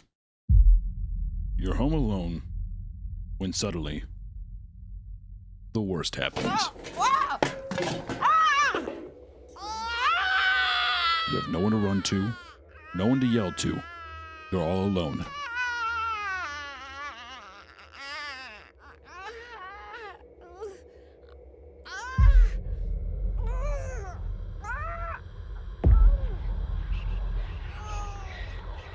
This could have been easily avoided with the Meat Canyon Patreon. It's going to lead to brutal deaths, all right? A lot of them are. We're going to be talking about a lot of brutal deaths, sometimes I'll tell you. But not just by the Sentinelese people, but by many other indigenous tribes. So let's talk about Michael C. Rockefeller and the Asmat tribe of New Guinea. Damn, that guy is, look at that smile. He's happy. I think that he knows. He's like, you have no idea how hard you're about to get 23-year-old Michael C. Rockefeller, son of New York Governor Nelson Rockefeller and future vice president, would actively visit indigenous tribes for the purpose of collecting artifacts. He'd bring them home to the Museum of Primitive Art, which was also founded by, guess what? Daddy, my dad. Nelson. While sailing with his partner, waves crashed into their boat, causing it to overturn. His partner insisted they both stay put, as the waves would eventually subside so they could turn the boat back over. Rockefeller believed he could swim to shore for help, despite his partner pleading against the idea. Rockefeller tied floats to himself and swam 3 miles ashore, but was never seen again. His death was declared death by drowning in 1964, but further research and investigation had shown otherwise. A rumor floated around that he made it to shore and was eaten by the Asmat tribe. But the Dutch who controlled this area admittedly refused this idea. They're like, no, come on, guys. I never saw that before. The Asmat like Diet Coke. You did not have coconut and Diet Coke, so they do not care. They can't even see you. It was later discovered that the Dutch government and local church authorities were fully aware of how Michael died, but were staying silent of the details. I don't know.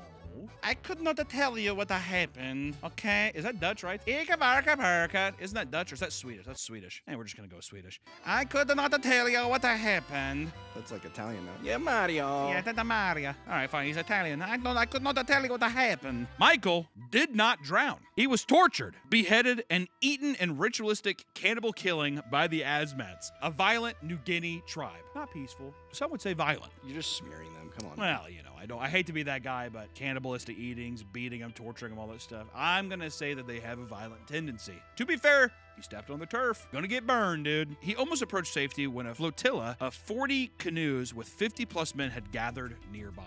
That's terrifying. You're just swimming for your life. Well, you're like swimming up, whatever. You like get on shore, and you're like. They spotted him, and an Asmat tribesman drove a spear into his side. So he's like, "Hey, how's it going?" He's like trying to pull the Diet Coke out of his jeans. He was cut from his anus to his neck, down the side of his trunk to the armpit, across the collarbone to the throat, and down the other side in the ancestral ritual to butcher a man. Cut from his asshole up to his neck, wrap around. From here, an axe was used to break his ribs. All of his legs were cut off, and his sternum was ripped out before they removed his entrails. He was still alive. Okay, can you imagine? He was scalped, and his head was cooked and cut across the face from a nose to the nape of his neck. A hole was made in the skull where they dumped his brains out into a palm leaf. Probably made a nice bread out of it. A nice gravy, I don't know. It was mixed with sago, wrapped up and left to roast for a special meal. And far before Michael's trip, a Dutchman overseeing the colony ordered the execution of 5 high-ranking tribesmen, and they believe Rockefeller's killing was a retaliation for that execution. Way to go, Dutch. Killed those 5. Oh, that's why they're keeping quiet. We don't know. I couldn't tell you why. But, you know, we're even. Yeah, they said we're even. I don't know what they're talking about. So did the Azmat, like, tell them this is what they did? How do they know all these details? That's what I'm trying to figure out. They go there like, what happened? The guy's like, dude, listen, it's a total fucking misunderstanding, okay? We thought he was Dutch. I don't know. He killed 5 of our bros. We're pissed and hungry. We fucking hate him. I don't know what I'm supposed to tell you. I'm like, what? The Dutch? And the Dutch are like, sorry about that. I guess we kind of fudged up the details there a little bit. Probably should have just told you what was going on. That's okay, Dutch. Thank you for finally being honest. No member of the Rockefeller family has publicly accepted the version of the truth, and they repeat, to this day, that he drowned to death. There were private investigations after the official ruling of drowning that seemed to indicate that the theory he was killed was actually correct. Like other Rockefellers, all rich assholes are just like, no way. He was a poor swimmer. That's how he died. Like, did he get eaten? No. Why not just admit, yeah, I got eaten? Is that like a shame to their family? Yeah, no Rockefeller gets eaten. We've never been eaten. We've drowned. We're a good drowning family. Poseidon, the god of the ocean, wanted to claim him, and he's immortal in the ocean. He's the governor of Atlantis. He's the mayor of Atlantis. Good on you. Good job, Rockefeller. Will Rockefeller are proud people. These are claims that Rockefeller's mother hired a private investigator who went to the tribe and swapped a boat engine for 3 human skulls. While there, the tribe supposedly stated that they were the only white men they ever killed. It was claimed that he had brought the skulls back to the family, where his mother paid the investigator $250,000 as a reward for proof of his death. Yeah, they're just like, I don't know, take this one. He's like, thank you. Also, that back then, that money, pretty penny, but proud. We're the Rockefellers. In a 2014 book about Rockefeller's death, the author Carl Hoffman tells stories of how he visited the tribes, and during one visit, witnessed a man acting out someone's death and stopped to record the act. The acting was eerily similar to the stories of Rockefeller's death. The language later translated to reveal that the man was urging him to never speak of this incident, saying if he did, Carl and his people would all die. Like, f you, bitch. F you, dude. Come on. The hell is this? Are these the Azmats saying? The Azmats are saying that. Don't ever speak of this or you'll all die. I'll be like, how about you suck the fattest part of my cock, dude? How's that sound? The Azmat people were known as a semi-nomadic tribe that were versed in every taboo known to the Western world. Men would openly have sex with each other, their wives would be shared, and they would drink each other's urine during bonding rituals. They hunted human heads, killed their own neighbors, and ate human flesh. And apparently, they would even suck the chief's cock. I like how that's like the end point. By the way, they sucked the chief's cock. I'd love to be the chief of that village. Come on in.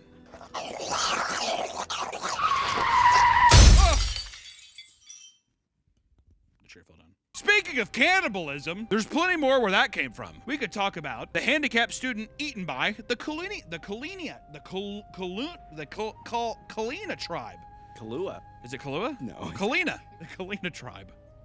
In February of 2009, God, these are like kind of recent. The hell's up with all these people? Like, goddamn, leave them alone. Like in the 30s, I get it being like, what adventurers, you see, right? The Nazis haven't even come around yet. We're going to save these goddamn barbarians. But now it's just like, I just fucking leave them, dude. We have the Xbox. We have Dead Rising. Why do we need to have the uncontact? We can run around a mall in a video game and kill zombies. Gotta show my Facebook homies that I saved this tribe. Did you guys see on Facebook that I saved that tribe? Did you like the post? Are we friends on Facebook or no? In February of 2009, 3 indigenous Brazilians were investigated under suspicion of having murdered and eaten a 21-year-old handicapped man. The Kalina tribe, an indigenous R1-speaking tribe, was assumed to be behind the slaughter of the young disabled man. It is believed that they carved him up with over 100 cuts in order to eat his insides. You know you can just cut him open. 100 fucking cuts, more effort, whatever, you do what you gotta do. 3 people were investigated by the police, and it was shown that they bragged to the relatives in the reservation about how they ate an innocent man's heart and liver. This was strange, as the Kalina tribe do not practice any form of cannibalism, leading police to the conclusion that they were either drunk or on drugs. Is there tribe drugs? Oh yeah. Oh, the little... they blow the powder in their face. What's that drug? What? Peyote? Ayahuasca. Ayahuasca? Yeah. I didn't think that you'd get the munchies on ayahuasca. Ayahuasca so much that you're eating raw heart and liver. To each is their own. No arrests were made, partly due to Brazilian law not allowing military or civil police to enter their land. Why'd they even investigate it then? I guess just to be like, did you do it? Yeah. All right. Even people who claim to be experts in uncontacted tribes truly can't predict what will happen when they arrive. This was surely the case with Riley Franciscado, the Amazon expert. Riley Franciscado was killed in 2020 while attempting to contact an isolated group in the Serangueras, Brazil. Serangueras, Brazil. Serangueras, Brazil. Brazil. Serangueras, Brazil. Having a stroke. I'm just going to say Dayton, Ohio. Local ranchers and loggers had targeted the area's wood burning and chopping down protected land for its resources. And in the process, an isolated group had been sighted, urging the Brazilian Indigenous Affairs Agency to investigate. The 56-year-old team coordinator was killed by an arrow in the chest at the border of the Uru-Iwa'u tribes territory. Is that how it's said or what? That's pretty close. Whatever, dude. I'm just going to... You put it up on the screen. I'm almost positive. Uru-Iwa'u tribes. Dayton, Ohio territory. Reporters say he pulled the arrow out and ran 50 meters before falling. Riley may not have been a missionary, but his intentions were to save the people by preserving their territory and empowering them with resources despite what was being taken from them. I like how he's just like, I was just trying to fucking help, dude. Poor Riley. And in many of these cases, the people that set out on these voyages simply disappear, with very little details on how they met their fate. One of the earliest examples of a high-profile case of someone dying at the hands of an uncontacted tribe was the story of Percy Fawcett. Did I get that name right? You got it right. Yep. Okay. My boy Percy Fawcett was a South American explorer, geographer, cartographer, and archaeologist. He's Indiana Jones. Is he not? It's Indiana Jones. That is Indiana Jones. His explorations gained him immense fame, and he was even awarded a prestigious medal from the Royal Geographical Society. That doesn't sound too cool. Yeah, here you go. Awesome. Yeah, it's not the Game Awards. It's not an Oscar. Those are the real awards that matter. His many expeditions had slowly put the theory into his head that there is such thing as a lost city in the Amazon rainforest, something akin to the fabled city of El Dorado, which is their gold. It's all gold. There's a cartoon of it too. A chick with a chick in the movie. Chell. Yeah. You know they f***ed off camera. Eiffel towering with the guys. He set on a trip to find the supposed lost city, which he referred to as the City of Z.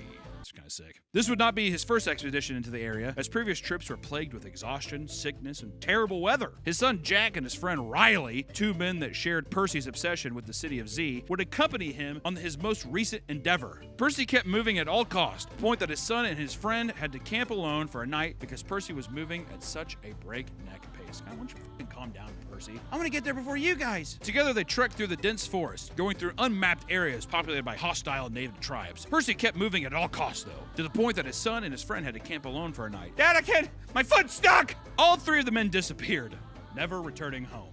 Who would have thought? 2 years later, in 1927, many volunteers began the search for them, despite Percy's insistence that rescuers should not risk their lives in the event of his death. The mission was a failure. It was never clear what actually led to their deaths. Some claimed it was due to harsh forest conditions and diseases. Others claimed vicious animal attacks. Some even suggested that Percy started a commune in the jungle, simply pretending he was dead to live his new life in the rainforest. I wonder if that was all inspired Apocalypse Now. Maybe, because that's about a general who he just faked his death and went off and... I thought you meant Apocalypto. Or it's like Apocalypto. Like that scene where he's like dick itches or something. They give his like a leaf that you put on your cock. They're messing with him. Remember that? He's getting ready to wife and he's like, yeah, I can't get hard. I can't impregnate my wife. And they're like, yeah, rub this leaf on it. And he's like, okay. And he's like, ah. He runs out of his hut. He's like, ah. And they're all laughing at him, but they all die. So he wins in the end. Spoiler from the movie from 2004 or whenever that came out. Sorry. In 2005, a journalist named David Grand retraced Percy's steps on his own expedition. He met with members of the Kalapalo, and they claimed Percy traveled in the domain of a warlike tribe that likely ambushed and murdered him. Now listen, guys. Here's what I gotta say. One, if it's an uncontacted tribe, don't contact them. What do all these people have in common? Sticking their noses in other people's business that shouldn't be there. I think uncontacted tribes also goes to your neighbor. What? Or the guy down the road. Oh, stay out of people's business, dude. Don't be snooping around, let alone uncontacted tribes where they can kill you or put leaves on your cock that make your cock itchy. And then Mel Gibson makes a movie about it, and everyone laughs at you. You know, and here's the thing: if you're really bored, maybe don't pick a hobby that's like, hey, let's go talk to someone who doesn't want to talk to us. That's a fucking lame hobby. Where the only award is you getting a fucking medal from the Geographical Society or whatever the fuck it was. Lame. Jimmy, you gotta do it, bro. I can't do this. All right, what do I do? You gotta club him. Where, in the head? Yeah. Jimmy, this Listen. clears your dad's back. What do I do, like this? Yeah. I can't watch. Wait, am I? This is cool? I do? Yeah. Oh, Okay. come on, let's Jimmy, let's step talk. up, bro. More action. I got this. I got this. I got this. I got this. I got this. I got this. I got this. Go. No, I can't do it. No, I can't do it. I can't do it.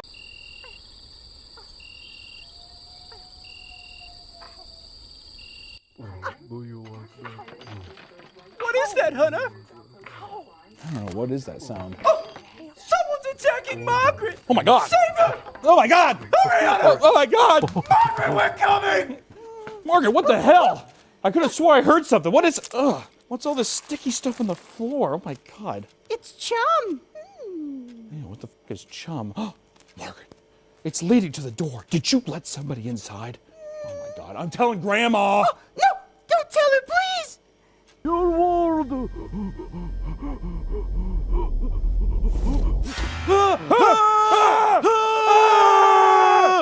What are you doing here? What am I doing? I live here. What are you doing here? Your grandpa bought me. Whoa, from like a dark carnival or something? From Toys R Us. Oh yeah, makes sense. He liked that place. Hey, can I ask you a question? Did you f my oven upstairs? No. Okay. I conjure love and I make chum.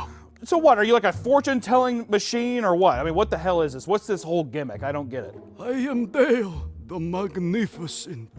I see past, present, And future? and future. Well, will you show me my past, present, or future, Dale? It will cost you everything. Oh my God. Well, what do I have to do? You must pay 1/4.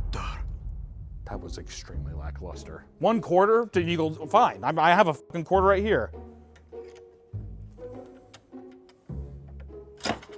Let me gaze into my bowl.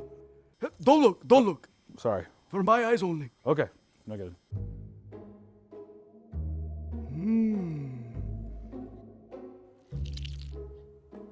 What? Ew, what the fuck? Oh. Do you see anything or? Give me a second. All right.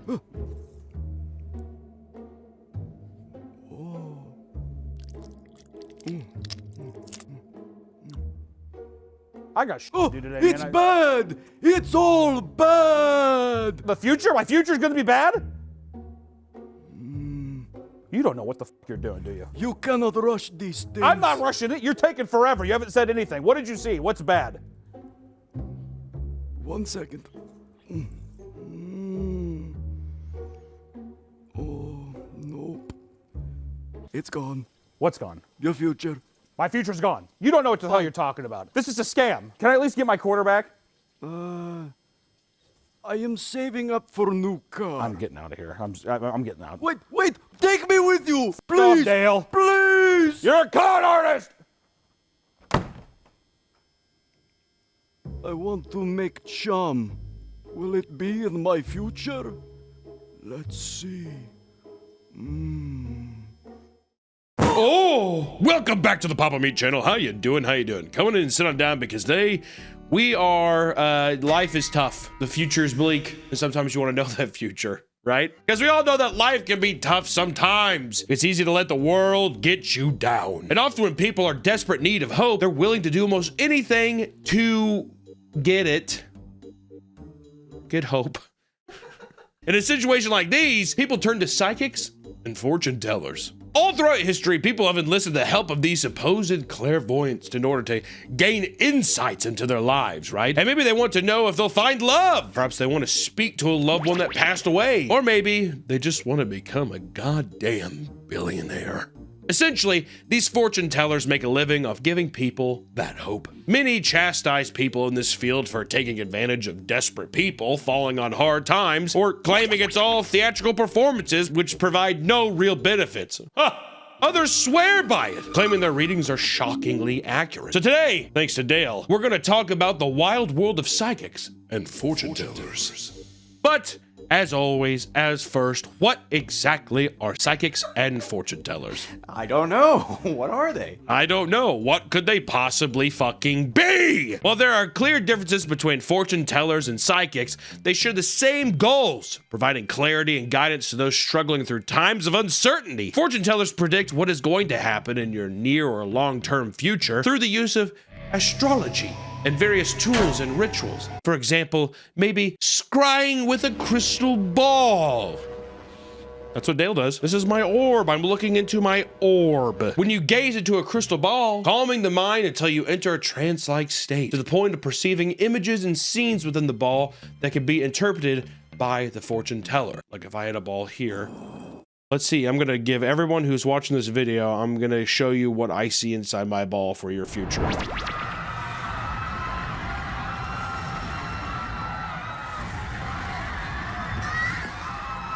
Uh-oh. Or you can move on to palm reading, which is using lines and curves on your hand of your palm of your hand to determine your future. I don't know how they do that. That's all the information I have. I'm not sure. They just read it along and they feel the grooves and here, I'm gonna show, what does my palm say? Or you can do tea leaf readings. Pretty sure that was in Harry Potter. When a fortune teller uses the patterns of tea leaves at the bottom of a cup, matching the shapes to celestial symbols in order to tell your future, right? But the most popular of all of these by far has to be the tarot cards or cartomancy. I've never heard that before, just tarot cards. Never heard anyone in my life say cartomancy. I'm not going to start saying it now. I kind of like that. Cartomancer? Tarot cards! Which is a deck of 78 cards that are used for guidance, self-reflection, and exploring potential paths in life, and looking into the past, present, and dare I say future. Psychics, on the other hand, don't always use tools during their readings. Often, they claim to use innate abilities to understand and read someone's past, present, or future. A lot of past, present, or future, okay? Abilities like being able to use their extrasensory perceptions, a sort of sixth sense, if you will, that allows them to receive information not detectable by normal human senses. They're like dogs. They're like dogs and cats. Blow that whistle. You can't hear it, but the dog can. Can they smell your cancer, these psychics?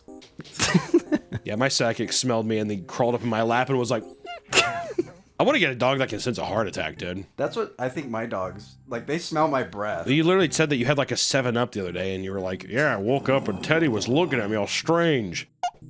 Pawing at your chest. I literally I opened my eyes and I just saw his head like this right in really close. So what do I do? All right, I'll go to the hospital. Is that what you're supposed to do? Okay, I'll go. Or would I be like, ah, and I just die anyways? And he's just like, but he knows. I don't know. Both of these practices are believed by skeptics to be completely made up. Bombshell. Because they say people use body language and mentalism techniques like cold readings to convince you they possess the abilities to basically read your fucking future or thoughts, whatever. A lot of word association stuff too. Your dad? You have a dead dad? No, it is. I think I meant your mom. You have a dead mom? No, I didn't. Neighbor. Your neighbor. Yeah, my neighbor died. See, your neighbor's trying to talk to you. That kind of stuff. Is it spelled M-A? Yeah. R? Yeah. Like Mary? Yeah. Is that your mom? That's my daughter. Or it's your daughter. Who was the guy that was on TV? He did that. He was like really popular. You know what I'm talking about? Yeah. South Park did an episode, right? You're a douche. I'm not a douche. What if I really believe dead people talk to me? Then you're a stupid douche. Wait! Today's video is sponsored by Fume, the leaders in flavored air. Everyone has habits they need to break. Break them can be hard. So why don't you let Fume help?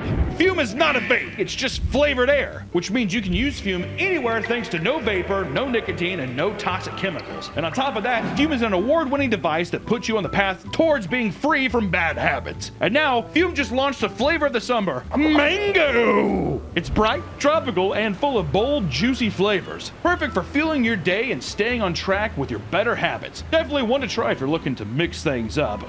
Fume is also there when you're feeling anxious. Find your calm and center yourself with the satisfying clicks and snaps of the device wherever and whenever you need to. Over 500,000 people have already made the switch to Fume as part of their habit change journey. If you're ready to try it for yourself, now's the time. For a limited time, if you order the Journey Pack using my code BABAMATE, you'll get a free Fume topper and an awesome accessory to help you level up your experience. Click the link tryfume.com/PapaMeat or scan the QR code on screen to get yours today. Thank you to Fume for sponsoring this video, and back to the video. Cold readings allow people to learn personal details about someone they've never met by using specific techniques. For example, reading body language and facial expressions to quickly understand their emotional state. This is often paired with broad statements and making safe, high probability guesses in order to convince you that they know what they're fucking talking about. Okay? Neither of these practices are new. Their prevalence can be traced back as early as 4000 BCE. So let's get into some examples throughout history. Because in ancient Mesopotamia and Egypt, priests and priestesses would analyze and interpret dreams as if they were messages sent directly from the gods. They also read stars in order to offer guidance, which even pharaohs would utilize from time to time. But maybe not. What's the most famous one? Tutankhamun. Yeah. Oh, my boy Tutankhamun. He died when he was like 15. Who was the guy Moses tricked into letting his people go? Let my people go. Ramsey. Ramses, let my people go. One of the most ancient forms of divination, which refers to the seeking of unknown or future knowledge through supernatural practices. It's also a 3-drop mana card, and Magic the Gathering lets you draw 3 cards, is osteomancy. Osteomancy. And osteomancy has been used across many cultures. It involves marking bones like dice and throwing them down in order to interpret the shapes they make. Pretty sure it's voodoo. Let me read ya, brother. And they read it, you know what I mean? I'm pretty sure there's a scene in Predator 2 does that. Let me see what the bones say. He throws it down, it's just like a dash in a circle. He's like, brother, this is a bad reading. Was that in the Predator? Was he seeing the Predator? Yeah, coming? it's like fucking, he's reading some guy saying, he's like, you're going to die. And the Predator comes down, he's like, get away from me, demon. I don't know, play the scene for like a half second. And in ancient Greece, a sanctuary known as the Delphi was dedicated to the Greek god Apollo and home to the priestess Pythia. She was known for her prophecies, of which she spoke under supposed divine possession of Apollo himself. Also, pretty sure we saw that in 300 when the chick is like floating around and all the guys, remember, they're like licking their lips. You want to touch her? What is she saying? And she's like, I thought they made that up. No, dude, that was real. That movie's 100% real. And in ancient Rome, soothsayers would use the entrails of sacrificed animals in order to discern the will of the gods. This ritual would be done before important battles, using signs discovered in the entrails to confirm if the gods approved or disapproved of them doing so. Should I fight? A big thing of fucking guts and everything. I think that's a yes. Look at it's like a bird. It's a bird. Tweet, tweet. Yep, let's go kill some people. During the Renaissance, there was even a heightened interest in communicating the dead using mediums, which is still kind of relevant to what we do now. It's your dad. What was it, Long Island Psychic? That crazy bitch with the huge hair? Did your dog die? Oh, my daughter did. Okay, kind of the same, right? That kind of shit. Yeah, you saw your daughter as a dog. Exactly. Remember you saw you looked at her like a dog, you fed her in a bowl? Never happened. Okay, think you did. But starting in the 20th century, the internet and telephone gave way to massive boom in spiritual and psychic practices. Clairvoyants began opening up hotlines and starting television shows to spread their influence all over the world. But nowadays, anyone claiming to be a psychic can have a following and make a living doing remote readings. The digital age has created a large influx of supposed clairvoyants, as well as criticism by skeptics who think it's all a hoax. Nick, what do you think? Do you believe in it? Yes, I believe everything I see on TV. Do you actually? No. You never sat down with somebody and she's like, give me your hand. I did, in New Orleans. It smells bad out of here. Sorry, I farted. And you believe what she was said? mean to me. I asked her, I was like, how do you know this? She's like, all right, whatever. That's what the cards say. If you don't believe me, you don't believe me. She got super defensive over it. She wasn't going card by card. She was just saying stuff. Because you're snooty, dude. You probably pissed her off. She was great to me. That was great. And I was like, oh, cool. You could sense I wasn't a believer. I was poking holes. Were you? Were you doing like a little, what is this even all? What does all this junk mean? I was just like, can you explain like each card, what they mean? What does she have all day? And then what happened after she did that, she's like, all right, we got 20 minutes left. We're done. I was like, can I ask you more questions? She's like, sure, if you want. You can leave too.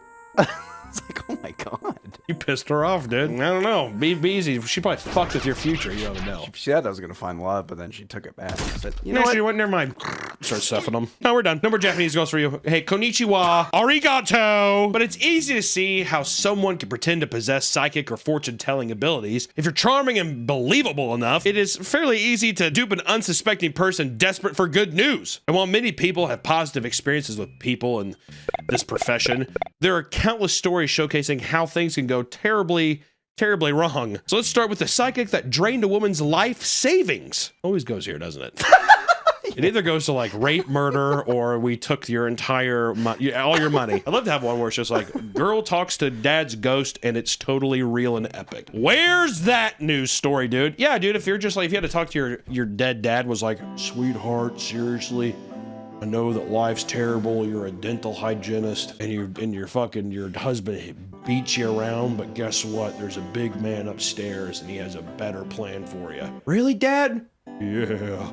That's the ghost dad. Yeah. Did this come up in your dentist appointment today? I really did go specific with the dental thing. A 65-year-old woman named Francine Evers revealed that she lost over $70,000 to a psychic named Adam Marks in only 6 months. A little more than $10,000 a month. Well, if you gotta keep reading, then keep reading, Adam. He's like, good. They met each other in 2009, starting with $10 psychic readings, simply because she thought it would be a fun experience. By the end of the session, she was upsold on an $825 in-depth reading after being told she had, quote, serious problems with her aura, especially on the right side. It's like some Scientology shit. Oh, your readings are bad. It's gonna take a while, so I'm gonna have to charge more, $1,000. I'll be like, I came in for a $10 reading, and now I'm gonna spend almost $1,000 in here. Hello? Seeing that she took the bait, Marks decided to up the ante by calling her up. According to Francine, quote, in a panic, he had also foreseen that due to this, something terrible was about to happen to me, which he was trying to ward off. Which then Adam requested basically $10,000 in $100 bills. Okay? Claiming it would give him the power to send away the potential threats heading her way. This repeated over and over again until Marks had slowly robbed her of $73,400, as well as a personal family heirlooms. Her trust was taken advantage of, and now she lives with the immense regret of being so stupid as to take him so seriously. Which later Adam Marks was charged with theft and crimes against an at-risk adult and intimidating a witness. And at one point, he tried to get out of the troubles by claiming he was going to return all he took and only needed the money momentarily to give him the power to keep her safe. I was going to give it back. Demons hate sick, sweet cash, which is kind of true. That's true. You never fucking see a rich person get fucked with. Protects them. Only trailer trash. Only poor people. Just gotta give them cash. Give it right back. As you can see, clairvoyants can very easily use their supposed powers for evil, much like the door-to-door fortune-telling burglars, like the Home Alone guys. With the Wet Bandits or whatever. Kind of sounds like that. Which in 2024, last year, a 52-year-old woman named Carol Mitchell visited the home of Judith Ramirez to ask where she could buy some Mexican food in the area. That doesn't sound like an old woman talking to a nearby Mexican neighbor. I don't know what else does. But not only that, but she also asked to come inside to get a drink of water. When she was inside the house, she immediately offered her a psychic reading. Judith declined the offer, but Carol started reading her forehead anyways. Forehead? Yeah, she stuck her head like a forehead. Let me give you a reading. Judith stepped out momentarily to help her child, so the psychic started giving her 50-year-old mother a reading instead. And out of nowhere, she flashes a firearm. She has a piece, all right? Carol has a piece. According to Judith, quote, she told her that if she doesn't give her the money, she was going to hurt us, my baby and I. She said she was Mexican. She robbed the family, and future investigations showed that this was far from the first time she had done such a thing. Supposedly, she had a habit of driving around Hispanic communities and using her psychic services to enter people's homes and commit robberies. And in one case, she stole $12,000 from a single victim. Why even have the psychic angle? That's what I was gonna say. Literally, she was able to get into the house by being like, I want to know where Mexican food is at. And she was like, come on in, arriba. Maybe I'm guessing it's like to drop their thing, because it's like, let me read your hands. They close their eyes and they pull out the gun. They close their eyes. Now open them. Surprise, cocksucker. Actually, this is the old woman. Surprise, bitch. Give me the dough. But Carol was eventually caught and and arrested on charges of robbery with a firearm, kidnapping while in possession of a firearm, and 3 out-of-county warrants. Justice is served. Justice is served. Many people have gone to psychic readings and taken their word as gospel. This can result in irreparable damage done to people's lives, particularly violent reactions, like the fortune teller who was attacked because she gave out some love advice to a person who didn't want to get that kind of love advice. In Germany, a fortune teller named Zagorka Javnak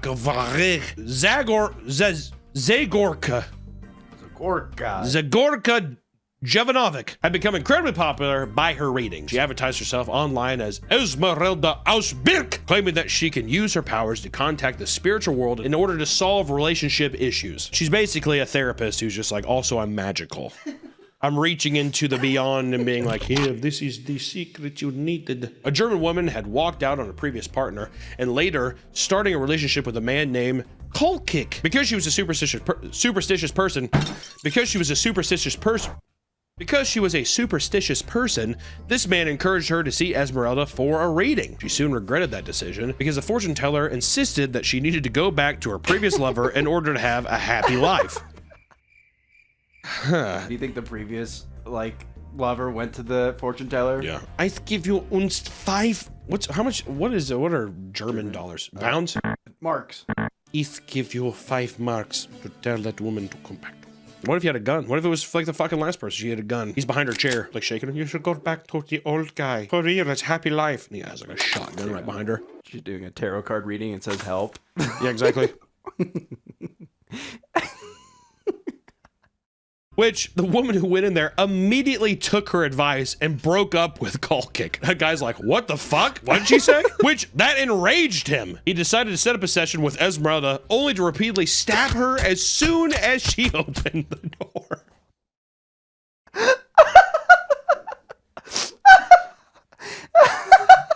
Exactly. Come on in.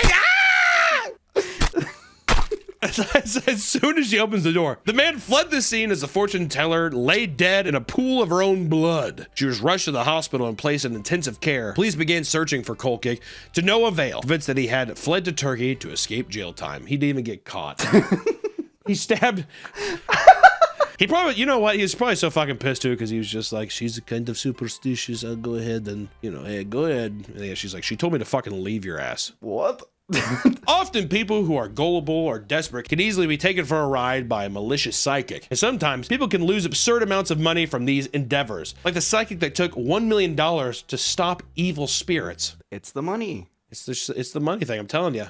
We need cash. We need total cash. Which J.C. Wasso, a self-proclaimed psychic, successfully stole $1 million from Richard Rappaport through a young woman named Lynn Helene Halon. Hopefully you can follow all these fucking names because I'm getting lost. Halfin visited the psychic, and according to her, quote, she said she feels a very bad energy from me, and this bad energy is a curse that comes from generations and generations. Wasso continued to frighten her, saying, your mother is going to die.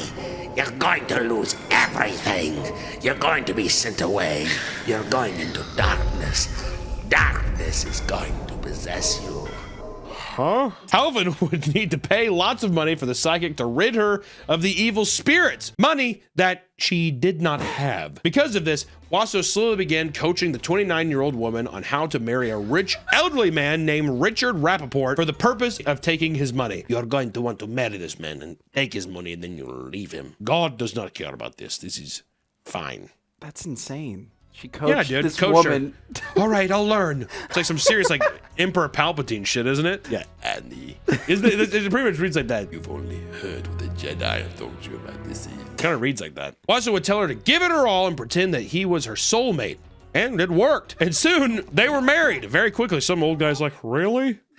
I love you. Halfin began to get cold feet when it came to manipulating Rappaport for his money, with Wasso continuing guilt-tripping her into asking for the large sum of money.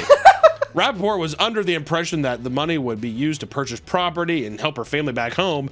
In reality, it was going all to the psychic. Rappaport was made aware of the potential fraud by the police, where he realized he had been taken for a ride. Halfron was caught and deported, but Wasso's punishment was far worse. She was given a 9.5-year prison sentence, 15 years of probation following the release, and the condition that she could never work as a psychic ever again ever. And this isn't the first time that a psychic took advantage of an innocent person for a large sum of money. There's also the family that lost $3 million over a fake family curse. God damn, dude. Samantha Stevens was a psychic and fortune teller living in Miami. She spent years taking advantage of a woman by convincing her that there was a curse placed upon their family that meant to do them harm. She stated that lifting the curse required multiple, quote, money cleansing rituals. We need to become some psychics, dude. Don't we? Well, I would help you, but I need the money for the money cleansing money cleansing ritual. Is that a good like fortune teller accent? That I like it. Yeah. Sit on my knee. That's how to differentiate myself. I can only read your future when you sit on my knee. Like Santa? Yeah. I also grant wishes. Dale definitely has done plenty of money rituals for sure. But she started lifting the curse required money cleansing rituals that would need to be performed on large sums of money. She did as she was told, giving her copious amounts of cash that would then be used to buy big luxury items and gamble at the casino. This went on for several years without the victim realizing that something was fishy. By the end, she had lost $3 million as soon as she was no longer able to pay for the cleansing rituals. Stevens cut off all contact. This is when the victim contacted the authorities, who soon arrested her as well as a man named Michael Guzman, who acted as an accomplice. They both pled guilty to money laundering. Not only would they be in jail for several years, but they would be forced to pay $3 million in restitutions to the victim. So at least she got her money back. If they even have it. I was gonna say, it sounds like she gambled it all away at her yeah. I was gonna say gypsy casino. Are there gypsy casinos? I don't. No. $3 million is huge, but this isn't even the most money that a psychic has scammed out of someone. In one instance, a psychic took $3.5 million for fake exorcism. An elderly woman from Massachusetts had been receiving various spiritual cleansings as well as exorcisms from Sally Ann Johnson, a 41-year-old psychic from South Florida. How many exorcisms does one need? I thought once you have it done, they're gone. He crawled back in. I was gonna say, your door's open. That's the thing. Oh, well, he went back in and locked the door. We got it. Come on. Give me the money. This all occurred over the course of 7 years when a woman was convinced that she needed to rid the demons and evil spirits inside of her. The psychic made one fatal mistake.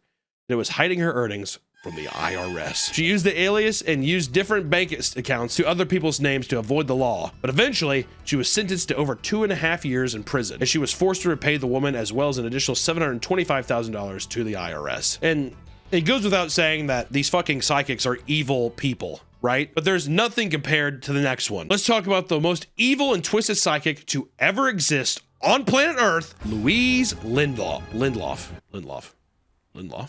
Louise Lindloff is a woman responsible for the deaths of many, many people, using her profession as a fortune teller to enact horrible crimes. And in 1905, Lindloff's husband had died of an apparent heart stroke. Heat stroke. Of an apparent heat stroke. She just so happened to carry a life insurance policy claiming $2,000 after his death. This became a pattern in her life. By 1912, she had lost 2 husbands and 3 of her children to various ailments and diseases. And each time, she happened to collect more money, totaling around $10,650. She was even killing her kids at this point. People became suspicious, and further investigation revealed that their deaths were actually due to slow poisonings. Lindloff was arrested. She claimed that she could see the future. Using a cheap crystal ball she brought along with her to predict that she would soon be exonerated for her crimes. That's the best. I don't need a lawyer. I don't need a lawyer. I just need Father Time. Murder charges began to stack up, and as the investigation continued, with the police officers finding various types of poisons in her home. Her motives for enacting such heinous crimes began to evolve, as police began to learn more about who Lindloff even was. She was a psychic that would hold weekly seances, which took place through the 7 years that she was enacting the killings. And it appeared that she was predicting the deaths of various people, then poisoned them to fit those predictions in an attempt to bolster her reputation as a psychic. Poison the people, kill them, and then she's like, what'd I tell you? She'd probably do it like, if it's a big room, she'd be like, you will die. Back there. Yeah, and don't be sure to drink that big cup of green stuff by the door. That kind of thing. Those that attended the seances would sometimes find Lindloff predicting their own deaths. And after eating her meals, they would become ill. And now convinced that she was poisoning them as well as to prove her predictions. These potential victims became the state witnesses, strengthening the case against her. And on top of this, evidence would surface proving that Lindloff would experiment with poisons back when she was a nurse in 1907. First, she poisoned a dog. Next, a 5-month-old baby. Brutal. Lindelof also owned a saloon where many people would report feeling incredibly ill after consuming beer she had served. And in the end, she was found guilty of murder and sentenced to 25 years in penitentiary. In the courtroom, she laughed hysterically upon hearing the verdict, collapsing to the floor. I'll tell you what, that crazy bitch just liked to poison people, huh? It's hard not to read into things like psychic and fortune tellers when you're really in need of some help or some good fucking news. But always remember that even people who claim to have supernatural powers are also people running a business that have rent to pay. If you want to go to a reading or maybe just look in a crystal ball, go for it. Just treat it like a fun little adventure and don't invest too much into the reading. And until next time, everyone, stay safe. My crystal ball tells me something bad may happen very soon. Actually, don't put that. I don't My like that crystal juju. ball says if you don't sign up for Patreon, you will die.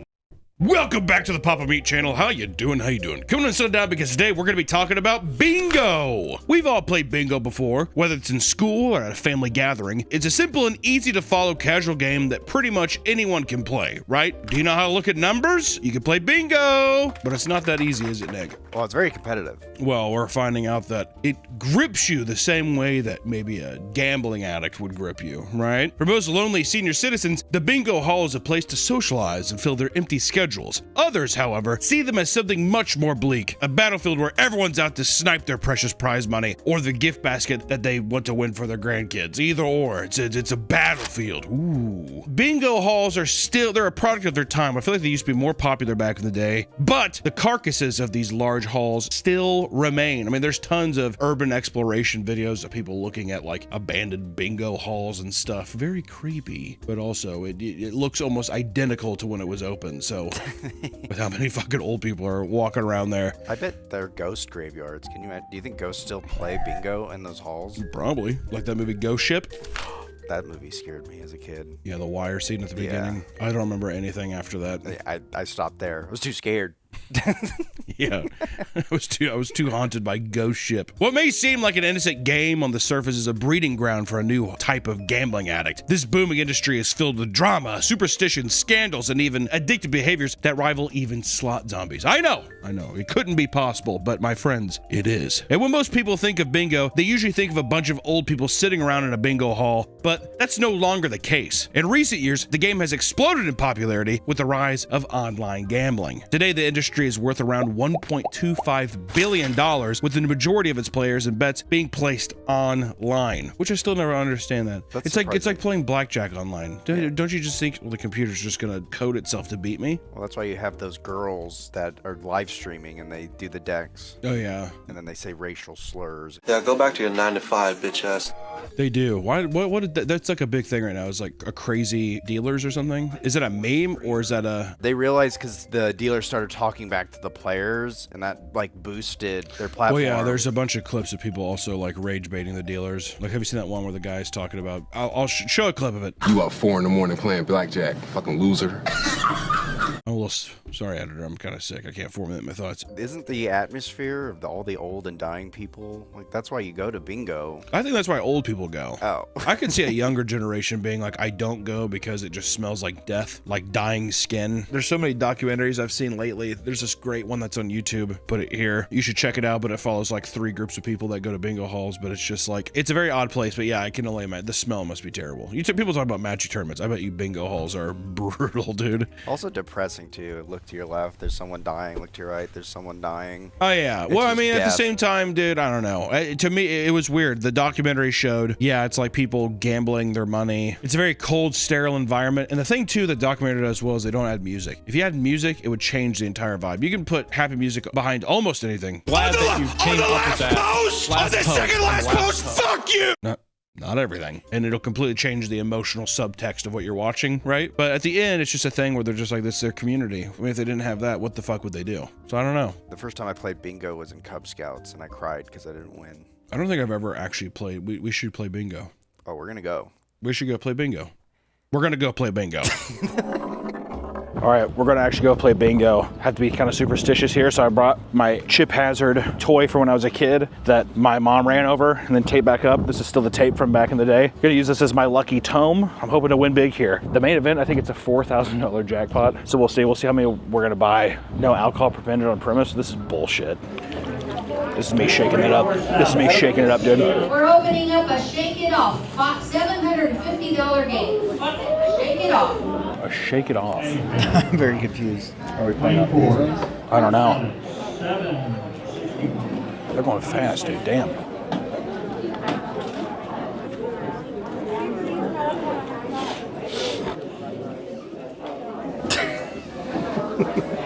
All right, update. What was your first impressions? Sad. Is it sad or is it just quiet? I don't know if it's sad. I think it's competitive. That's the vibe I'm getting. So we went in there. Nick told me the place opened at 4:30. We got in there. There was tons of people. So we're like, oh, fuck, we're late. We got our bingo cards, but the event doesn't start until 6:45. Yeah. So people are there 2+ hours early playing like little bingo games beforehand, like little things, you know? It's like quiet, but it's packed. I mean, there's a fuck ton of people in there. We were definitely by far the youngest people in there. I mean, like easily. You could cut the tension in the air with a knife. You can tell people are in there to fucking win. We definitely are fucking with people's like natural order of things. I bet people sit in the same spot there every time. Like people had stuff like to save for their friends and stuff. So I don't know, we're gonna go grab dinner. I'm gonna get some fucking drinks for courage is what I'm gonna do. And then we're gonna go back and try to compete. If we fucking win, they're going to tear us apart. They're going to kill us, Nick. We're at our favorite establishment. Gotta calm my nerves. The sudden boom is thanks to both Gen Z and millennials taking a surprising interest in the game, with many saying it's a cheap, easy way to have fun and possibly win it big. While the youth have been returning to classic bingo halls, many have also taken the age-old game and given it a new modern twist. Bingo raves are now popping up all around the globe, with people dancing amongst flashing lights and crazy visuals, only to stop periodically to play a round of bingo. That's... like, what? To be fair, I'm biased because I don't like raves. Doesn't that seem like a nightmare? You have to try to remember the number. Yeah, well, that's why you got the card. Is that part of the... Yeah, it's a fucking a pit boy or whatever in your arm. This video is brought to you by StarForge PCs. Right now, StarForge is having a crazy summer PC sale going on with the hottest deals on PCs and select items. And if you aren't in the market for a new PC, they have collaboration keyboards and other great gaming accessories for sale. So check them out. The link will be in the description. Thank you to StarForge PCs for sponsoring this video. Back to the video. Seriously, good if you guys want a good PC, check them out. They're a great company. Thanks. Bingo Loco is one of the more popular bingo raves, featuring 3 rounds of bingos broken up by confetti, lasers, DJs, lip sync battles, and dance-offs. Wow. Holy shit. A lip sync battle? My God. Those who win can get anything from Minions rolling bag. God. Those who win can get anything from a Minions rolling bag to international flight tickets. I like how they pair them up like that. International thing, and you get a Minions bag to go with it. Even outside of Bingo Loco, people can take the game very seriously, and so do the people calling the numbers. The National Bingo Game Caller of the Year competition is an annual event where bingo callers from around the country meet up to showcase their skills and prove they're all the best in the nation. Each caller is expected to show off their calling skills, their understanding of the game, and their showmanship, their understanding of the game. You say a letter and a number. What are you talking about? Yeah, you just gotta look too. Don't you connect 4 or 5? That's it. What else is there to the game? I don't understand. There's only 4 marked here. You need 5 to win, sir. Thank you. It's just like, ooh. Oh, I see. That's just them desperately wanting to win something. They see people win all day. Now it's my turn. B-I-N-G-O. For a long time, most of the contestants were older, which made the event pretty depressing. I mean, you're looking at a funeral home. You're looking at death. The Grim Reaper is walking around every table being like, not yet. They'd ramble through numbers in a monotone voice to a room full of old people who were desperate for a little entertainment. However, a 21-year-old caller won the award in 2024 by performing a multimedia show where she sang an original cover of 5 Years Time by Noah and the Whale on the ukulele. I'll tell you what, that photo of her is not doing any favors. She looks like someone that was very deeply affected by The Pitch, or like the one with the cup song, that movie. Oh, Pitch Perfect. She saw the cups and she got a ukulele. She has fucking Steven Universe posters on her wall and shit. She's singing the Adventure Time theme song and shit, or the end credit song, you know what I mean? Is that not one of the most haunting songs of all time? What, Come Along With Me? Yeah. Why is it haunting? It's just fucking crazy. You don't think it's creepy? I think it's fucking creepy. Sweet. I've always found it fucking. If there wasn't a fucking like little bee flying around right there, you know what I want you to do? Take your shirt off in the bathroom, record yourself smiling, and then put that song over it. and see how wholesome it is. Will you do that? I will. Editor, put it in.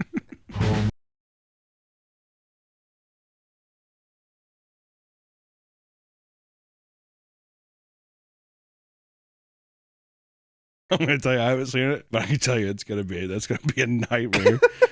That's what you need too. The tiptoe through the tulips. It's been overused. Insidious drove it to the ground. You know, everyone used it after that. Yeah. Now you need Come Along With Me. Butterfly and Bees. Yeah, slow it down, pitch shift it. Just snickering to yourself. I'm too sick to be doing this shit.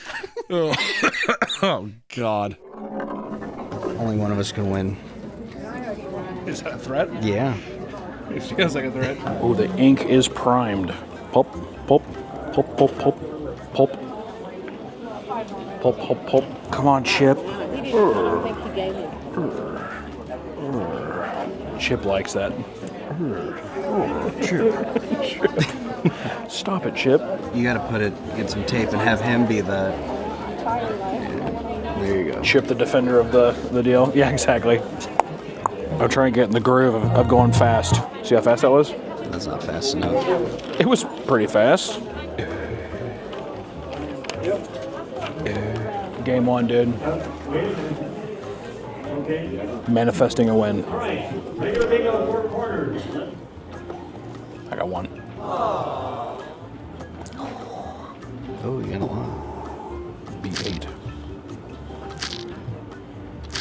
Rico? No. Machine.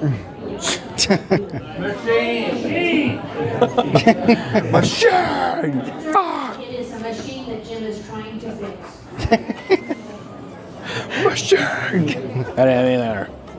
Didn't, not one. I-17. Bingo, bingo. Oh! Already? God damn. Holy hell. That was so quick. What was that?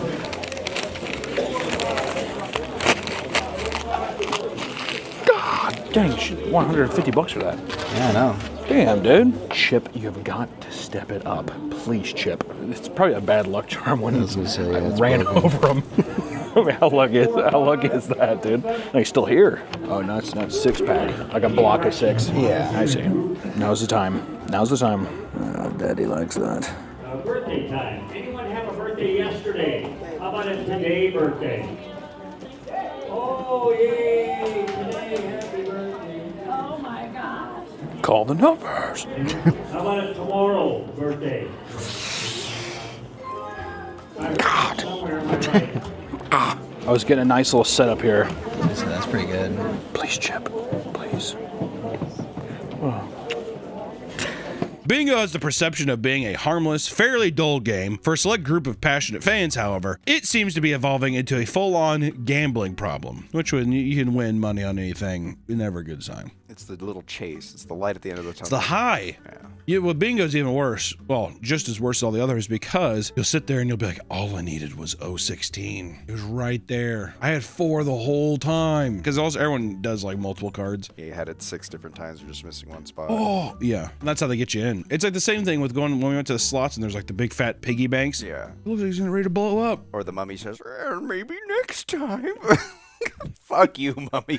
I know, you're like, kill yourself. It's like the craps machine being like, warm beer, cold dice. Warm beer, cold dice. The enticing thing about bingo is that it's relatively cheap, requires little mental effort, and grants the possibility of winning generous cash prizes. Couple this with the fact that it provides older people with an opportunity to socialize, and you have a game that can very easily become a fixation for the right type of player. I mean, don't get me wrong, there's legitimately, like, there's bingo halls where the prize is $30,000.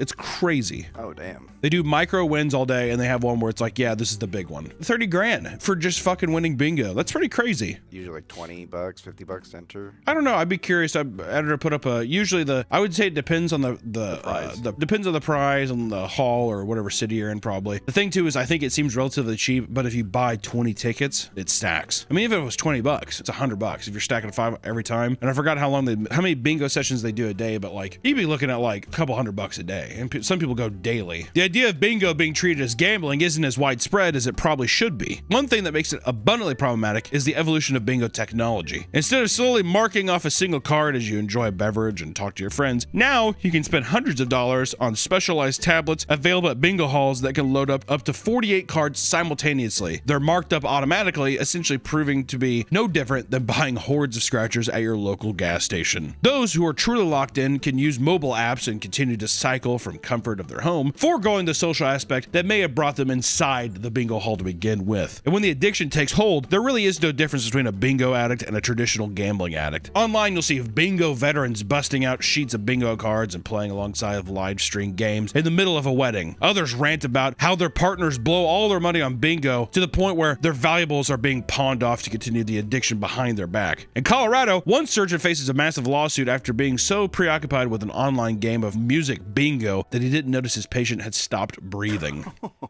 Good job, buddy. Yeah, exactly. Come on, N22. And then there's like Uptown Funk playing on the phone, so he doesn't hear that. So now the question is, do you, since he's already dead, do you just let the game continue and slowly wheel him out, or do you make a big scene about it? I think you continue the game. Well, if he's already gone, you know. I was gonna say, no one's gonna notice. Exactly. Then you just do a thing where you like, you say, have a heart Grandpa's attack. tired. Yeah, Grandpa. Still holding the bingo card. Let it go. Exactly. Prying it from his fucking cold dead hands. The procedure itself was only supposed to last 10 minutes, yet they still chose to play the game alongside the anesthesiologist, focusing on the 70s and 80s music being played so they could call out the first letter of the artist names to match with the bingo. B-I-N-G-O. I don't blame him, dude. A little fucking Hall & Oates playing. Be hard to stop. Supposedly, the anesthesiologist was distracted enough that the monitor displaying the 56-year-old patient's vitals was turned off. And because of this, as well as a lack of proper communication, there was no clear warning that the man stopped breathing until it was too late. That is so neglectful. The monitor.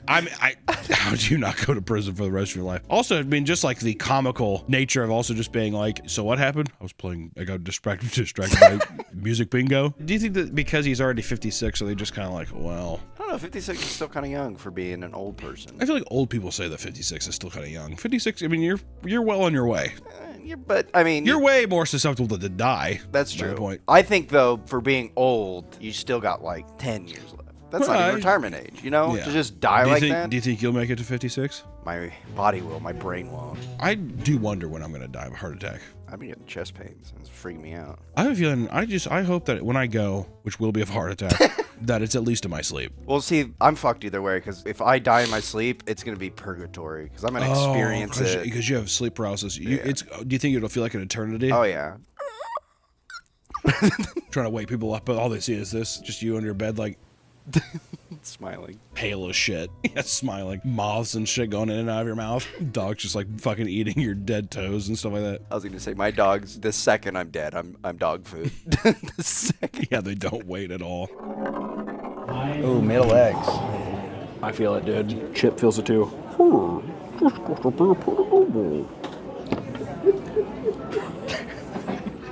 Oh, sorry, sorry. Come on, Chip.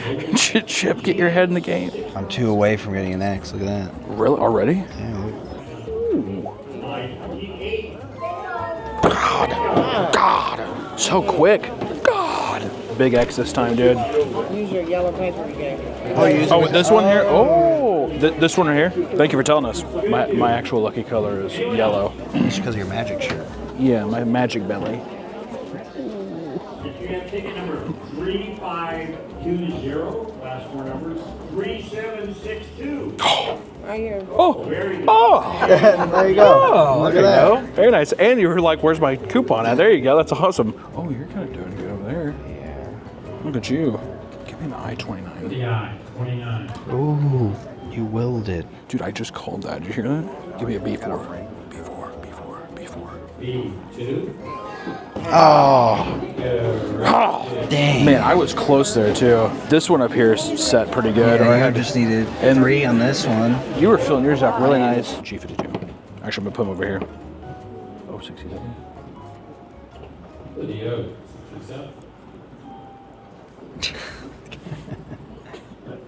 I hate myself. Oh, B2? Is that a big one for you? Yeah. Keep it to yourself, Nick. Don't flaunt. 44. God damn, so quick. I didn't get close at all that time. Oh yeah, that was a.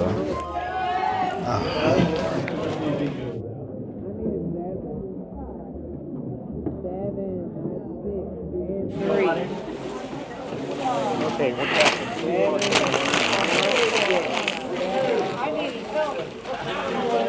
The worst stories to come out from bingo addicts or those living with them are no different than a typical tale of a gambling addiction. But the similarities don't end there. Just like a slot zombie hunting down their lucky machine at the casino, bingo players have their own rituals and superstition used to increase their odds of winning. The most common ritual you see at any bingo hall is the use of good luck charms. Unlike other forms of gambling where someone might keep the trinket in their pocket, bingo players build little shrines right on the table that they play. It's like a good luck shrine. The first time I ever saw this, by the way, was there was an episode of Roseanne where they go to a bingo hall and she thinks it's lame, and a woman has like trolls or whatever, and at the end she becomes an addict as well. We shouldn't put it in because she said some racist shit, but whatever. Some players have a specific arrangement on the table that brings them good luck. If their charms are not the exact right spots, that could cause them to lose the game. Don't you get it? These things matter. I bet someone's got a little boo-boo shrine. Oh yeah. Do people care about those anymore? Has that died? Oh, this has got to be dead. I haven't seen shit about it. I'm kind of superstitious though. Are you? I am. I feel like if I went there, I would need to have a. What would your lucky trinket be? An old person. Would you bring an old person? Grandpa. Yeah. You probably could. Is it well? I guess if you're in Japan, I was gonna say in Japan you could be like, there's literally like rent an old man. He just like walks around with you. I would just take someone out of the retirement home. Come on, Grandma. Bingo time. If you want to enhance your shrine and maximize your chances of winning, then you can even purchase bingo candles. These candles are usually filled with glitter and bingo oil, which is alleged to have magical properties that channel energy to attract money and prosperity. We got to get some bingo oil. I was gonna say, where can you buy bingo oil? It's probably on Amazon, yeah. We should get some bingo oil. You can also just buy the oil and use it like a cologne to get the same effects, which I will say the bingo canister there looks pretty fucking sick. The charms can range from small metal bingo card keychains to stuffed animals and pictures of Jesus Christ himself. A good luck charm can be literally anything, and each player usually has a story explaining what makes their specific item so lucky. One couple brought rubber cockroaches to a game hoping to scare their friends who they knew hated bugs. Even though the friend now refuses to sit with them during bingo, the couple ended up winning the prize pot. Now a handful of rubber roaches comes with them to every game. See, that'd be me. I'd wear the same socks. I'd wear the same outfit every time. I never wash it. You can't wash the luck off. You got a good, well, if the bingo cologne is on it too, then I definitely don't want to wash it. But it would reek. I'd reek. But no one would sit next to me. You gotta eliminate the competition. Get them out of there. Those are more cards that I have to compete against. Get them out. Do you think, is that a strategy wrestlers use, by the way? Random, but I just thought, like, do you think they don't wash to be stinky, to kind of lower their... Like Olympic wrestlers? Yeah. Maybe. I would. I'd put butter all over myself. No one wants to touch a stinky guy. Can you imagine seeing a guy covered in butter and like maple syrup? You never want to touch that guy. It's disgusting. Bunch of fucking flies on me and stuff. Yeah, right, dude. No one would want to touch my ass. Beyond charms, many players have superstitions to ensure a good game. These beliefs can be as simple as using specific pins or sitting in a specific spot, but they can also be as crazy as blocking certain people from calling because they believe receiving calls during a game reduces their luck. Just like slot players, bingo players have their own chants and spells they believe get them closer to the jackpot. Spells? Yes. I don't count out spells now, dude. Ever since those Swifties, they convinced me, dude. Witchcraft is fucking alive and well in the country. Did anything bad happen after the spell? They cursed you. They wanted your teeth and hair to fall out. That didn't happen, luckily, but I did gain like 8 pounds. Oh. So it's gotta be the Swiftie curse.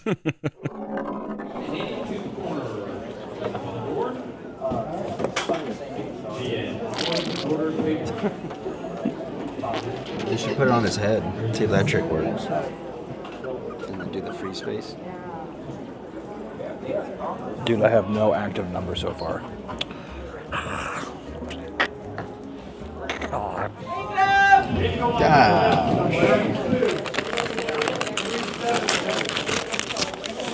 The events that we just did, do they pay out cash or is it like a credit or something? Like that's not taxable stuff. No. I'm sure that has to be taxable. Right. Have you won these at all before? I won $15 last week. Oh, nice. That's exactly We don't come, so now we can't not come. Yeah. It's cool. I mean, it moves fast, so that's nice. I'm gonna go use the restroom real quick. $9.92. Ew! $9.92? All right. I got it. Right here. There you go. That's what I want to hear. Oh, man. About to give me a heart attack. I've never wanted anything more in my whole fucking life. When the spells and chants don't work, players turn to powerful bingo subliminal audios that claim to boost your luck. These tracks can be as long as 5 hours, and people in the comments claim they have mixed results. It's kind of a hit or miss situation. 5 hours long, these tracks. Does it sound like the fucking chant in Eyes Wide Shut? You don't talk about that soundbite if it's just that for 5 hours in the bingo hall. I think people like sacrifice animals before bingo night. That's what we should do for our bingo thing. We're gonna take Tugboat. We're gonna club him in the back of the head. We're gonna throw him. We're gonna fire. I'm gonna be at my seat and I'm gonna make a protective circle around me with his ashes because he's a bastard. Believe it or not, there are levels to bingo. There are more advanced and competitive tactics most people will never see. These are clear signs if someone is an advanced bingo player. For example, true bingo aficionados know that the more cards you have, the more likely you are to win. Wow. Yeah, what an advanced player. What, you mean I have more numbers? I have a better chance of winning? Really? Did you also know cavemen discovered fire? That's why it's common to see players with upwards of 15 bingo cards all to themselves. In reality, hoarding a bunch of cards at the table is actually an easy way to lose a lot of money. So the bingo halls are happy to oblige. They don't give a shit. I don't think there's literally any limit. They'll be like, how many do you want? It's just a matter of can you keep up with it? Because then it's like if you can't keep up, they're gonna be like, you should have looked. On top of increased odds, some people also choose to buy large packs of cards so they can spread them out on the table, leaving no room for people to sit next to them and possibly distract them. These same advanced players who are getting 10 plus cards are multitasking wizards. One person claimed to have seen a woman with 10 to 12 cards talking on the phone, smoking, eating lasagna, talking to nearby players, and playing pull tabs, all while marking numbers with ease. If I go, I'm gonna tell you right now, I'm getting 10 plus tickets.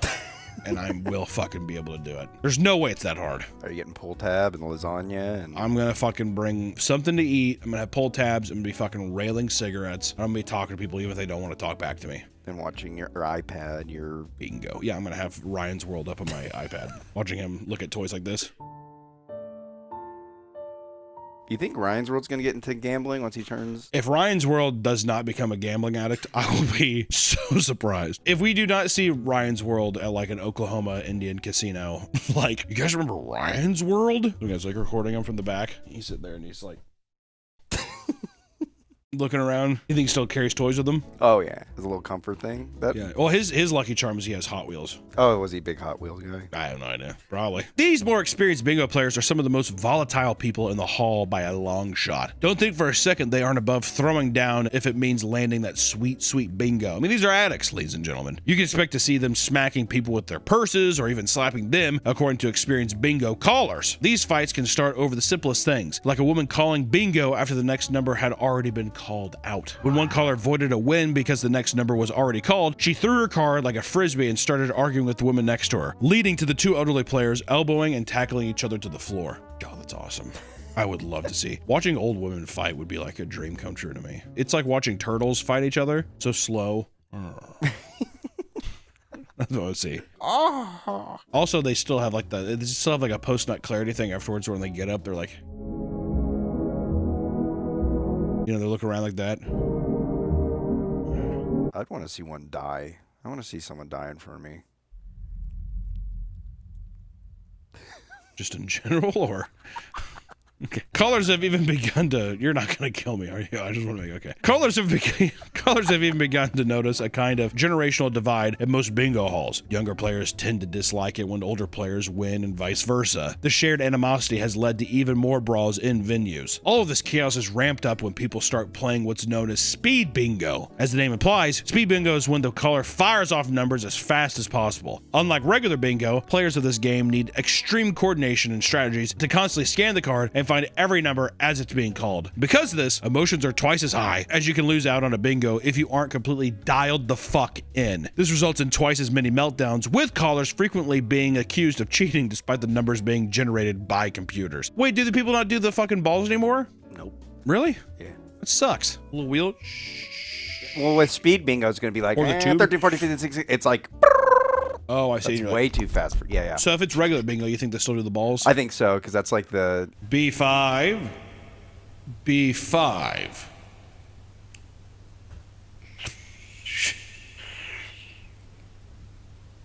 B20, I'm already like, that would drive me insane. I don't know. I'm curious. Let's check in on how we're doing so far. This is fucking bullshit. Everyone in here is so tense. It's so competitive. I fear for my life in here. I fear for my life. What do you think of that right there? God, why would Allison send that to you? Chip Hazard, I need you more than ever right now. How you doing? I think I'm doing not so good. Oh, God. Oh, my God. Damn, already? Holy shit.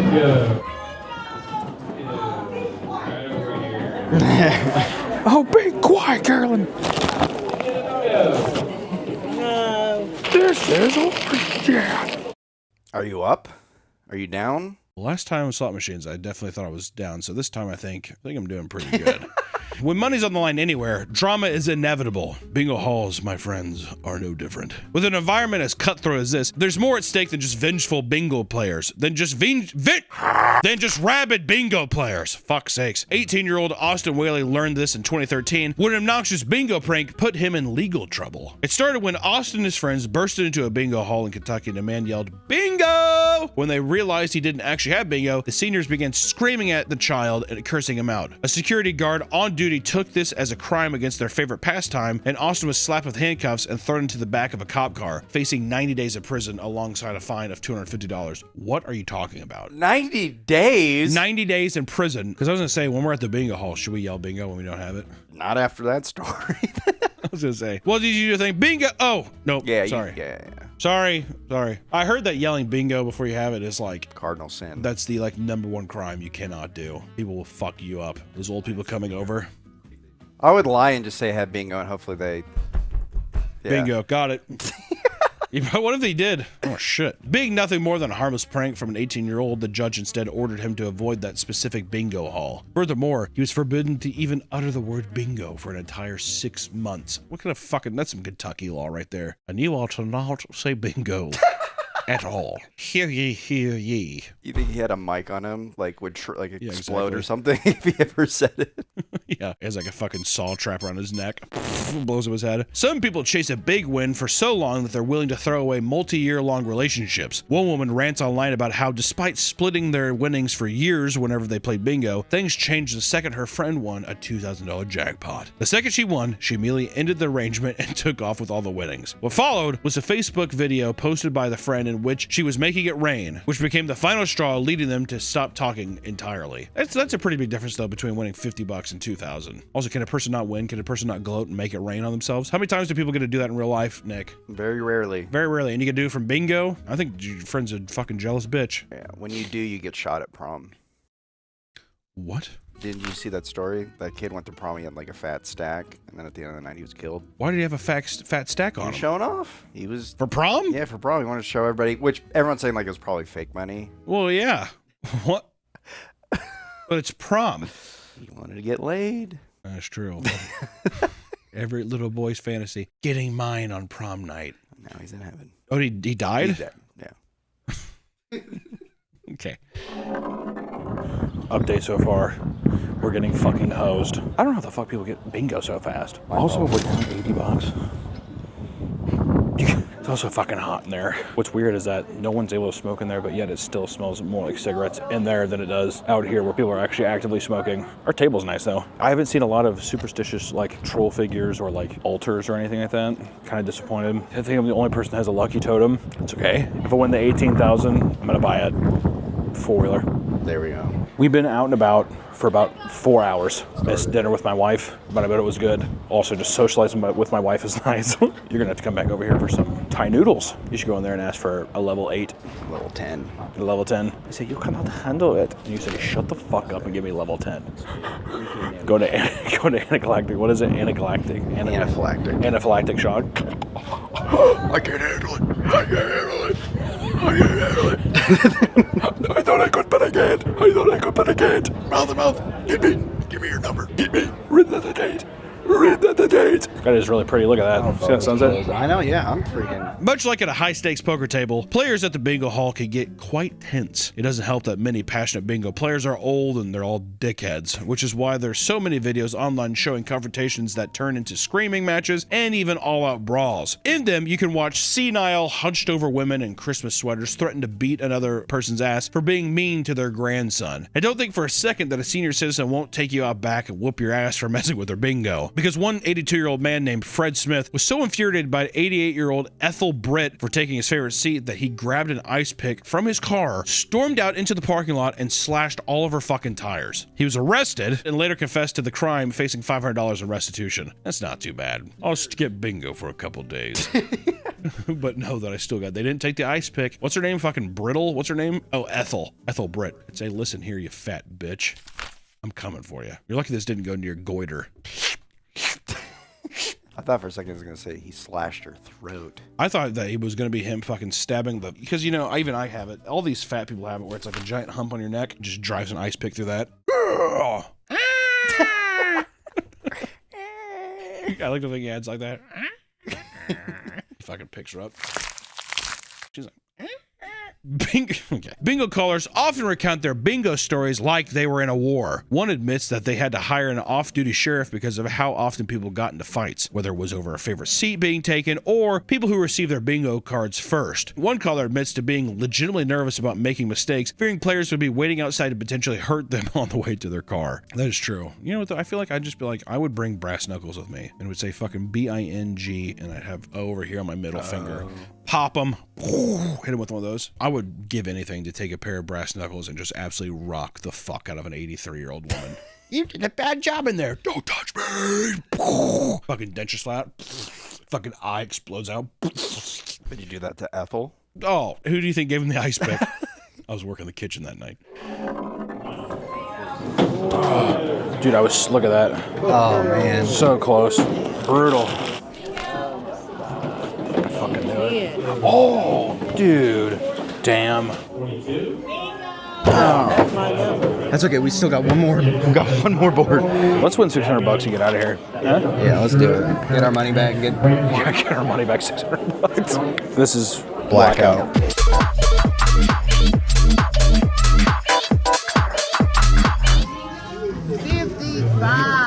That was horse shit.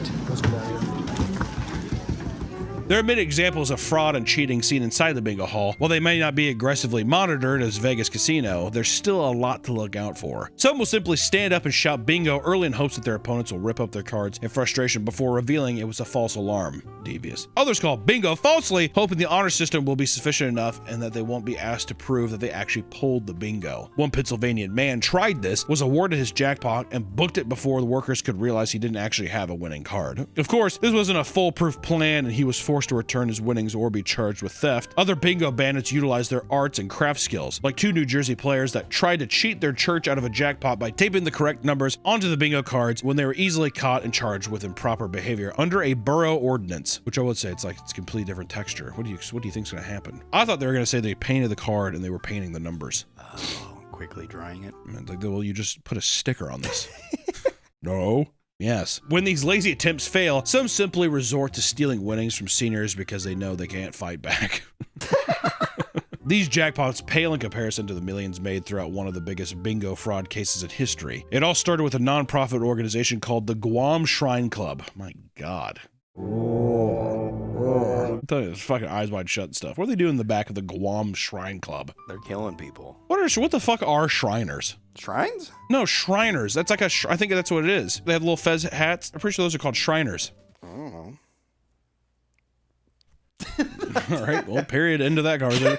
The Guam Shrine Club, which sponsored bingo games at the Hafa Adai Bingo Parlor, claiming the money would go to charitable endeavors like helping families cover travel expenses so they can receive medical care at the Shriners Hospital for children in Hawaii. Over the course of several years, they made around $34 million. In reality, this was a money laundering scheme in which nearly $11 million were deposited into various bank accounts. The ringleader, 49-year-old Michael Lizaso Marasigan, and his cohorts created an illegal gambling business and fooled people under the guise guise of helping the sick and needy. Of the massive funds they received, it's currently reported that only a little over $140,000 was used for its intended charitable purposes. My God. The FBI and IRS began a lengthy investigation and eventually made co-conspirators plead guilty and were ordered to pay restitution ranging from 6 to 7 figures on top of lengthy federal prison sentences. Michael, the ringleader, was found guilty of charges of conspiracy to operate an illegal gambling business, money laundering conspiracy, money laundering, and conspiracy to commit wire fraud. He was ordered to pay back well over $10.75 million and was sentenced to 22 years in prison. But during a court-approved medical trip to the Philippines, he fled and never returned. He is now currently a fugitive on the run. It's crazy, man. Bingo, much like any vice, is best practice in moderation. It's a simple way for older people to have some fun and get out of the house, but there will always be some that turn it into something far more degenerate. While it's easy to poke fun at the game, there must be something to it if younger generations are flocking to it and keeping the game more alive than ever. So, give it a try if you want. Just be careful. And for the love of God, don't call bingo unless you're goddamn sure you have it. Take care, guys. We'll see you next time. Bingo! Okay, we went and played bingo. We lost. Big time. I tried doing a recap, but the gates of hell were opening up outside and there was a tornado warning. I guess, you know what's the thing that you're right. Had no idea because they threw black sheets over the windows, so we didn't win. But I will say, legitimately, we had a lot of fun. I can see how people could get into the groove of like making this a normal tradition. We were probably the youngest. There maybe have been a couple younger people than us there. But I mean, it was like 300 people probably go there every week. It's their social thing. I mean, initially for each of us, it was $20. And then you add some stuff. I think by the end of the night, we spent like $100. That's not bad. The air of competitivity, the competitive nature in the air was so addicting. There was times I just forgot that we were even recording. I was just like so fixated on it. It's so simple. And also, the people at our table were really cool. We really liked that. But also, my favorite part of the whole event was people being like, yeah, fucking Carol's just gonna win this one again. Yeah. God. Or people would like, someone's like, bingo, and everyone goes, oh. I really enjoyed that. Those blackout ones, because you know there's some people like, I just need one Well, what's insane is the people at our table, it's like you could tell, like as soon as the thing would roll, they're like, they got it. Yeah, that was it's like they kind of know by a certain ball count, if you don't have it, you're fucked. That was crazy too. The girl in front of us, every time, they got it. They definitely have it. I'm like, what? And that bingo! And you're like, it was pretty crazy. All in all, it was a fucking good time. I'd go back. Would you go back? I would. Yeah. I think too, the $80 or the $100 or whatever, that was on 2 people. That's 2 people playing. I would say on average, because also we didn't buy some, there was like a bunch of like pull tab sessions we didn't do. Realistically, you probably could do it for $50. You could just play the $20 main event. First off, $20, yeah. That got us 17 games. Over the, and I will say, we were there for, well, we got there way too early. We got there way too early. It was like 4 hours of bingo. And that went by like, I mean, like fucking so fast. It was crazy. And then, yeah, like when you're not playing games, the guy next to me, he would just read a book. Yeah, well, they were also, I didn't really hear this. I was too locked in and you were closer to them. Give us, what was happening with the lover squirrel at the end of the table? I hope there's like moments on the mic you could pick it up, but his wife was just grilling him. He would like miss something, be like, oh shit. And he'd be like, God damn it, Gerald, keep fucking this up. You know what's weird is I did not get that from them when we first talked to them. Yeah, no, she was very sweet. They were both very sweet, very kind, showing us stuff we were asking because we sat by these 2 guys before. Oh, and they were like cold. Very cold. These 2 redneck guys, and we were like, "Hey, so when does this start?" And the guy was like, like 6:40 or whatever. I'm like, okay, first off, let's not act like you haven't been here every fucking week for the like however many years, dude. Like, I guess I'll go fuck myself, right? But these people were very chatty, very nice, and they were like, oh yeah, well we come up for this is our new thing, whatever. But yeah, then to hear that there's that storm going on, I'm like, see, that's the bingo. That's the fucking bingo. Because they're like, oh yeah, well, how can we not come? It's like letting their guard down a bit. Those motherfuckers are competitive. At the end of the table, you can tell. Was there anything that you were disappointed in? I mean, not winning. Well, not that. I mean, like, that's what I mean, like, in the actual experience. Like, I wanted to see way more people have, like, good luck charms. I brought my chip hazard, it didn't do anything. Unluckiest fucking toy I have. Bad luck charm. It was horrible. Well, to be fair, it's a toy that got ran over. I don't know why I thought it would be a good luck charm, but I wish that there was more of that. More, like, ritualistic stuff of, like, I have to set my stuff like this. I was surprised there's a police officer there. That makes sense with loose cash, because a lot of the stuff is cash games or whatever, so that makes sense to me. And then someone did order, like, DoorDash, which I thought was funny. I thought the DoorDash was kind of gross, if I'm being honest. They sat there, the guy came in, he was looking at it, and this girl was like, here! It was just like a big fucking thing of Thai food. I'm like, I don't know what it is about public events and spaces. People eat Thai food. It's the same with magic shops. It's unfucking believable. So stinky. Why do it? The styrofoam's dripping fucking. It doesn't matter. But all in all, it's a fun time. Yeah. All right. So what if we said anything negative about bingo? I eat my words. I thought it'd be less fun. And it's quick. It's fucking... Dude, fast game. There was sometimes we were sitting there and I was just like, how the fuck do you have it so quick? It is impressive to have like 4 of those actual sheets because each sheet comes with 9 games. Or 9 boards or whatever. You're looking at 30 plus boards. When we had 12, the 3... like trying to go, yeah, it was... I was like, this is way too... Like, he'd call a number. The second I was done, he'd call another number. And I was getting a little nauseous. Getting bad. Yeah, when you told me that, I was like, what the fuck? He was just like, yeah, I kept getting nauseous looking down on the numbers. I was like, my God, dude. There's 86-year-old people with like actual oxygen tanks just like... And the Nick's off to the side like, Oh, God. I have to look at the numbers? Jeez Louise. I wish you would have thrown it at the table. I was hoping I'd throw up. I was crossing my fingers, hoping I would throw up. This content is so funny. This would be such elite content. Yeah. Oh, there you go. Bingo. It was a lot of fun. We'll go out and do it again. I will be going back. I'll be going back with my wife. I told Allison, I was like, you would love this. Go on Friday. The 20,000 plus. Well, there's only 100. They're only allowing like half the people to be in there that day. It's gonna be a fucking madhouse. I don't want to be there. It's gonna be a fight. All right, that's the bingo video. We'll see you in the next one. Bye bye.